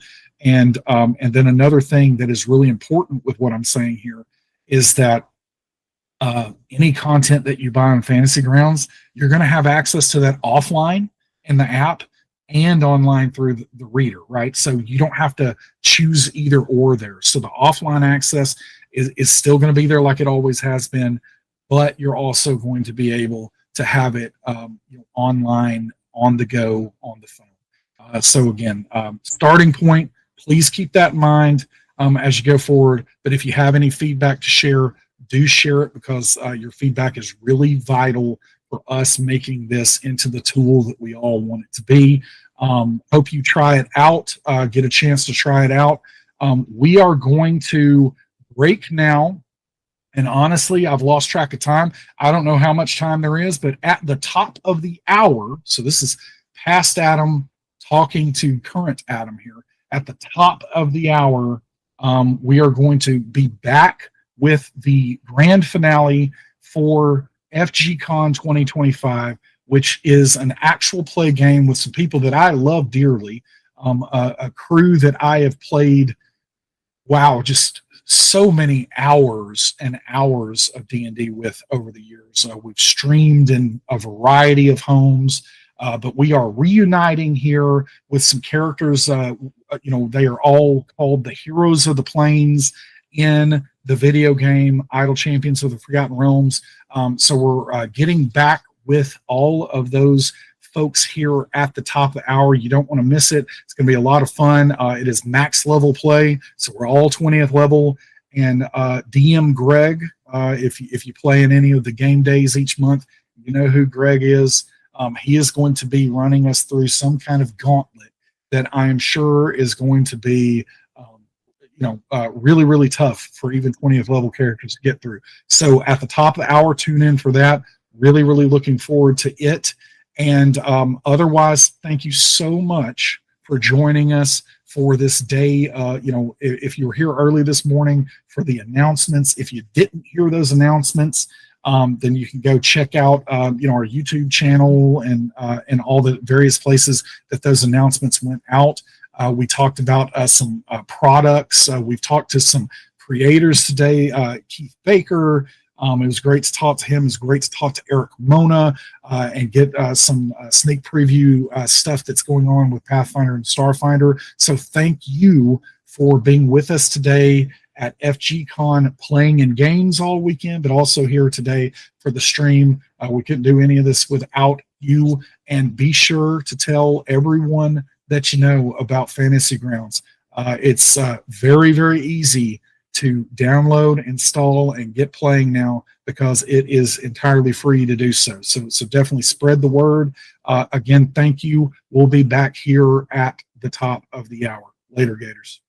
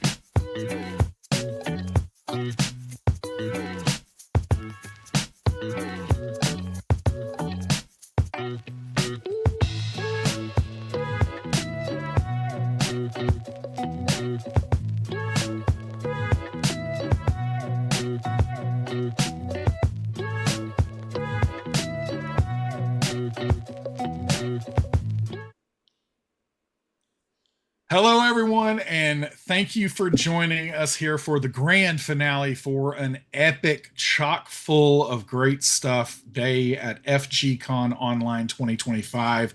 I'm out of breath. There's been so much goodness that has happened. Fantasy Grounds announcements, previews, all kinds of things happening today. If you haven't heard, if you've been living under a rock and you're a Fantasy Grounds fan, Fantasy Grounds, we announced a little earlier today that Fantasy Grounds is now free to play. So it is entirely free to play. There are no licenses needed anymore, no subscriptions, anything. The full featured software is now available for you to use for free. And so we're hoping that you'll help us spread the word about that we can get a whole lot of new people to try out this powerful and versatile virtual tabletop that we have here. So free to play. We also announced that we have beta access is live now. So this really is a real beta. It's early stages, unfinished. But we want you to help us test, and we wanted to make it available because it was already useful even in its unfinished state. The online reader, so any content that you own in Fantasy Grounds, you are now able to about 1,600 titles we added here at the very beginning. So we have a massive catalog of 3,500 titles, I think. So roughly half of those are now available in the beta. We're going to add the rest of those over the course of the beta, but check that out. You can go to fantasygrounds.com/library and you'll see anything you own and all the things that are available for free there for you in the beta. That's going to grow over time, much more to come there. I've got to also talk about some of our partners that have done some incredible things for us and helping us out with this stream. First of all, I do want to call out Extra Life. So lots of Extra Life activity. It always brings a huge smile to my face when I go out and see people streaming, especially this weekend in particular, and all kinds of streams going on that are benefiting Extra Life. It is just an incredible organization for an incredible cause. And so if you are able to donate, please do so, because we've been pushing for those donations all day, and we want to continue to do that through this final stream of the evening. So thanks, Extra Life, for all your support and what you do out there. Thank all of you who have donated and who are able to donate. We really do appreciate that. And last but not least, Codename Entertainment has this incredible video game. It is an idol clicker called Idol Champions of the Forgotten Realms. Everyone on the stream has some close association with this video game. It is near and dear to us. The characters that we are playing here this evening are all characters that appear in the game. And so you can go and unlock all of the characters that you see here tonight in that video game. You can even put them in formation together and they get things like team bonuses. So, because all part of the same team. So definitely check out Idol Champions of the Forgotten Realms. They have some Extra Life centric DLC that I believe it is Snug. So go check out Snug. for Codename Entertainment. We appreciate the support for them. If you are playing that video game or want to try it out, we also have some chest codes that there's going to be one available now that you can see on the screen, but also we'll have another one about halfway through the stream here. So in about an hour, there will be another code that is available. So definitely grab those codes and try out Idle Champions of the Forgotten Realms. All right. I'm done with all of that. I wanted to save as much time as possible because we have an epic evening planned here for the next couple of hours. We're going to be thrown through a gauntlet is what I've heard. And I'm going to let everybody go around and introduce themselves, starting with you, Mr. B. Dave. Hailing from parts unknown. Yes, it is I, B. Dave Walters. I am here at D&D in the Castle. I had to do my dramatic fade in with practicals. He's at an actual castle, and he's castle. Playing with us. Yes. Yeah. Oh. You know, yeah, that is true. They brought me to man the ramparts with the cannons. I had to do this before Alicia Marie gets on the screen. She makes me look terrible, so I have to like preempt it. I'm her opening act. And yes, I am bringing back Freely the Lucky Boy after I guess a protracted honeymoon and wedded bliss with his other half. Happy to be back. All right. Thanks, B. Dave. Lauren. Hi, I'm Lauren Irvin. She, her. You can find all the stuff I'm doing at my website, lauren-irvin.com. But tonight, I'm bringing back Orkira Ildrex. I've been hanging out on a volcano, but I heard we were doing a reunion. So I'm back. Hi. What's going on? Love it. Hope. Hi, everybody. I'm Hope Lavelle. You can follow me on the socials at the Hope Lavelle. I am a children's book author. You can find all my books on missbeckettbooks.com. And tonight I am reviving Miss Penelope Halfpint. She is a Mark of Hospitality halfling druid Circle of the Moon. Awesome. Alicia. Hello, everybody. I'm Alicia Marie Body on socials, and today I'm really excited because I'm getting to play Thalora of Collywood. She is a paladin centaur, and she's in Idle Champions of the Forgotten Realms, of course. The one thing I love about her is that she's literally unaware of her size, and she's unintentionally destructive at times, but she means well. She will always apologize before she kicks you across the battlefield. Fantastic. Know that feel. I'm right here, Alicia. I'm right here. Okay, you didn't have to make yourself insert me. Great.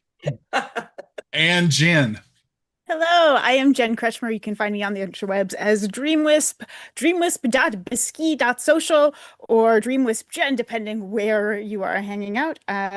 Tonight I am playing your friendly neighborhood lorekeeper, kinscribe of Clan Monkey Mouse, Alindra Sarabrand.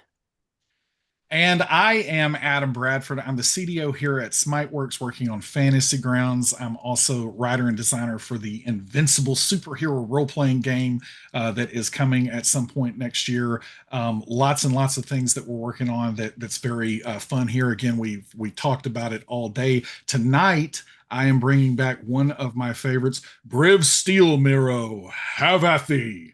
Really, really looking forward to this. It's been a long time since I've played Briv, my wondrous half-orc paladin. And we are joined this evening by someone that has been doing some incredible work here in the Fantasy Grounds community.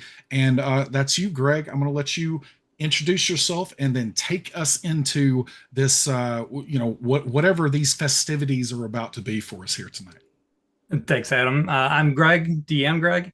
Many of you may know me from Fantasy Grounds Game Days. I am the event coordinator for our monthly event, and I'm the game master extraordinaire that's usually running 2 or 3 games a month over there for the community. This evening, I do have an announcement before we begin. So I'm going to roll into it, but we did get a donation on Extra Life, charitable donation, and it was asked that everybody participating in the game day that I could distribute it to gets an extra reroll. So we have 2 games starting at 8 o'clock over on the Fantasy Grounds Discord server. So every player is going to have a reroll there. And then everybody here will have a reroll. And then Paulette said if we get another nice chunk, I might give you guys another reroll, but we'll see how I feel about it. All right. So you're saying we all have a reroll in the bank. Ooh, Yeah, you'll have a reroll in the bank. Any Don't even die. need it. Thank It's you gonna for hit that every time. donation. Forget Like, that. don't. Some of us really need it. Thank you. No, no, it's just like we're just always aces, just halflings, just things work out for us. Mm-hmm. All right, so adventurers, we have you in Alindra's accommodating abode. I'm not sure if this is exactly what it looked like, but it was a nice looking map, so that's what we're using. Like anything you need it to look like. It's whatever. That's Yeah. the joy of creativity. Yeah. And waking up from your rest, you hear noises coming from the ceiling above you. And looking up, there is a portal looking into the cosmos. And I will share what you see. You guys. Oh boy. Where It's very where- pretty. What is I didn't do it. I probably did. Two voices begin speaking, and you see the two figures to the left and the right. The time has come once again for our game to decide the fate of the planes. Have you decided on the format of the challenge? I have.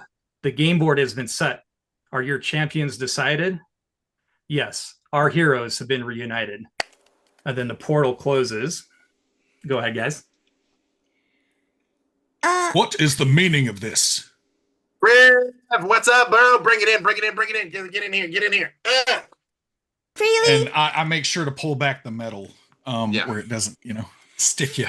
Freely, my dear husband, don't Yes. forget your daily foresight. And Penelope is going to touch Freely and give him foresight. So for the next, and it's going to take an hour. So she's kind of like going to hug him. Or sorry, not an hour. It's a minute. It's a minute. So she's just gonna hold on to him and like on his back, like a backpack. And for that minute is casting foresight. So for wherever we go, that's kind of what I'm doing. Hey, you guys, don't forget. I can kind of see the future where this is, it's gonna be like old times. Actually, it's, woo, okay. With that, Alindra will also roll her portents for the day. Oops. Smart. 1, 2. Or Kira, we left Daisy and Walton with you. But if you're here, where are our children? If you left them with me, then that was a while ago, because I came here. It also was very irresponsible. It was like the most responsible. It's Orkira. Yeah, I take offense to that. Like, I'm very responsible. Why would you? Thou dost live a highly risk-filled life, Orkira. But I don't bring the kids with me when I'm hanging out with all of you doing the high-risk things. Wait, then where are the kids? Where are the kids? At Faycare, aren't they at Faycare? Thank you, Alindra, for putting the fake hair together for us. Of course. Everyone should be able to do the things they want to do with their day. I still don't know why you think the Feywild is any safer than my volcano, but okay, fine. There's a number of reasons that we don't have time to discuss. Hey, you guys, there's some weird like god chess thing happening. I never paid attention when Alindra tried to teach me that. I just wanted to play with the pieces, but this is looking relevant. Yeah, those two people. Did anybody know those people? I have not the foggiest. I just heard voices. Yeah. Voices from beyond. So the portal in the roof opens again, and you guys see this cosmic chessboard, and two figures prepare to begin. So what? We'll go ahead, and I demand that thou dost identify thyselves. Void. Laura. I'm sorry, the void is cold and answerless. Hey, Delora, you remember when we met on Sigil and I told you there was like a guy named Briv that was the only paladin that I knew that was a better paladin than me, but I'm not sure he's as good a paladin as you. Anyway, that's this guy. That's Briv. That's Briv Steelmarrow. That's Delora. Oh, I was trying to forget. I am a Behold. far superior paladin than any thou hast met before. Are you prepping to duel me? You're really going to challenge a woman with 4-wheel drive? Okay, first off, that was cool. Second off, can we not do the paladin off until we figure out why the two cosmic beings are asking us to play chess? I've never played chess before. Alindra, can you play? Yeah, I think you Alindra played left. chess. I have played chess, yes. I'm just a bit confused as to why we're doing it. Wait, maybe if we listen to the universe, it'll tell us. Perhaps the gods are asking us, as always. Excuse us, fate. What are we supposed to do? You guys are observing the two cosmic beings starting to move the pieces across the board. And where are we right now? We're just like chilling, like staring at it. Linda's commenting about looking up, watching this happen. Oh, it's above us? Yeah. Mm-hmm. Can we get in there? Yeah, Not you're we like in like this is a pocket dimension, right? And you're looking into another plane. Probably breaking some rules, but it works. I've heard about this. Maybe we weren't asked to do anything. This is I've heard about these things. They just like project what other people are doing and you just watch it. It's like scrying except for whole masses of people. That I got really confused. I thought this is just to us. This is broadcasted entertainment. This is BE. Alondra. So we should sit and watch it? Alindra made a significant point a lot of times that nobody could see into the magnificent accommodating abode. And that I'm seeing something. So. But they're not, I don't think they're seeing into here. I think they're just broadcasting. Well, it felt like that until the black pawn took a white pawn. The area around you starts to shimmer as you start being transported into the battle map. Oh, crap. I was wrong. I was really hoping. Like a split second before that with the foresight, I'm like, actually, no, we're about to have to fight. Okay, here we are. Okay. Oh. Wow. You guys should be able to zoom out a bit and you'll be able to see a nice desert map. Oh, I see it down there. You guys, it's exciting. We have another adventure to do.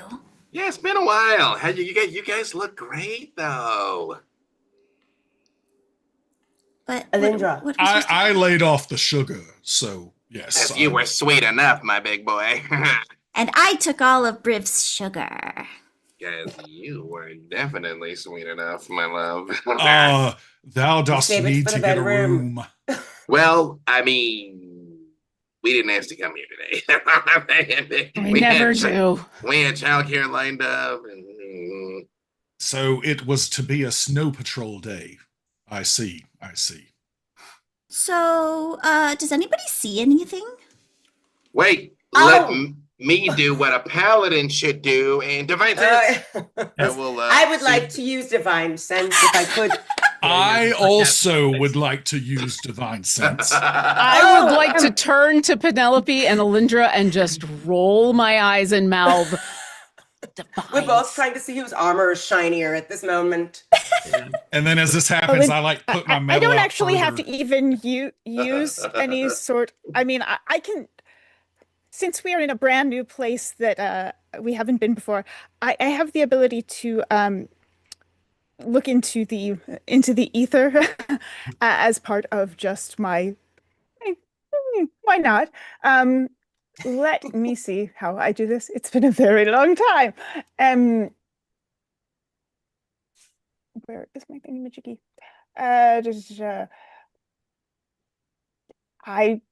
My third eye.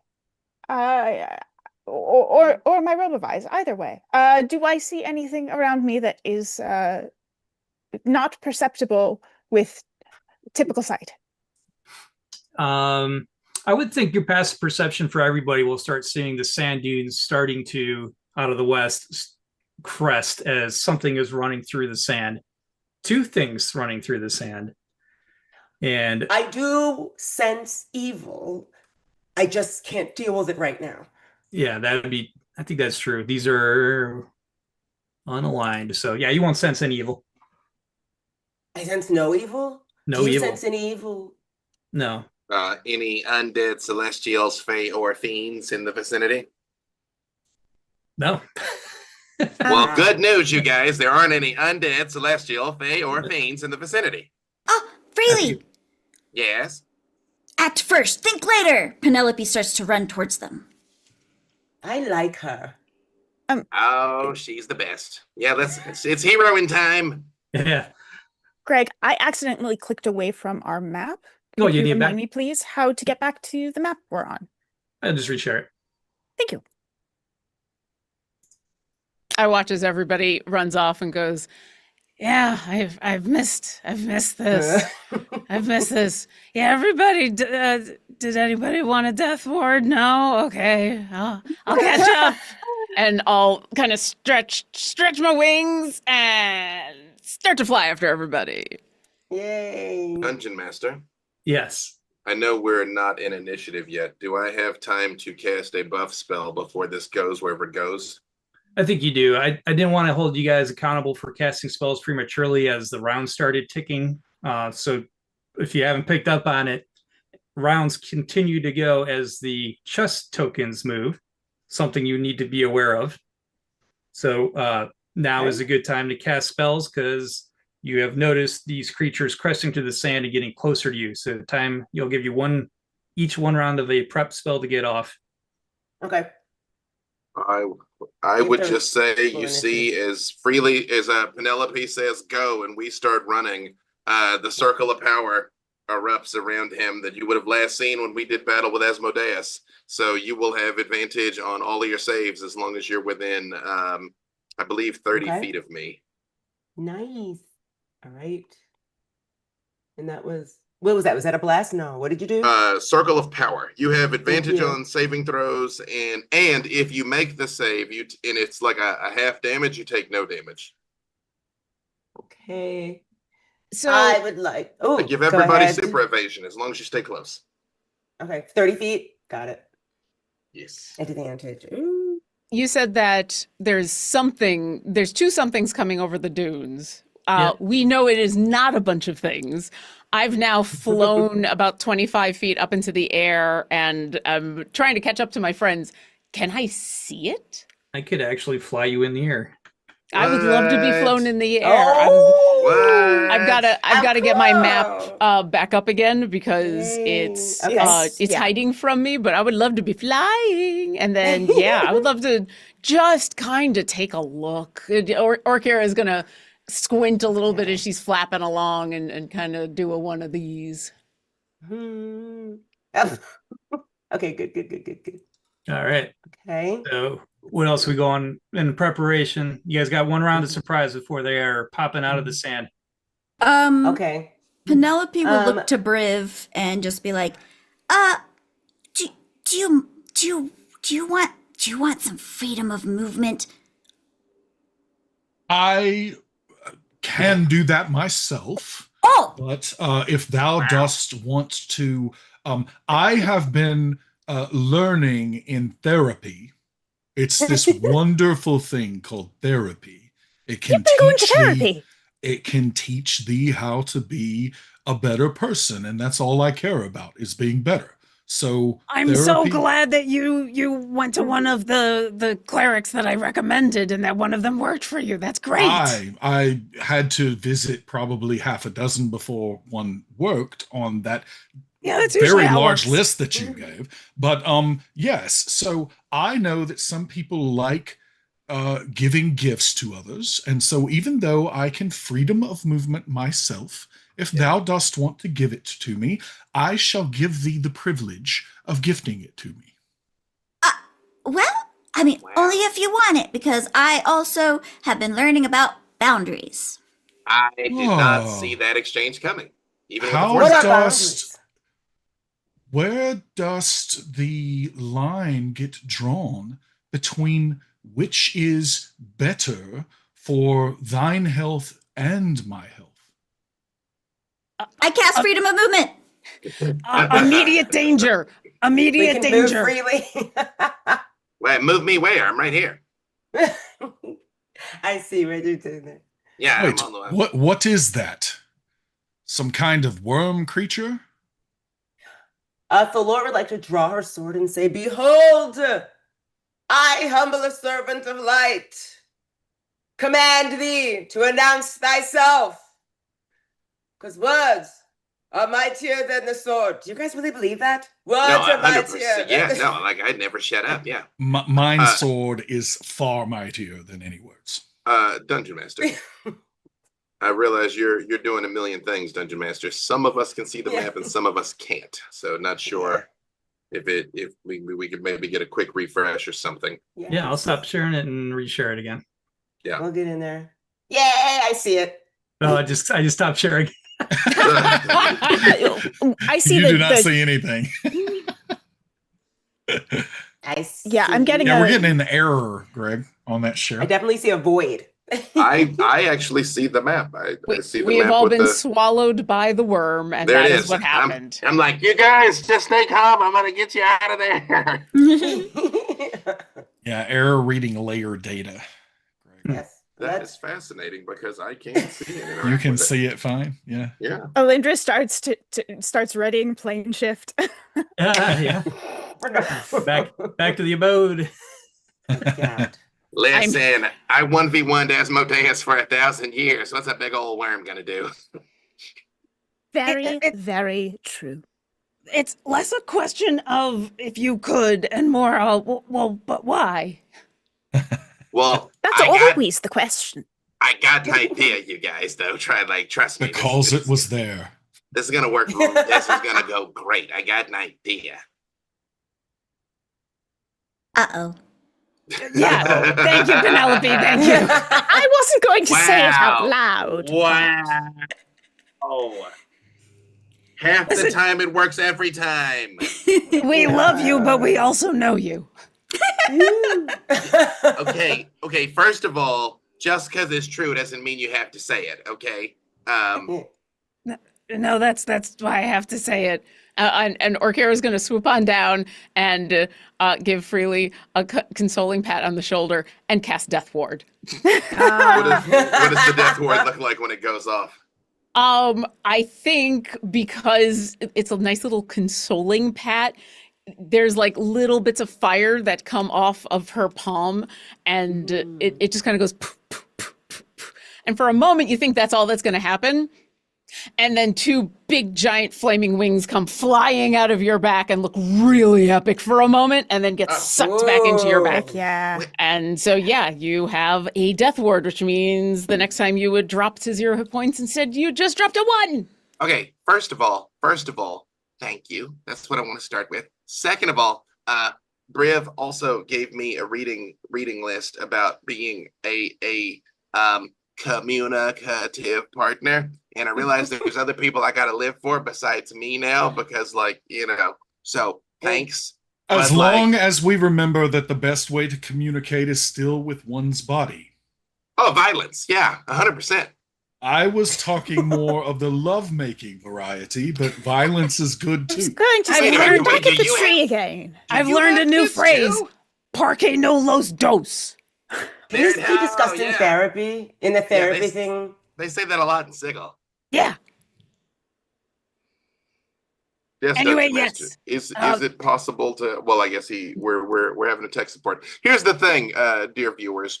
We are on so many different technical environments. We got laptops, we got desktops, we got Macs, we got. We're also in two different countries and multiple different time zones. Yeah.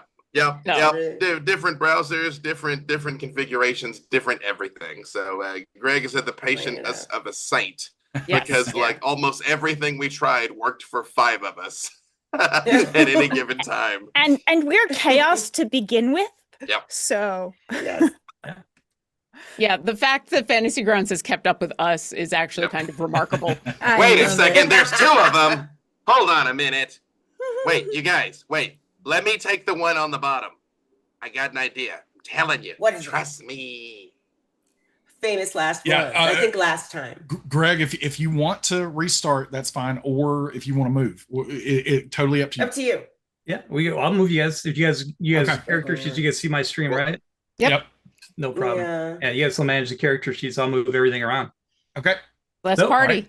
Yeah, these two worms come crashing out of the sand. Roll for initiative.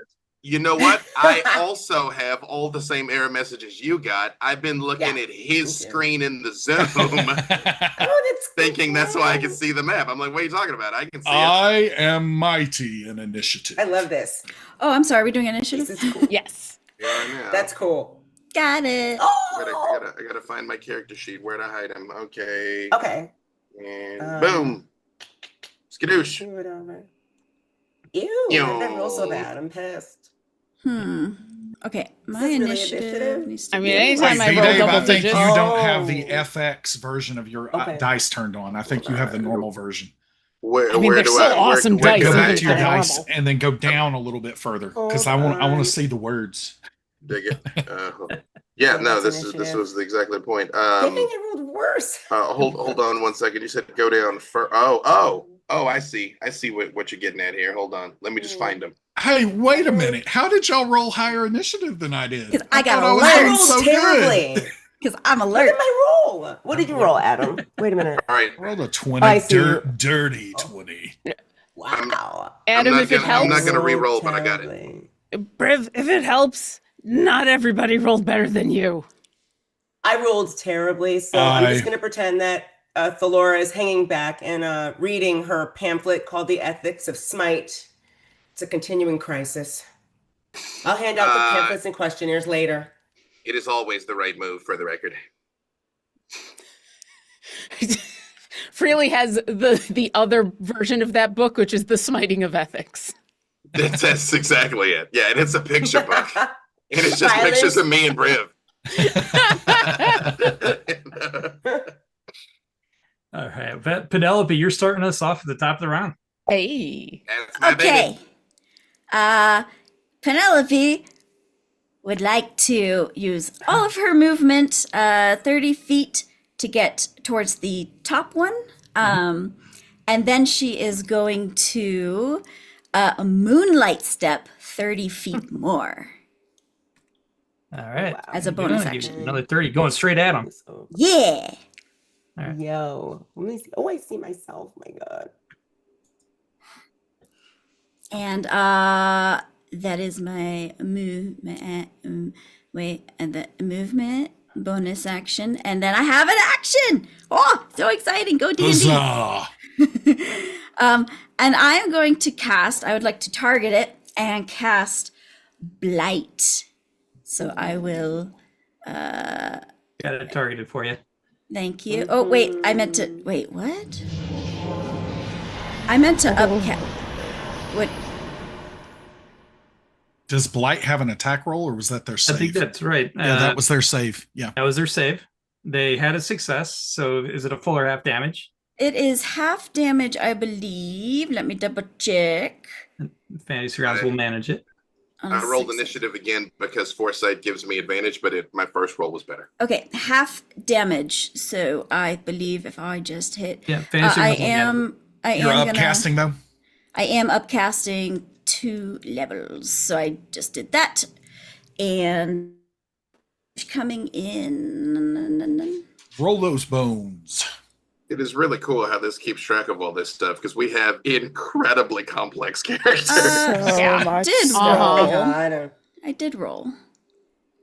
Should I roll again? You try to find a place that isn't on something. Sometimes if you try to let it go over Yeah, don't do something, it on your sheet. Drop it on the map or in the chat. Ooh. Okay, I rolled on the blackness. The dice disappeared. Let me try over here. 1, 1, 2. And yeah, just there we close go. the blackness. Yeah, there we go. Yeah.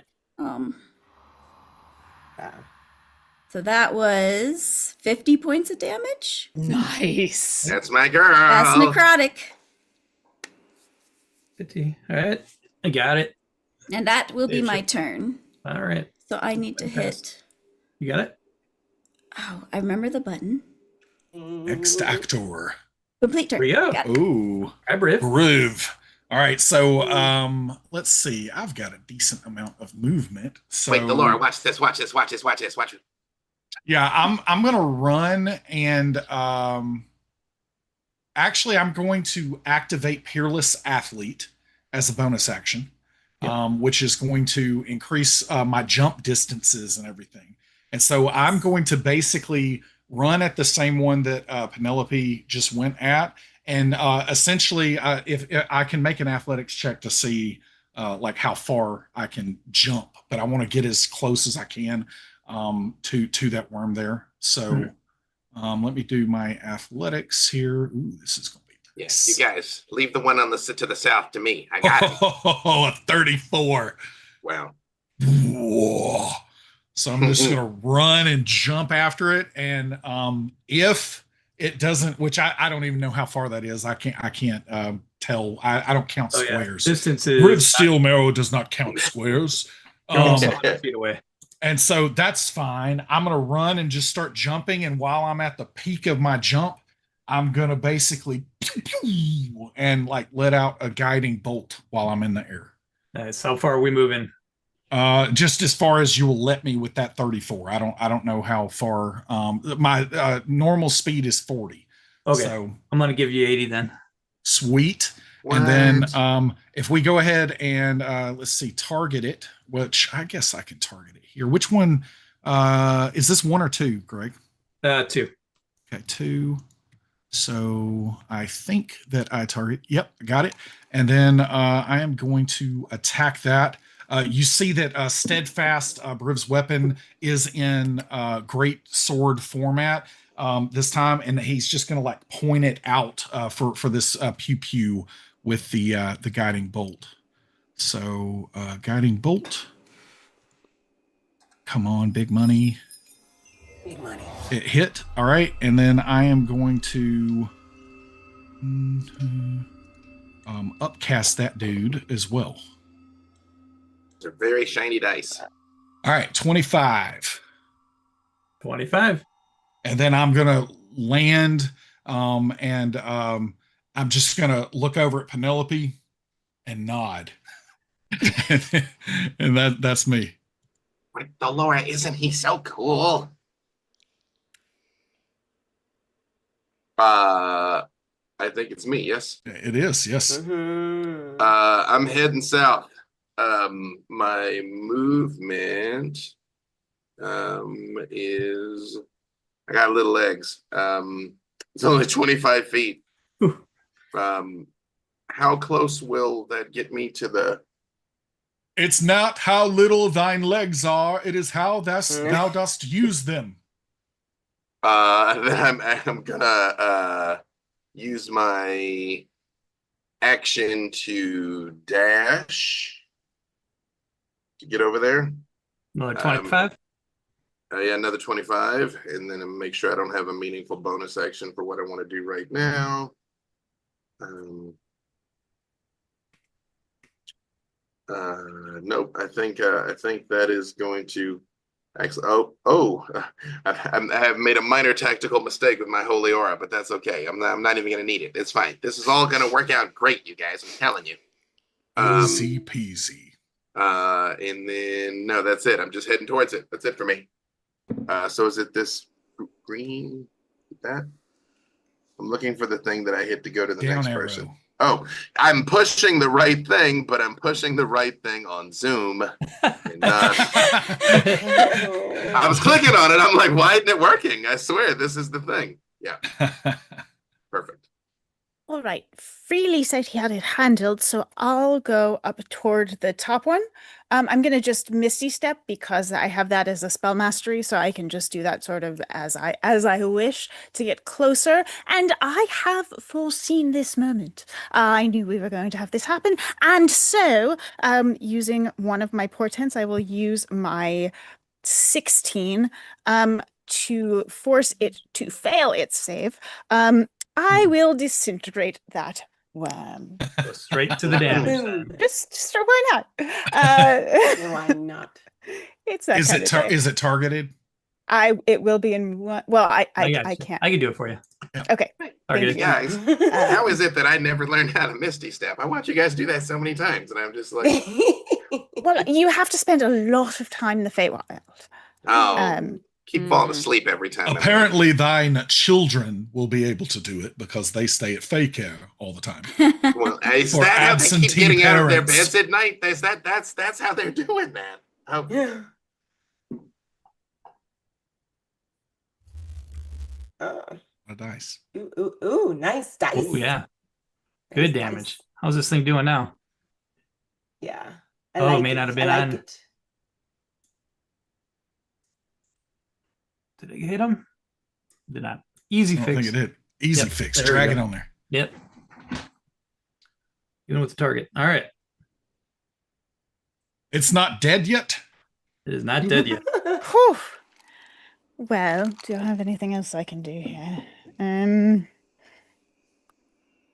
no.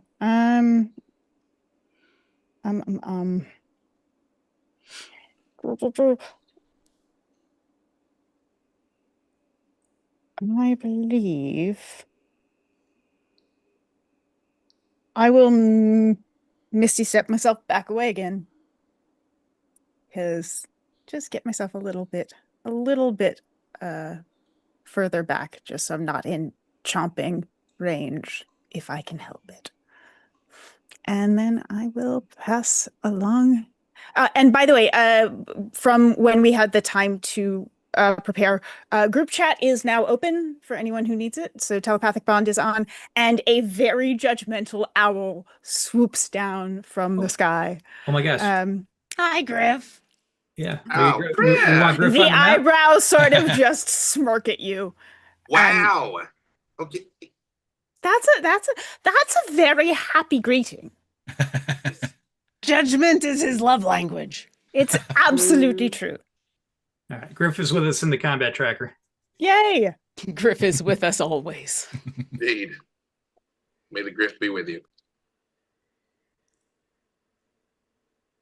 Griff will generally be assisting. Just assume Griff is offering the help action unless I declare otherwise. Okay. Yep. Okay, who's up? It's me. I would like to move as much as Freely is like, let me solo them. And I do kind of trust Freely. No one should be alone. I would like to fly so that I'm within 30 feet of Freely, but also move forward so that I'm within 30 feet of Freely, but also closer to the rest of my friends. So however I get placed there. Be kind of triangulating between the two. Yeah, well, welcome to my life, and where being a cleric and being a flyer means my life is geometry. Yeah. And the one that everybody has been kind of hitting up top, how hurt does it actually look? Yeah, so on the fantasy ground scale, it's in about the halfway. Easy. Okay. And as I swoop on closer to Freely, I'm going to say, would it help to make it easier for you to hit this one that you're going after? Nope. I mean, if you could help me move, that'd be great, but otherwise, nope. Okay, I can try, but for the moment, how far away am I from the one up top at this point? Looks like about 80 feet, give or take. Oh yeah, then I think I can still do this because Guiding Bolt has a range of forever. I'm going to target that one, and I'm going to cast Guiding Bolt, and I'm going to upcast it. I'm going to cast it to 5th level. It's not going to kill it, but hopefully that'll help my friends. So is it targeted? I did target it for you, but... Oh, blessings. So it is an attack roll, so here we go. Well, that kind of stunk. Does a 15 hit? No, that's a miss. Yeah, I think Orkira's doing the back and forth. And then, so shot goes wide. Oh, wait a minute. Well, did anybody else attack? Did Disintegrate have an attack roll? No, that has a save. Okay, so I hit it with a guiding bolt, so this would technically be the next attack. So theoretically, you would have advantage. Oh, Ooh. Okay. I'll try it again. Teamwork makes the dream work. Hey, remember earlier I was just like, Orkira could use all the help she can get. Orkira can use all the help she can get. She rolled the same thing. Yeah. Listen, there are reasons that most of the time what I'm asking is I heal people. Great. Okay. No, Really? when we said left, no, my left. No, not your. Oh, okay. All right. I'm flying. You need to do things in 4 dimensions. So yeah, I'm just going to stick by Freely and remember that I'm a healer, not a damage dealer, and I'm going to be done. And so, yeah. I would just say. I love that thou dost think that 4 dimensions is flying. Instead of time or whatever it means. I would I also just- like to remind you that Orkira has an 8 intelligence, so thank you. Also, in the group chat, Freely, who does not realize that we've been connected, is like, "Oh man, this is gonna be so cool. They're gonna be so impressed. Like they don't dare." You know, like I got it. And you hear back, Freely, we're always impressed. Absolutely. Are you my conscience? Yes. Freely yes. also has an Freely, I am your conscience. And Alindra starts to like kind of really love this idea. Like, just filing that away. I say to thee, nay, worm. This Well, is bad. The worm roars, trying to bite you, and it'll slap its tail at Penelope. So, it's bite attack. tell it that the spice must flow. Miss. Where are your Chris hooks? All right. And the tail attack on Penelope. Oh, the dice that? gods. There you go, baby. What was it? What a pitiful little worm. Wait, what was Went it? out of order. 2, I think. Oop. You got a reaction? I do have a reaction. Sorry, what was it wasn't a crit, was it? It was a miss. It was the opposite. It learned how to roll from me. Oh, it missed me as well? Yeah. Oh, okay. Then never mind. I'm okay. Yep. Moving on. This is where I'm going after Freely. I get 50 feet of burrow speed, so I'll get right up on you. Hey, how you doing? It's disadvantage to attack, by the way. Yeah. So I knew this was coming. Yeah. Thanks, sweetie. Got it. Yeah, no need to come to it. It'll come to you. All right, bite attack. Oh, it's at disadvantage, right? Yeah, disadvantage. Oh, it shouldn't matter. Oh, well, that's Next attack. We know that. We'll know it doesn't matter if I roll. So I got disadvantage selected. There we go. Cheese. Great start, guys. All right, natural. That's a one. I'm very inspiring. I get so close to it. No, yeah, no, okay, good. Yeah, I get so close to it. I'm like, oh my God, you're right there. Oh yeah. No, hey, Delora, watch this. You know, I'm like right up next to this thing. Yeah. Okay, let's see. Delora is going to. Or wait, how far away is that thing from me? About 40 to 45 feet. Wait, no, leave this one to me. No, don't hit it. Thou dost have a speed of 40, surely. I've got a plan. You have a plan? Yes, it's gonna work. It's gonna be so good. Behold, Valor, now with twice the leg count. She's going to gallop like 90 miles an hour toward the thing to be within 5 feet of it. And since I'm right there, I don't need to bless anything. Okay, first attack is as she's running toward him, she's brandishing this massive sword. I mean, it's bigger than she is. She has a spear as well, but this sword is massive. And it is her Holy Avenger greatsword, and she's going to swing it as she's running toward it. She's doing all these like machinations with it that look really majestic, because she's like one of those like those horses that are palominos, but they're really no. She sees Freely waving his arm. She's like, what? I'm doing a thing. Okay, all right. You know what? You're your own person. You're your own paladin. It's fine. Wait, that's right. You're learning, Freely. Your conscience is telling you you're learning. It's consent is sexy. Yeah. Mm-hmm. He's learning how futile it is to tell a paladin not to do things. I got so close. It worked on Brib. I thought that we were there. So true. And besides, he started it. I didn't. I did nothing. All I did was stay in my room, and then he opened a hole in the ceiling. So it's not my fault. Behold. And she's gonna swing her greatsword. Let's see if I can. Oh God, I just closed my window by mistake. That's my fault. What are you trying to do? I am going to swing my. Well, of course, I'm smiting. I'm going to searing smite at this thing because now I'm within 5 feet of it. This will be fun. Let's see. Okay. I'm gonna put searing smite on you. Yes, a searing smite at him for attack number 1. Here we go. And it is set for you.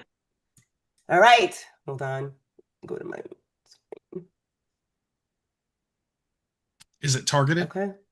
Yeah. Yes. Yep. Now it is. I'm just slow because I have Caught it. 15 screens open. Perfect. All right. So I can just go. Hold on. Oh my God. I screwed it up. That's my fault. Okay. I'm going to do it at this, and then I'm going to upcast it. Oops, that was.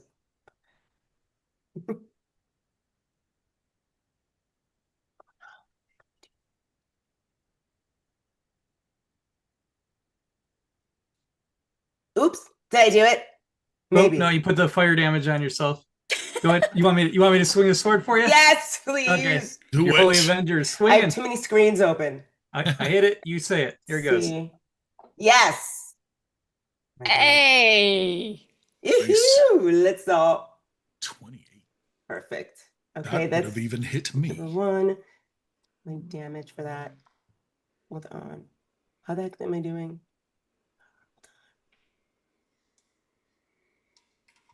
I can't click on my thing. It's my fault. My screen is like glitching. Hold on. It seems like there are a bunch of websites that are having some issues today. So I don't know what's going on with my stuff. It's All my right. Yeah, fault. Greg, you can just.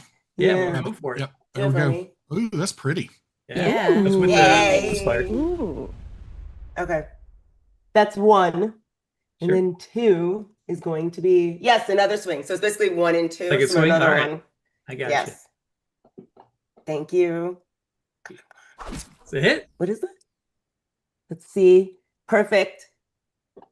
And Let's do Ooh, it. low die. Hey, every Awesome. hit point counts. Yes.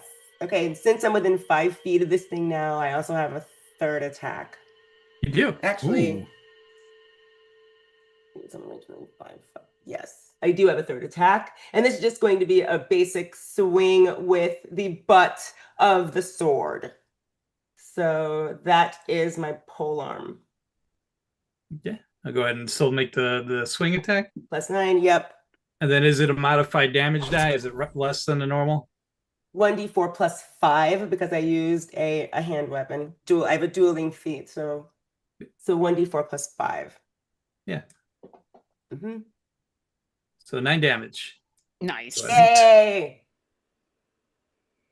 I'm sorry, I didn't mean to do that. All right, that's perfect. Yes, you did.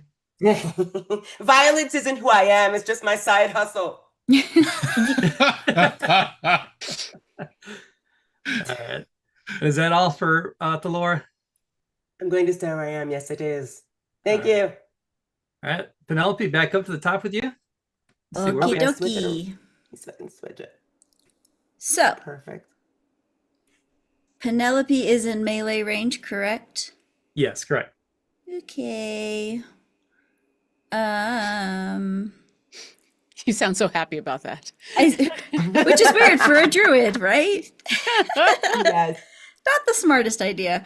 Penelope is going to just cast Moonbeam on it at 3rd level. So let's see here. So it's a save. Oh, I see the cast buttons over here. Mm-hmm. All right, it's saved again. Okay, I'll just double check. I think it's still half damage. So this moonbeam, this shining light, is gonna just be a cylinder over it. It will take Constitution saving throw. On a failed save, creature takes 2d10 radiant damage. So that's if I'm gonna upcast though. Where's my button? There it is. Okay, so I'm going to grab this and upcast to 3rd level. Oops, wrong button. 1, 2. Okay. So it'll take half of that. Did it go? Nothing yet. Oh, okay. Let me try again. I'll try to roll somewhere else. Right there. There we go. Damage. Heavy. Oh. Whoa, Doc, this is heavy. You got dropped on freely, I think. What? Oh, freely, no. Wow. Sorry, Domestic honey. dispute. The safe word is pineapple. Oh my This is god. number. Yay.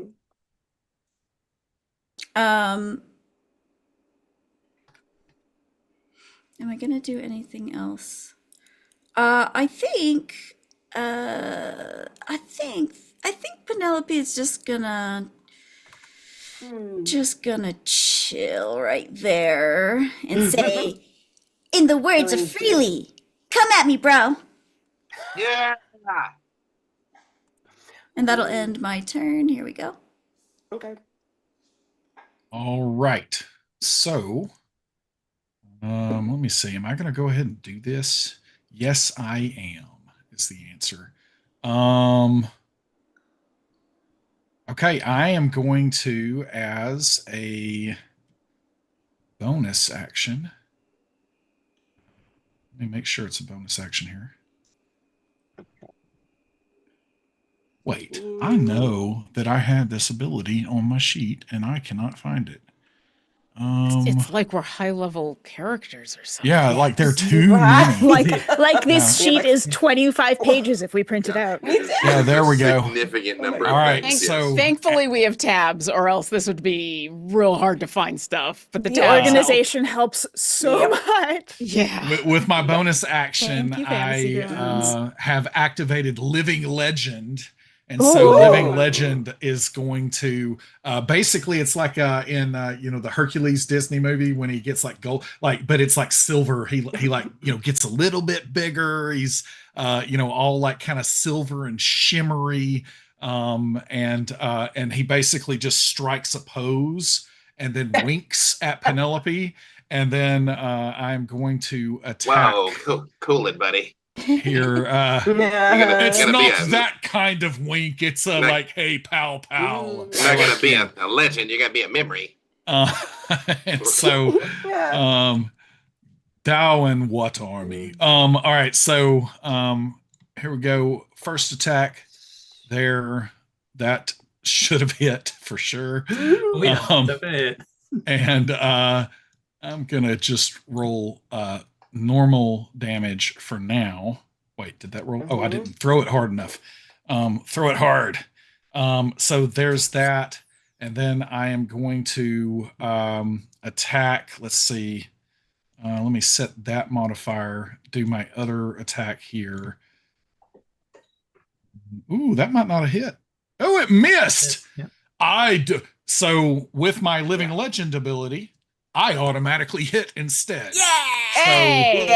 So Nice. I literally cannot miss. And so I'm going to this time I'm gonna hit with this here. Oh yeah, 2024's got me screwed up on smite. I can't do that until a bonus action. So that's what I'm gonna do there. That's gonna be my turn. But I've got some stuff queued up for next time. Are we 2024? Because no, you're whatever you want to be. All right, now I'm 2014. I just already updated Briv a while back, so got it. Yeah. Now I'm definitely staying 2014. My turn. No, it's better for you. Yeah, so yeah. It's you. I just sort of stand there next to this thing and look at the lore, and I go, "Charm monster," but it gets advantage because she hit it. So that's what I was gonna do, honey. Yeah, I'm gonna get this one for you, baby. We gotta catch them all. Wisdom save. I'm catching a purple worm for my lady love.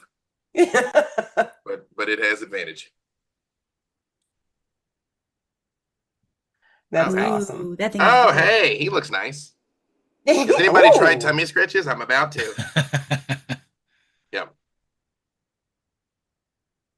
Make sure you're targeting. I got you targeting him. Yep. Charm monster. Wisdom 19. Yay! Maybe he'll be our friend. Push the button. Wait, me? Oh, got it. Can you find it under spells there? Yep. We're about to try. Let's see. Phenomena. All right. That's my favorite song. Oh no, that's skills. Is it here? Oh my God, Hope, your mug is so big it makes you look tiny. That's the whole point, because I'm a halfling. There. Boom. I gotta find it in here. I have so many things Freely can do. That view is so freaking cool. That side view, like the 3D pop-up, that's really cool. Yeah, it is. We I got like the, that the view. flying. Or Kira flying over there. That is really neat. That's so Really cool. cool. I mean, we should have swapped to this view when Briv was jumping through the air. Yeah. Yeah. Is there a search function for my spells? Not over there. Most characters don't have that many. Greg, can you find it on there? Yeah, what are we doing? Wow. Charm Monster. It's level 4 Charm Monster. Is he It's charming? just I get my spells from so many different locations. I think it's under Yeah, my you have like bard 8 spells. classes. Well, you There are know, only 12 in the game. I just A lot of do spells. things, okay? Yay. That was Actually- such the best underhanded compliment Yeah. to this game. It is actually possible that my Charm Monster did not make it over onto this sheet, but I Oh. absolutely Trying have to it. cheat is basically I what you're saying. absolutely, I can cite my sources, sir. There we go. I got a charm out there for you. I've got receipts. There's one. All right, and then boop. Although it's I guess I need twice because he's got advantage. Ooh, it failed. Well, I gotta see. Let's see wait. if it fails. Ooh, it failed twice. Hey! Woo! Then go ahead and apply the effect on it and make it charmed. Come here, you big old silly boy. Yeah, you boy.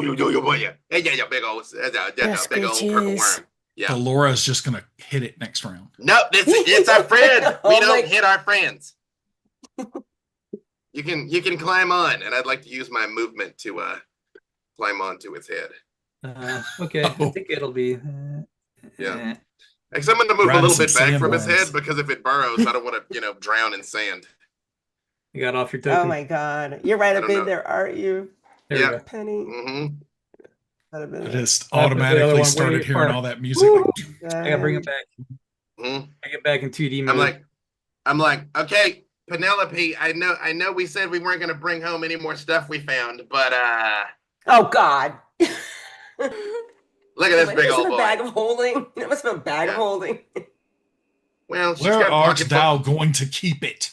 You don't want to know how many lizards she has in her pockets You're right not going now. to visit. They have an entire menagerie in the backyard. Yeah, This if one you is big, though. if you have a question about the who, what, where, when, why, or how of these purple worms, trust me, they've already answered them. Kinda. I'm gonna Or I've name stopped this one- asking. I'm gonna name this one Keith. It's a shout out to a homie. Langley? Theoretically, I guess it'll move on the worm's turn. So that's it for me. The sleeper has awakened. I mean, certainly, Oh, sorry, if gotta we've go. decided that these are, turn. if we've decided that these are going to be friends now, why don't we just make sure that this isn't a problem and we just can table the matter for the moment and discuss what we'd like to do. So I'm going to let's just give ourselves a moment and banishment. Why are you sending him? So it's a charisma save Yep. And which one are you doing it on? on That the big one. one that's not charmed. One that's Big not one. cheating. So I'll Don't do it to I'll Keith, Misty I step will in miss to get him. close enough. So on you where are you? You're way back here. Yep. So on your sheet, we'll get the charm. You got the cast off, but I need to get Yay. or yeah, banishment and keep. Yep. It's a level 4, if that helps. Yeah, went too far. Second from the top on level 4. Gotcha. There he goes. I failed. Excellent. Hey. So You. it is now in a harmless demiplane. If it's native to the plane of existence we're on, and it's incapacitated until the spell ends, unless otherwise, if it's native to a different plane rather than this one, there will be a lovely faint popping noise, and it will be returned to its home plane. And then it if the spell ends before a minute passes, it comes back. Great. Otherwise, it's home. So this is a conundrum. You guys are not operating in its home plane. It was summoned here to this game. So Then it was sent goes home. Yep. Yep. Yep. So he's gone. Lovely. This is a great place. They just Briv looks Sandworm. around and sees that there's nothing else to kill anymore. I was killing that thing, Alindra. I understand, but Penelope's decided that they're friends now, so I figured maybe we don't. Penelope would have everything be a friend, even things that try to eat Penelope. Understood. Is that true? Yes. She made friends with Tiamat. She just has a way with people. Yeah. Well, Penelope, I think let's use that superpower that you have, and can you talk to the people playing the game up there and ask them to stop doing that? Okay. Excuse me. Now you have to talk as the snake, Greg. Oh wait, we're still in initiative. I can't talk yet. Yeah, does it hiss? I don't know what. Yes. I don't think I see snakes. No, you were trying to talk to the cosmic beings, right? Yeah, I was asking Penelope to. Yeah, I was assuming. like, wait, is this a snake cosmic being? Oh no! No, I talking about the worm. Purple worms don't talk. They have an intelligence of 1. All right, I so mean, yeah, but Penelope just can talk looking to down at Ed. you, yeah. Yeah. Yeah. So yeah, I will I say mean- immediately we're just like burrowing and jumping and burrowing and jumping. And you're like, If it's possible, I would like to begin to work on legend lore now that we are sort of a little less immediately threatened. I think we're still in initiative though. We are. Okay. But Okay. It's a. I mean, if it seems like we've got things under control, I'll start moving to try and figure out more about what's going on. Are we moving on here, Greg, in initiative, or are we out of I rounds think now? it would be a good. This would be because this thing is charmed. How long is it charmed for? An hour. Okay, then it's longer than the game is going to last. So Yeah. we'll move on. Functionally forever. I gotta I hope. wasn't picking it up until then. All right. Same thing as banishment. Okay, cool. Get out Yeah. before he comes back. I guess if we're still technically in initiative after suggesting to Penelope to converse with these folks, and then oh no wait, having fun with Sandworm, you're gonna watch as Orkira just kind of rubs her hands together, spits a little bit of fire into her palms, and then just kind of rubs her tongue on her teeth as she's gonna cast tongues on herself. And then she'll shout up at these beings and go, "Hi, so why?" One word. Get a She has dismissive to wave. spell for one word. Get a dismissive wave. Dismissive wave. Wow. Wow. That sounds like a spell or Alindra would cast dismissive wave. Yeah. Why? Excuse me. Could you be more specific? Yeah. So let's get you off this map and back into the Alindra's accommodating abode. Wait, does my worm come with me? No, the worm will be left behind. It will have fond memories of his new friends. Oh.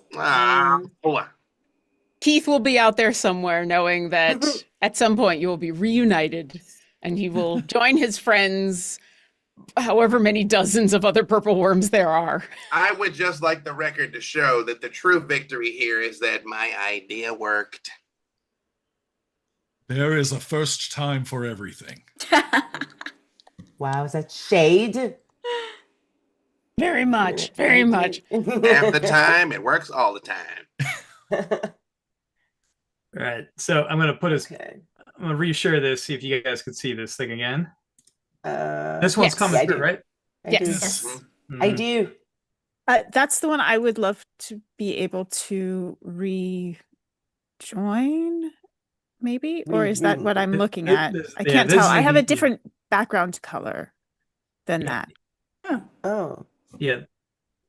Yeah, I think we're having some skybox issues at the moment. Yeah, the It's new chessboard I feature can see. On the stream, today. it's good, so we're good. Yeah. Oh, okay. Yeah. Oh, then that makes sense. Then I'm seeing that as well. Excellent. Yay. So that's still floating in Lovely. a portal up above us? Yes, it is. You guys returned. I did put you back in Melinda's accommodating abode. Okay. You are going to rest and relaxation, but rounds keep ticking. Ooh. So Well, I don't think you guys took any serious Maybe a little bit. Freely, you got chomped. No, I didn't. That was Alindra. Oh, no, that was or no, who was it? Who hit or Kira or somebody hit Freely with something that It was me, but it was Listen, I missed. Let's see. I missed like you wouldn't believe, but I did not actually hurt anybody. Okay, come on, come on. I'm gonna go ahead and keep working on that legend lore if I can while we're here, and see if I can call to mind anything about stories. Alindra is an anthropologist and loves folklore and myths and legends. So that's one of the things she collects from all over. So if I've ever heard of any stories, any lore about something like this, a great game between two beings like this, or anything about this dimension that seems familiar to a story, I would love to try and catch that with legend lore. Yeah, so there's do you have to do an arcana check at all on this, or is it automatic? Is it It is, let me look up the spell. It's While you're sorting that, Freely would look at Penelope and be like, "Hey, I was like, hey, you big old boy, you want to be friends?" And he was like, "Yes." Like I'm like, if like you just ask and people want to hang out. Like I've been watching you do this for years, and violence doesn't always have to be the answer, unless, of course, the words hurt. Then they deserve to get kicked. No check. It's I'll drop it in the chat. Oh, I got you. Yeah. So without, I would say what you are aware that different deities, they come to terms and agreements that may sound fickle to mere mortals, although you may not recognize these two in the clouds or in the stars. It strikes you as this is a game of that has been agreed to meet upon in certain periods of time. What would be maybe millennia to mortals, this is days in the life of a god, right? And you are experiencing this because your plane of existence in this pocket dimension in your abode is whatever the one they're fighting over, but they fight over it through chess. At least today they do. It seems like they get to pick, the challenger gets to pick what they're going to play. That's how it kind of opened. But okay. So, and I call up to them. Would it be helpful if we helped you with the chess strategy rather than going to combat to the death?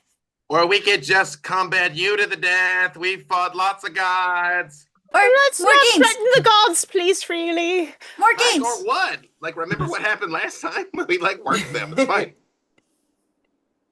We beat that devil. I'm not worried about snooty teeth drinking chess. 1,000 years. I am pretty much a god already, so I fear. Look at him glowing. Yeah, it's fine. Yeah, you still get that the hand, the wave. And they continue playing their game. I'm going this. The second time we get the dismissive wave, Orkira is going to sigh and is going to fly up through the portal. Can you do that? I have wings. I'm going to try. Is there going to be I another? could probably jump up there, but I'll let her go first.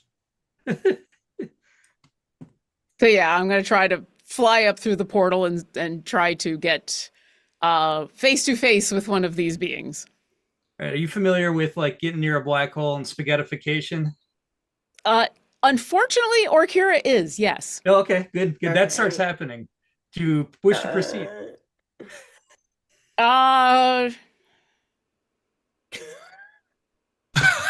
The sad part is she has. Okay. She'll pause for a second and look down at everybody and go, "You got this, Orkira." It is okay. Thou canst come back when I am old and tell me how much you love me. The problem is that my god is dead right now, so it might be a very long time before I come back. So... Wow, that's 3 times. I myself saw the Phoenix get killed, and it was back again. I am sure thou canst live longer than Matthew McConaughey. It will be fine. Yeah. just sit and What's cry. a Matthew McConaughey?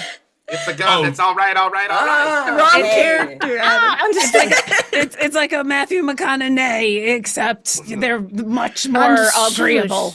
Oh, is that a god of the centaurs? Yeah. The Laura? What? Matthew McConaughey. Do they eat Matthew He is McConaughey? one of the greatest centaurs, actually. He's a good actor, too, sometimes. All right. So Can I still see these creatures through the portal? you can, but you're not getting any closer. You just start stretching out as you go. All right. They've continued to play, and you just, I believe they are beyond us. Who's the closest one to me? What? Like one of us? closest- Or No, one of I these wouldn't creatures. We're talking thousands of kilometers. Yes, but there's Oh. but there is a black hole between us, which means Well, there's actually no space between us. that could be true. Okay. I'm just Oh. trying to, yeah. He's trying to curb our enthusiasm. Yeah. All yeah, right, fine. That's where you want to go. Hey, listen, we're just gonna kill everything on that chessboard and fight you anyway. We could just save everybody some time. Asking if they want to talk about their evil first. I thought they weren't evil. I think they're just boring. I am ready to get back to my home place, and so wait a whatever second. game thou art Would you playing, like me to? And I start to prepare to cast plane shift again.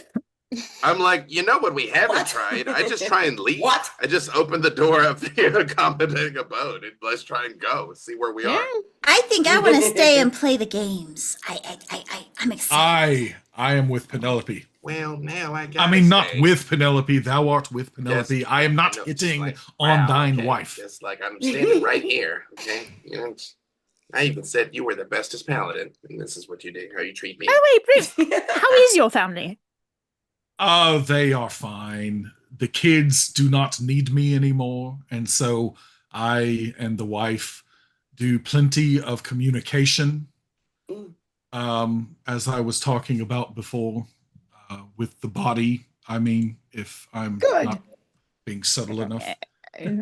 Excellent. I don't know why you need to be subtle. I think that is a beautiful thing. It is. We talk very well. Good.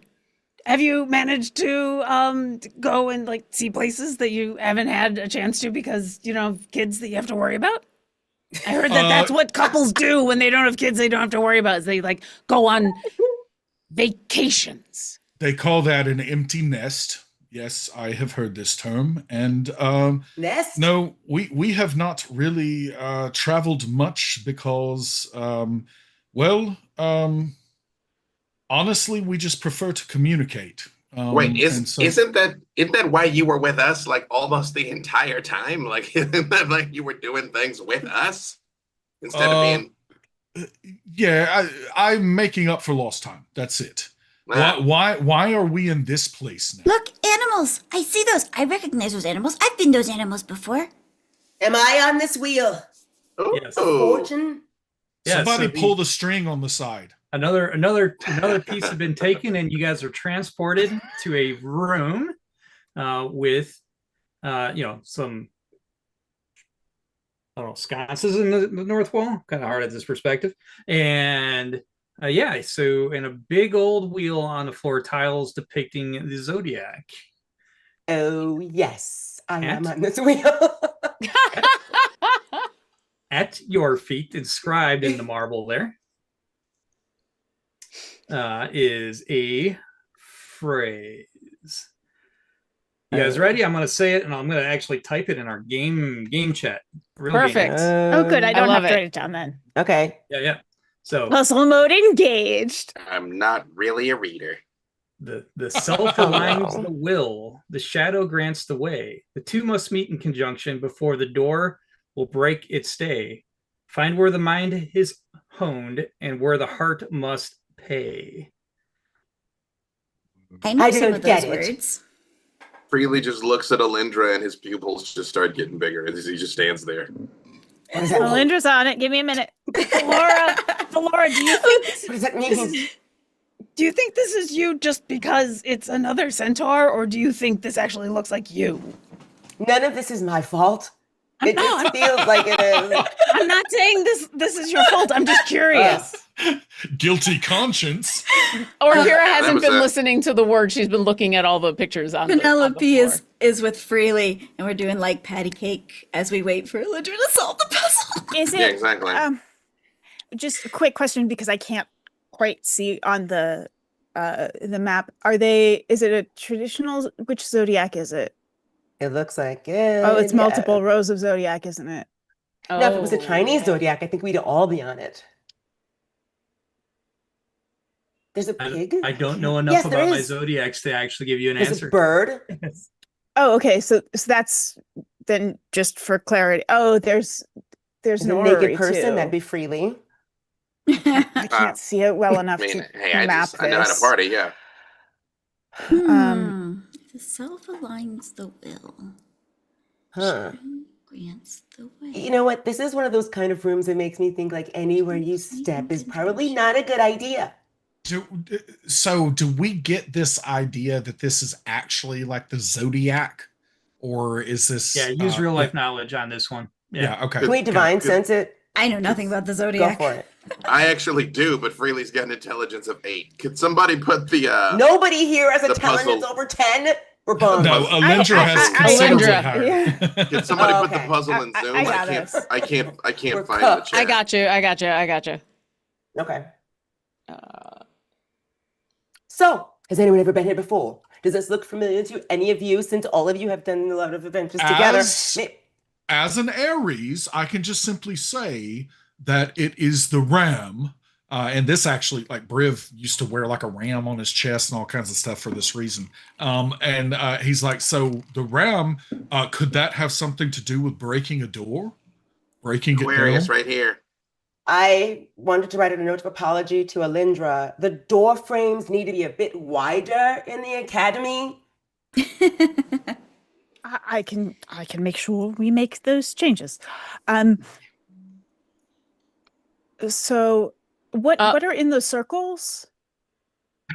Yeah, what are in the circles? And B Dave, just for your benefit, the capitalization is what is also listed in what we were sent, which I'm assuming is important. What? Alrighty. The two must meet in conjunction. The will. Does anyone know anyone named Will? Will. Never mind. I mean, our son's name. So, This is a good opportunity for some skill checks. I'm open to what you guys want to propose. I mean, Oh, I boy. can certainly start did with Elindra's insight legend lore or, ever go off? Yeah, that was it. Just it gave us that gods sometimes get bored and play petty games. I can. Does this seem like it's a religion situation Religion, I'll or a take religion. history, History Arcana? and Arcana. Those are my 3. Oh, okay. Yeah. Let's do a history or an Arcana. Oh, boy. Is there? Do you have a preferred on that? No, it's totally up to you how you roleplay your character. What's best? I think let's go with Elindra likes history quite a lot, so let's try that. While she's doing that, does it look like there's anything else in the room other than what we see on the floor? 28. Wow. Yeah, 28. Give me a perception check. And 28. So you think, or the self-alliance of the will refers to the cardinal signs, Aries, Cancer, Libra, and Capricorn. Oh. Cancer. Not gonna lie, my dude. We'd been here the rest of the night, and I wouldn't have gotten there. I'm sorry, you said that refers to the that refers to the will or the self? Yeah, that's Which the one? will. Is your Aries, that's the Cancer, will. Libra, and Capricorn. Okay. The shadow grants the way. Okay.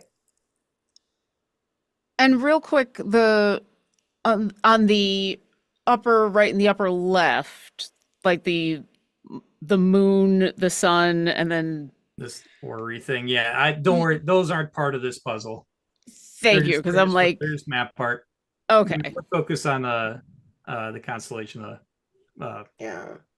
I guess what I'm trying to look for with this perception check is, for instance, I have played something called a video game before, where thou dost put a giant glowing ball in the middle of something and it lights up other things. Like, are there any other implements in the room? No, but each one of these tiles is a pressure plate. Oh, okay. Great. Briv initially goes and just starts stepping on them. All right. Randomly. Wait, just to see what happens. Any one of them? Where's Briv? Aries. He goes to Aries first. Apt. Where's Aries? The ram over there. The ram. Right? Well, I only know that because I'm an Aries. That's Yeah, it. me too. That is the extent of my knowledge of this. All of this. Yeah, All that's right. why I keep saying Aries. A gaseous cloud comes up and surrounds Briv. Briv, you're making a con save.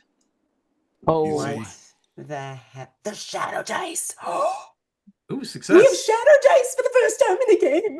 What does that mean? Means the DM rolled. Yeah. Yeah, I know, but we get that. So, Briv, you're walking around in a miasma of something. Does it look like it's actively hurting me or just making me look cool? You resisted it. Okay. When he went to Aries, that happened. I think Penelope will go to what's the twins? Gemini. I'm going. Briv You have is going twins? to walk out of this, but Briv's going to literally just inhale it, and it doesn't bother him, and then breathe it out of his nostrils. Are you smoking here for real? And just be like, I don't know what that was, but it wasn't tasty. Penelope would just be like, the two must meet in conjunction. Maybe the Gemini. Every So, Gemini okay, so ever the- was the insane. Gemini All right. has to be before the doorway. I find where the mind is honed. So No, we haven't resolved. Sorry, go ahead. Oh wait, that's not. Oh wait. So we haven't resolved what Penelope happens will to go Penelope look at here. that. Yeah, Mhm. Penelope's physically gonna go step on it. Okay. Which one? Gemini, That's the twins. I'm looking for The them. twins. I'm gonna guess it's the two fish. I think The they're two under sides here. of- that's Oh, they're under Pisces. there. Okay. Yeah. Two fishes, Pisces. Oh, I see. So- And a gaseous cloud goes off. Oh yeah. Okay. I am immune to poison, if that helps. Well, maybe you should be doing all the stepping, my love. Preemptively. 'Cause, Just you just are, do a round. could you go to why don't we go to just- Scorpio? why don't we wait just a moment until we What can happened? give this just to learn what the- Alindra wants to do this the right way. Okay. Ah. So I suppose that makes sense. I know. How dare I not want us to die again? Yeah, but my none baby of this can't even will get kill hurt by me. poison. It's fine.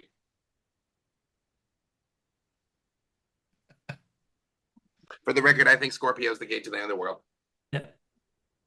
Is it only the outer ring that are pressure plates? It's not only the outer ring. Yeah, these inner symbols don't seem to do anything. So Okay. best to ignore them. Wait, what happened with Penelope? Why is she up there? Yeah, what happened? Nothing? Did she Oh, go wait, away? gaseous Like, cloud? I'm assuming Penelope wanted to keep going after stepping on it. You're gonna dance around. Yeah, all that's of fine. them, That's Penelope? fine. Yeah, she'll just dance through it, kind of wafting it around. oh, and we don't see her anymore? Like- No, I just No. Like she's actually over there. She's like we Yeah, physically see Penelope over there. Yeah. Okay. Yeah. You, Okay. Briv and Penelope are safe outside this ring now. Just got it. Okay. Oh. Got it. Okay. Oh, they got teleported after the poison hit them. I'm assuming. So, well, I know okay. Briv said he was going to keep going. Penelope, I can So- push through. I mean, once you're through, you're fine. Is there anything Well, okay. then? So my sense is that, and I'm just gonna guess here, so please bear with me. That the heart is probably the Archer, the Sagittarius, and then the pay would be the scales, the Libra. Does that make sense so far? Yep. Mhm. This is Jen The guessing, not door? Alindra. Yeah, so no, Jen Alindra's needs to smarter help than- right now.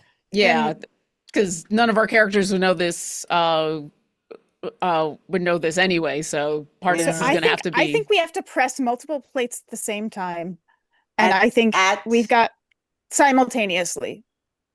And how many And words so are I think, there? And there's 5 of us, 6 of us, 5 of us. 1, 2, 3, 4, 5. well, so I think 6, these are going to be in different sets of things. 3, The 4. mind is honed. Um, Before the door will break its stay. All right. Find where the mind is honed and where the heart must pay. And just to be clear, where Penelope and Briv have gone is just an outer room. There isn't anything out there. No, I mean, they're not. Yeah. Nothing's happening. Yeah, they're just out Okay. of the ring. They're in the same room, out of the ring. That's what I thought. I was just clarifying. Can I still reach this plate? Like, is it still in front of me? The plates are on the floor. Just the tiles are plated, pressure plated. Yeah, I guess what I'm saying is, okay, so my weapon can transform into any weapon. And so I'm going to just change it into the longest weapon, like a pole arm, 10-foot pole kind of thing. And I'm going to just touch it and see if gas comes out. The one you're in front of the 2 fishies? Yeah, sure. Yeah, that one does. Okay. Really? Just collating data, as they say. Huh. Well, can I go step on Sagittarius just because I'm curious? oh, well, Taurus as the bullheaded, maybe. So Yes, mind Taurus is is the bull. Taurus. Ram is Aries. Yes. So that might be honed. What would hone the mind? The crab?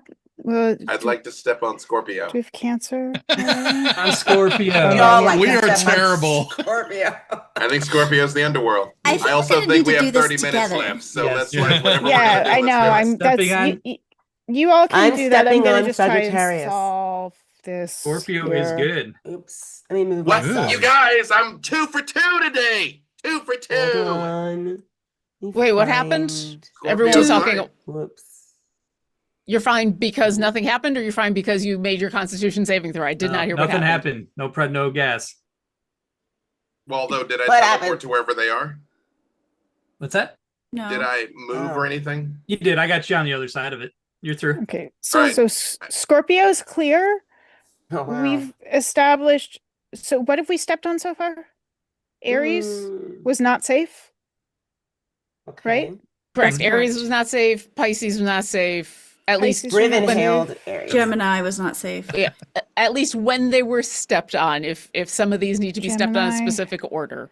Okay, I think then if this means we can get rid of anything that's listed, Yeah. Capricorn, Sagittarius, Sagittarius. Libra, right? Okay. So this makes sense so think- far. So Taurus is no good, and then Taurus, I think no. we're just missing one. I think Oh, Capricorn the is going door- to the be the door- door. Aquarius. Wait, hang on. Let me just give me 1 second. Okay.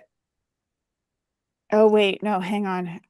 I don't know if there are any. I don't know what the shadow is. I think we're trying to get out of this room. So basically, the shadow was Scorpio. That's why I stepped on it. Scorpio. Oh, wait. So that's good, and then the other ones that are listed are not good. Oh, the shadow grants the way. Wait, it doesn't make sense. The two must meet in conjunction, and the door will open for us to get out of here. Has And anybody perhaps stood on fight Leo? Has someone. anybody stood on Leo yet? No. Leo. Yeah. Try Leo. Well, I'm standing Wait, on find where the mind. Sagittarius. Oh the yeah. mind Well, is what happened honed. with what happened with Sagittarius? What's happening with me? I think Taurus is. Who cares I about see you. Taurus? I mean, well, no, Taurus. Taurus. Well, it depends whether the things that are listed are things we can't. Briv is going to touch another one with I was about to his say I'm gonna mage elongated hand thing. and start touching all Can of I them. use another? Can I use an Arcana check this time and see if that gets me anything? Yeah, you can. Yeah, Okay. y'all are able to do it. Also- Briv, touching this one up here, it does not emit a gas. Ooh, whatever this one What? is looks like it's okay. And I don't even know what 24 that is. What does. is that, a dog? Dog is not this. What are you on, Briv? Another No, goat. that looks like Aries. That I don't looks know. like That looks Aries. like a ram. I Mhm. don't know. Wait, didn't we do Aries already? There's two. I there's don't two know. goat-looking There- ones, there's a goat looking. There are two goats. but that's good. But this goat is fine, and I'm pointing at this one up top. So The and ram I'm just that gonna I like go- touch it, keep touching it with the go. thing. Is the pressure plate going down? It is, and it's not. It clicks just like the Scorpio one did. Although Thalora said a few times she was doing Sagittarius. So how many have been safe so far? Two.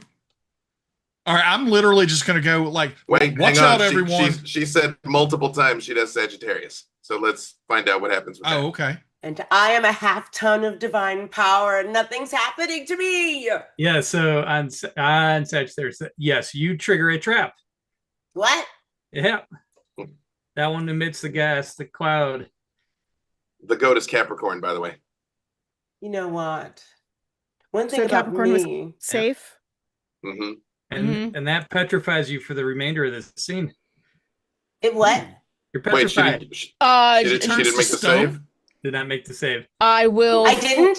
Well, guess what? I'm very lucky. I'm a very lucky person. I've always been a lucky person. So I'd have to have you roll again.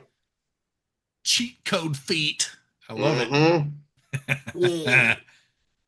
And don't forget, I have advantage on Constitution saving throws because of me. So roll again. I have to reopen my map because I closed it. Hold on. Oh, so Do she you needs to have another re-roll a save? The Arcana from Alinda? Yeah.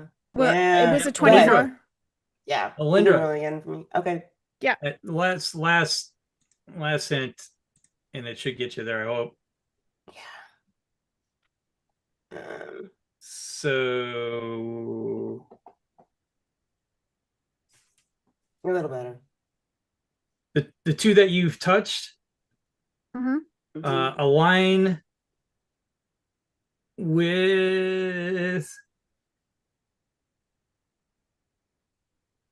here's the rune, this cardinal key, fixed key. The last key is Virgo. Oh. So that's who's gonna do Virgo. then? We're gonna like debrief after to Yeah, figure out I this don't- yeah, puzzle, but like that's because it. I'm curious. Yeah. So, all right. So Virgo is it correlates with the other two. What is Virgo even? I don't know zodiac signs. Yeah, it's Like like which? maiden, which I think is it's the Oh, virgin. okay. Yeah. So which symbol is a virgin? I can't even. The maid. She's it's pouring it's water. the one. It no. it looks like an M with a loop Yeah. on the Okay. side. Got it. Yeah. I love that means the Aquarius other is water. 11 are just like, common harlots. I literally out had here. to pull up a list of the signs. I can't pull it up out of my brain. So what do we do with that information? Yes. Step on it. Yeah, I guess we step on it. Yes. Good answer. All right, that's it. Transports you back to the accommodating abode. Okay. Yes, we did it. I immediately start trying to Excellent. Eldritch First Blast try. through that portal. And I whatever never that thing doubted is. us. I Just never like doubted bang, us. bang, bang, bang, bang. All right. Okay, so the dudes are still above our head, right? With the chessboard. Yeah, game is still going, but the voice I comes. look over at the people who are so excited to fight something, and I go, "You still want to hang out and see what the gods want to do with us?" I tried to leave, and my girl said that she wanted to stay, so my hands are kind of tied. Wait, I hear voices. Always in my Enough head. of Right this. now. She What'd you shouts, hear? shattering all the chess pieces of the ground. It is time to face my champion in their lair. And you guys transport to a new map. I kind of like it here already. This I don't wanna go feels anywhere. like the climax. Well, time not to hold back anymore. Oh no. We were holding back. I mean, I was. I'll get everybody on this. Oh We're gonna my try one more God. share and see if it works, but It says enough of this. It is time to face but- my champion in A there. variety. Yeah, I'm just seeing blackness. Again, have a. No, he hasn't shared it yet. Okay. yeah, I haven't shared it. I'm redropping everybody on just to I see if have they the count. interlude, but Yeah. Big roll initiative. I also see the interlude. Yeah, do we want to do an interlude? You guys were feeling one maybe? No. no, we're They were saying we talking can see about it. the Yeah. Oh, the interlude with the image. Oh, Yeah. yeah, I've already it's, shared it on, we yeah. are back in the void. Yeah. Would it be? It's Would fine. it be? For the Exactly. record, would it be useful for you if I grabbed these error messages as throw-in? No. I know. Well, I know Yeah, exactly we'll what it do is. that. We've added skyboxes, and Greg got really creative with skyboxes, and they look great. And I'm glad everybody on the stream is getting to see it. They look really can't good. see Yeah, it. I'm watching it. Enjoy, you guys. Yeah, they're Sky cool. boxes. Orkira's gonna fly up as high as possible so you can all see all the beautiful sky boxes. Oh. I'm sure it'll be fixed in a day or two. And everybody else can enjoy the sky boxes. Did I hear we're going? Well, I guess you probably should tell us what we're up against before we go back into initiative. Yeah. Hey, but there's some plants here. Home court advantage, baby. Yeah. To a swamp. It is raining out, and you hear the thunder of a ancient black dragon tumbling through the swamp, coming to you from the southeast. Roll for initiative. Woohoo! Oh, it's like the stinky. I'm almost afraid to do this. Hey, not bad. What? I think I did something wrong. I've clicked literally everything but what I need to click. User error. Boom! Natural 20. Hey! Wow. I missed it. What'd your dice do when you rolled a natural 20? I missed it. They this cool light radiated out from it. Nice. It was a natural 20, wasn't it? I thought it was. Yep, it was. Yeah. Yeah? You had a little samurai looking at you. Mm-hmm. I'm getting us out of here. Who was starting us? Freely, you were starting us off. I am. What can I see? You said I hear a dragon. Do I see it? Yeah, you'll see it directly down this alleyway here. About 100 feet, 110 feet away from you is a ancient black dragon. I'm gonna move my 25 because again I got little legs. And again, of the literally 80 spells I've got, somehow Misty Step in any form of teleportation is not it. But you know what is it? Eldritch Blast. Yeah. I'm just like, excuse me, I'd like to talk to whoever was responsible for that puzzle, and I just beams of light start coming out of my eyes, shooting at this thing. So let's see. Let me get my warlock spells. I do head straight towards it though. Here we go. I get 4 beams coming down range. Woo! 21 to hit. Oh wait, I need to target. Could you target it for me too? I got it for you already. Got Two's a a hit. 21, 25. The 21 missed. No. I got 2 hits so far. Oh, whoops, that's the wrong thing. Sorry. There. Number 3. 3's a miss. Oh, barely. Oh wait, sorry, I keep hitting the That's wrong good. things. You've had Sorry, 2 hits sorry. so far, so that's 2 damage. Wait, man, I'm sorry. Blade. Doing everything wrong. No, I'm trying the Eldritch Blast. Actually, if you don't roll any more damage, you're even. You're flush right now. Well, huzzah! Exactly as I intended. Yes. So was that 3 hits? 3 hits and 3 damage rolls already. So for a total of. You're completely done. Yeah, you're. Wow. 3 hits, 3 damage. Let me just check one quick thing before I pass. I'll make sure. Yep, that's concentration. I still got my Holy Aura up, so as I just run towards it, I just say, why don't you pick on somebody your own size? And I believe that is it, because I don't have any other meaningful. Actually, I'm gonna hit this thing with Hexblade's Curse. Yeah, I'm like you. So I just get some bonuses against it. Yeah. Okay. You. I Mhm. like that. I like that. Yep, and that's it. Okay, is my turn? Yes. Yes. Okay. Did you say it was storming? It is. Okay, then I am going to use this storm to call lightning upon it. Ooh, yeah. I think I need to move maybe about 15 feet in order to get in range, but I'm pretty sure it's 120 feet. So because it's already storming, I get an extra D10, but I am also going to upcast this to level 8. So I need it to make a dexterity saving throw. So do I roll for the dex save? You do. Okay. Dungeon Master. Yes. I apologize. I forgot 2 important things. 1, I should have advantages on all of those things because of my foresight. And my Hexblade's Curse, is that something that I mark on the creature, or is like, do I need to, or do I just basically make a note of that myself that I've got it? You make a note of yourself. Let's check and see if you have an effect for it. I'm just crit fishing now. See if because it was the third beam that missed before, I believe. Let's see. I think that would turn the third beam into a hit. Okay. All right, so a little bit more damage coming down range. So instead of 3 hits, it was 4 and no crits. Yep. All right. I'll come out here. The Sirenscape going. It's going crazy. All right, Penelope, that was call lightning. Yes.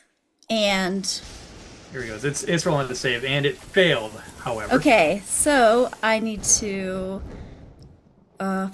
So it'd be 1, 2, 3, 4, 5, 6 extra dice. Roll. Be good. Be good. Be good. Ooh, that's pretty good. What did we get? I don't know. I think you dropped it in the wrong place. I swear it was so good. Take a screenshot. You want to drop it maybe in chat and just roll the dice in the chat window. I did. I swear I did. Okay. Did that go through? Yes. Yeah, go on the map. Yes, it did. There he goes. Holy cow, 49 damage. All right. Pew, pew, pew, pew, pew, pew, pew. Very good. That was my action. And why did you say it like that? Because it was cool. Because it was cool. She's very fancy. Proper halfling. As a bonus action, wait, hang on 1 second. I need one. Is that I think that's it is a concentration. So I'm going to keep concentration on that. And as a bonus action, Penelope goes into her bush and then grows into a mammoth as I wild shape into a mammoth. All right, let's try the thing. You're going to do that. So on your character sheet, I'm going to hit the activate button. Okay. And then people that are watching, hopefully we see you. You are now a mammoth on the. Nice. Penelope Pachyderm. And that will be my turn. All right, Black Dragon's gonna swoop up and fly 80 feet. And yeah, perfect. I get right in front. Oh my god, he's close by. You're moving in? Oh yeah, he's coming in. He's flying in and dropping a nice old-fashioned acid breath. Oh wow. Misty step away. Oh no. Oh, as a reaction? Wow. Yeah. Oh yeah, I have it at will. Because I Misty stepped, I think, too far away. Because I grabbed myself and threw my token. But I'll get as far away as I can because I can boom, boom, boom. I think I get it because it's they get a straight line, not a cone breath. But I got 3 of you. Oh, really? hi. Well, remember, if you're within 30 feet of me, you have advantage, and if you make the save, you'll take no damage. If you're within 30 feet of any of the 3 paladins, I think. Exactly. Well, specifically, I have the circle of power up. Oh yeah, got Okay. it. But you also get a +4 on the save here from my aura. Yeah. So, for protection. Alindra's squishy Within and 30 doesn't feet. want to get hit. All right. Here it comes. Again, acid breath. Freely only got to triple-digit hit points at level 20. Yay. I was within power word kill range for 100% of our fights until the very end. Yeah, don't remind me. Oh, but it worked out fine. So we need to roll at advantage a what save? That means I'm gonna do it again just to get the better of the 2. +4. Do we need a deck save? No. Yeah, It's doing it automatically. Automatically. We have a success. Automatically. Freely, we have a Thor. You had 2 fails. Wait, What's a fail? wait, hang on a Our second. mammoth had 1 fail. Wait, did Freely pass or fail? You're not in. You're not in its line. No, Oh, you are. what? I ran right in its line. He's right there. Yeah, Freely, you had a success. You're good. Oh, okay. Yeah. Not a scratch. Mm-hmm. I'll just make sure you're not targeted. Dexterity. Ooh. I mean, I want to be targeted. You come at me.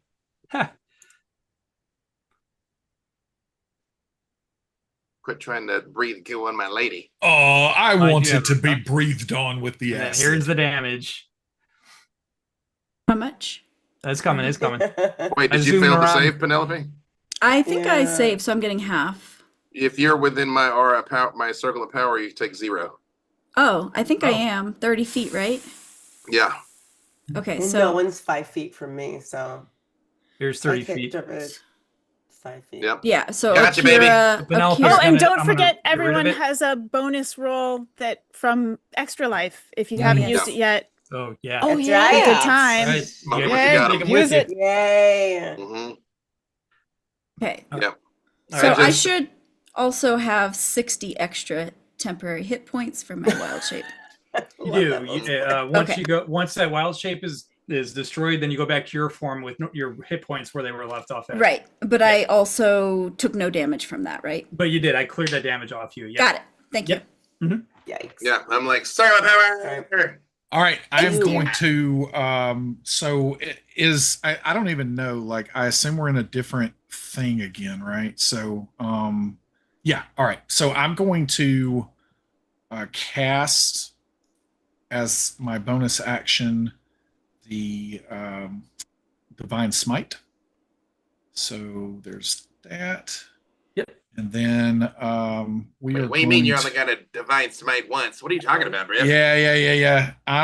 I am living in the year of our Lord 2024, and thou art living in 2014. Sounds made up. Probably were only Yeah. in 1432 Gale Reckoning. So I'm very then confused. I don't even know time. So But I then was stuck in a demi-plane for... We've all been stuck for thousands of years in various demi-planes, so that's a... all right, target that dragon. Got it. Okay, so roll. Let's Like, go. isolation didn't affect any of us. No, we're all Did that completely miss for normal. real? It did miss, and use that. I'm reroll. re-rolling. Yeah. Yeah. use the reroll. Yeah, there we go. There we go. All right, and then let's see. Is this going to do my smite? Yeah. Okay. Good. And then I am going to do my second attack, and let's go. Oh my gosh, I missed. All right, so that is all that I'm going to do. Other than if you can just move me right up in its grill, that'd be. Which that would have happened before I attacked. Yeah. By the way. But yeah. I just want to be as big and loud as I can be in front of it there. All right, that's it for me. And Woohoo! Laura. I like the little notification he gave me. He gave me the notification, like, your turn. All right. How far is that? I'm far away from everyone for no reason other than I'm just far away from him. You're about 40 feet. Get you in a Oh, real 40, spot. that's not which bad. They is can get to him, that's just fine. your speed, so perfect. Yeah, perfectly. However, there's something I've just been wanting to do, and since we are here, level 5. Now, okay, she as you guys look at her, like her whatever hair on her body just starts to gleam like those really beautiful Palomino horses. And then there's like a fan out of nowhere that starts blowing her mane in the wind and her tail and everything. And she's going to rear up on her hind legs and say, inner peace achieved, outer peace, chaos. And she's going to stomp the ground as hard as she can. And when she does that, this sort of shield pops up in front of friends and allies. And I'm going to cast, where to go? Destructive wave. Oh. Yeah, wait. Let me see how close I have to be. Okay, so make that she has to move in 10 feet first. And then I'm casting Destructive Wave. Okay, and you want nobody with, there you go. I'm stopping Greg, the ground. I'm moving in- noticing real quick that I did not get my upscaled smite from that, so I'm rolling these if you can apply it also. So Okay. sorry to interrupt, but there you go. That is supposed to be there too. All right, have at it, Delora. Good luck. Don't hit me with Destructive Wave. No, I'll get out of the way. It's fine. Come at me. Put you somewhere strategic. Yes, it's like level 5. Actually hit me all you want. Yeah. I want to protect, obviously. The thing is, I can actually choose who I hit with it. So I'm going to just hit the creature because I'm detecting evil. I don't know if you guys are, but I'm detecting evil from this creature. Of course So I 38. detect No, evil. it's like it's drooling acid. Yeah, that's pretty evil. No, Not So, yeah, everyone it's who going to drools be- acid is evil. I've Yeah, yet I to met meet a drool anybody who acid. trolls acid that wasn't though. Like trolls, like I met a dragons. very nice dragonborn in Waterdeep. Xenomorphs. A very nice one. Oh, Did he Kaiser try to Vex, eat I know you? that guy. Yeah, incredibly nice paladin of or cleric of Bahamut. Very nice. Drools a little acid. Yeah, Dad. Yeah. Yeah. All right, Constitution 18 for this powerful Clydesdale-esque hoof stomp onto the ground for a destructive wave that just sort of ripples through the ground. So it would be 5d6 radiant damage. Thunder damage, radiant damage, or necrotic damage. And you'll be knocked prone. I've never seen a dragon fall before. Well, yeah. Right? Like, what happens? He trips over his own landed on the feet? ground. Get up. They just sploot like a dog. You know. 5d6. Wood floor. Do you have a save? Oops. Oh, 18 Constitution. Did he save? Yeah. What I get a? Is it against dexterity? It is against Constitution. Oh, Constitution. Okay. Well, I'll add 5 to this. It's got a 28, so you saved. What? So it was Pretty like a job mere, like, done. what, vibration for him? That's lame. Lame! It was Okay, impressive bonus though. action. I was impressed. Briv, weren't you impressed? I was mildly amused. Briv, we're trying to make new friends. We're making new friends, Oh. Briv. Let the healing happen. I have enough friends. Wow. All right, 10 feet, so I can use, so as a bonus action, I would like to channel Divinity Champion Challenge. So he has to make a wisdom saving throw, difficulty class 18, or he can't willingly move more than 30 feet away from me. Oh boy. I can't willingly move more than 30 feet away from I got a Penelope. 23 on my first roll. What's my DC? What the heck? All right. Fine. It's just a failure round. I can You're pass. just softening them up. Huh? You're I just did softening my- them up, Horace. Action, bonus action. I have my, let me see if I have anything else I can possibly do. I'm 10 feet away from him, right? 10 feet? Hold on. Yeah. Mhm. 10 feet. Hold on. I might be able to do. You know what? This is what I'm going to do. And this is going to be really weird. And you guys can tell me if this is strange. I don't know. I don't even know if I have this on my sheet. I might not. I don't think I do. I should do it anyway. So you're just making it Do it. up. Okay, good. Yeah, let's do it. You know what? If not now, when? Sure. Exactly. Constitution. Okay. This is the second level necromancy. It's a reaction. No, I can't do it. I can't do it. I can't. I'm too far. Never mind. I can't do it. So I guess You're I'm right just there. where I You're 10 am. feet away. I'm 10 feet away. So I already did. I mean, I had my action. I have a bonus action, and my reaction only allows me. He's 5 feet. I need to be 5 feet away, and I moved 40 feet inward. If I move 5 more feet, I could hit him with a searing something. I don't know if I can though. I moved 40 feet. Not if you did the action and the bonus action. I can what? If you said you did your action and your bonus action, that's it. Yeah, I did, but I have a reaction where I can pole arm attack, but I'm not 5 feet away. I'm 10 feet away. Yeah, you got to react to the dragon doing something. Yeah. It's There's a standing trigger. there annoying me. I'm a Yeah. polearm master. Yeah. The fact that he's there, I mean, that should be Fair. something you can react to, but Fair. unfortunately, Alas. yeah. the fact that he's there means I get an attack 5 feet, but I'm not close enough. Never mind. Pass. All right. All right. Hold on. Let me do it. Got it. All right, my turn. Orkira is going to fly up and land on this rock plinth that's to the left of the dragon from where we're looking at, and is going to kind of peer down at it, almost gargoyle-esque, and go, I'm just kind of tired of being a pawn in all of this. And it's going to look up expectantly. And there's this brief moment in where why is she looking up? And then she's gonna flame strike at 9th level the dragon. Would you please target the dragon for me? And then I will Clear a target for you. There you go. Yeah. Hold up. I gotta clear. Thank you. So here comes it's doing its thing. I would like So I have a reroll, but this is a save on its part. Can I have my reroll go towards it being a disadvantage on its save? I think so. Yeah, let's do that. Yeah. All right. Extra You life. can't get 15 minutes to use them, so may as well. Yeah, I don't know if I should I press that again, or you just roll again for No, I could roll again. It was a dex. dex save, DC 19. It'll still take half damage if it succeeds, but I'm like, I'm doing this at 9th level. I might as well try. This thing has an advantage on it too. Did it still? It still succeeded. I also have an extra roll. Well, you say, wait, Alindra, have you foreseen this moment? Have you foreseen this? No, I have not. I have an extra roll. I am happy to share with Kira. Well, you save yours for yours. I've got. It'll still take half damage. That's fine. Okay, so silvery barbs. I don't know.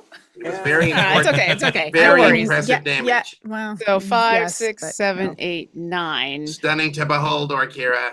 How do I get it to do? Because it's 2 different types of damages. It's fire and radiant. I did the hold to get the dice, and I clicked it a couple times, and it's added the fire. How do I add the other? It's not immune or has any radiant and fire are gonna do the same amount, so we don't have to worry about it for this attack. Yeah. Oh, okay, so Just do however many. Just do it. dice It's gonna be the same. All right, here it comes. It's gonna take half of this damage. Whoa. Look at all the dice. Oh, nice. I mean, I did upcast it. So yeah, so that's 30 damage. So yeah, she looks up expectantly, and then a column of bright white fire just kind of lands on top of it. But in Orkira fashion, it's not quite a good hit because she doesn't hit very well because she's supposed to be a healer. So it's just off a little bit to the side, so it only gets half. However, she did do fire damage, and I believe Thalora is a little hurt, if I remember correctly.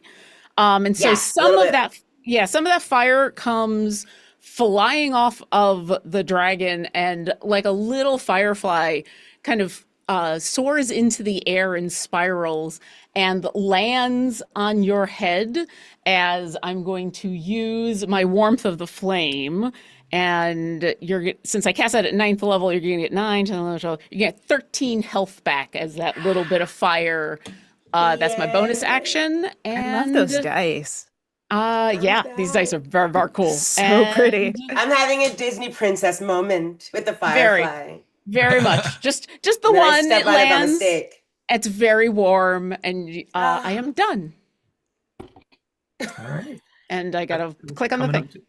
Coming up on Alindra. So Griff is helping me. So Alindra looks at this dragon and says, "Well, it's lovely to meet you, but we all have things to do. We haven't seen each other in a long time, and we'd like to have lunch." And she looks at it and says, "I'm so sorry, but we just don't have time for you." And I will cast Maze. It will be banished, and just to get ahead of it, I have foreseen what will happen on its next turn, and it will not be able to make it save. Right. And while it is in that maze, I feel quite like there might be something more interesting to do here. And so I will pull out a small onyx chess piece, a queen, and the light shines through it. And I pull out a fine metal chain that's around my a necklace, and I clasp it, and I will, when it pops back in, I am prepared because I have a minute. It maze lasts 10 minutes, but in that time I prepare, and I will cast imprisonment. Ooh. And I will capture this ancient black dragon in a tiny onyx chess piece. Because you have another portent that because I have another portent, which will also force the same failure. It's another Pokemon for Penelope. And so I can then present that to the gods who are playing chess, and I think we may have won this game. You may have won. Right? Oh, why do they keep trying it? I don't every time. Yeah, I don't know why they're gagging. We serve it to them every time. Yeah. Precisely. Yeah. You guys hear the screaming of frustration from the losing player, and the domain unit starts to rematerialize, and you're back You in can come the. down here and get it too. Nay. Did someone Rain with me say or not. something about lunch? Laura, is that a thing that your people say? If we go back to the accommodating abode, there's lots and lots of food set up. It's a lovely little Huzzah! Ooh, tacos. And marshmallows. Lots and lots of marshmallows. Oh, always marshmallows. The winning entity, she says from above, the portal opens and she peers down into your abode and says, "Thank you, heroes. The planes are once again safe. May grace and luck shine on you all until you are called forth once again." Yeah, next time ask. I'm going to tell my dad about you. A bow and arrow. And I'm going to tell my aunt about you. Time for lunch. All right. I just want to know what you've all been up to. Greg, thank you so much for running for us and for dealing with our shenanigans. You are a saint. Everyone who ever DMs for us is a saint. So thank you so much. Really appreciate it. Thanks to all of the players here. It is lovely to see you all again. I hope we can do this again very, very soon. So great to see everybody. And thank all of you, especially those of you who have stuck with us the entire day. It's been a really long day, but it's been a really, really fun day. So if you missed all the announcements, check out the VODs for the various panels. They will be out next week. Again, thank you for that. We've got some games that are continuing through this evening into tomorrow also. So if you've never played using Fantasy Grounds, I'm sure that there are going to be some ad hoc seats at game tables. So you can hit our Discord server and try to find all of that. And Greg, call out for Greg here that has been running the game for us tonight, has done an excellent job in organizing all of those games. So, thanks so much for all your hard work. If you have donated for Extra Life, thanks so much for that. We really appreciate your generosity. It is for such a great cause. If you still haven't done that and you're able to, then by all means go out there and do that, before that wraps up for this weekend as well. Again, thanks so much to everyone for watching. And we've got some exciting times ahead for Fantasy Grounds, and we're going to go and not eat lunch, but we are going to catch up. Thanks. Later, Gators. Yeah. Bye.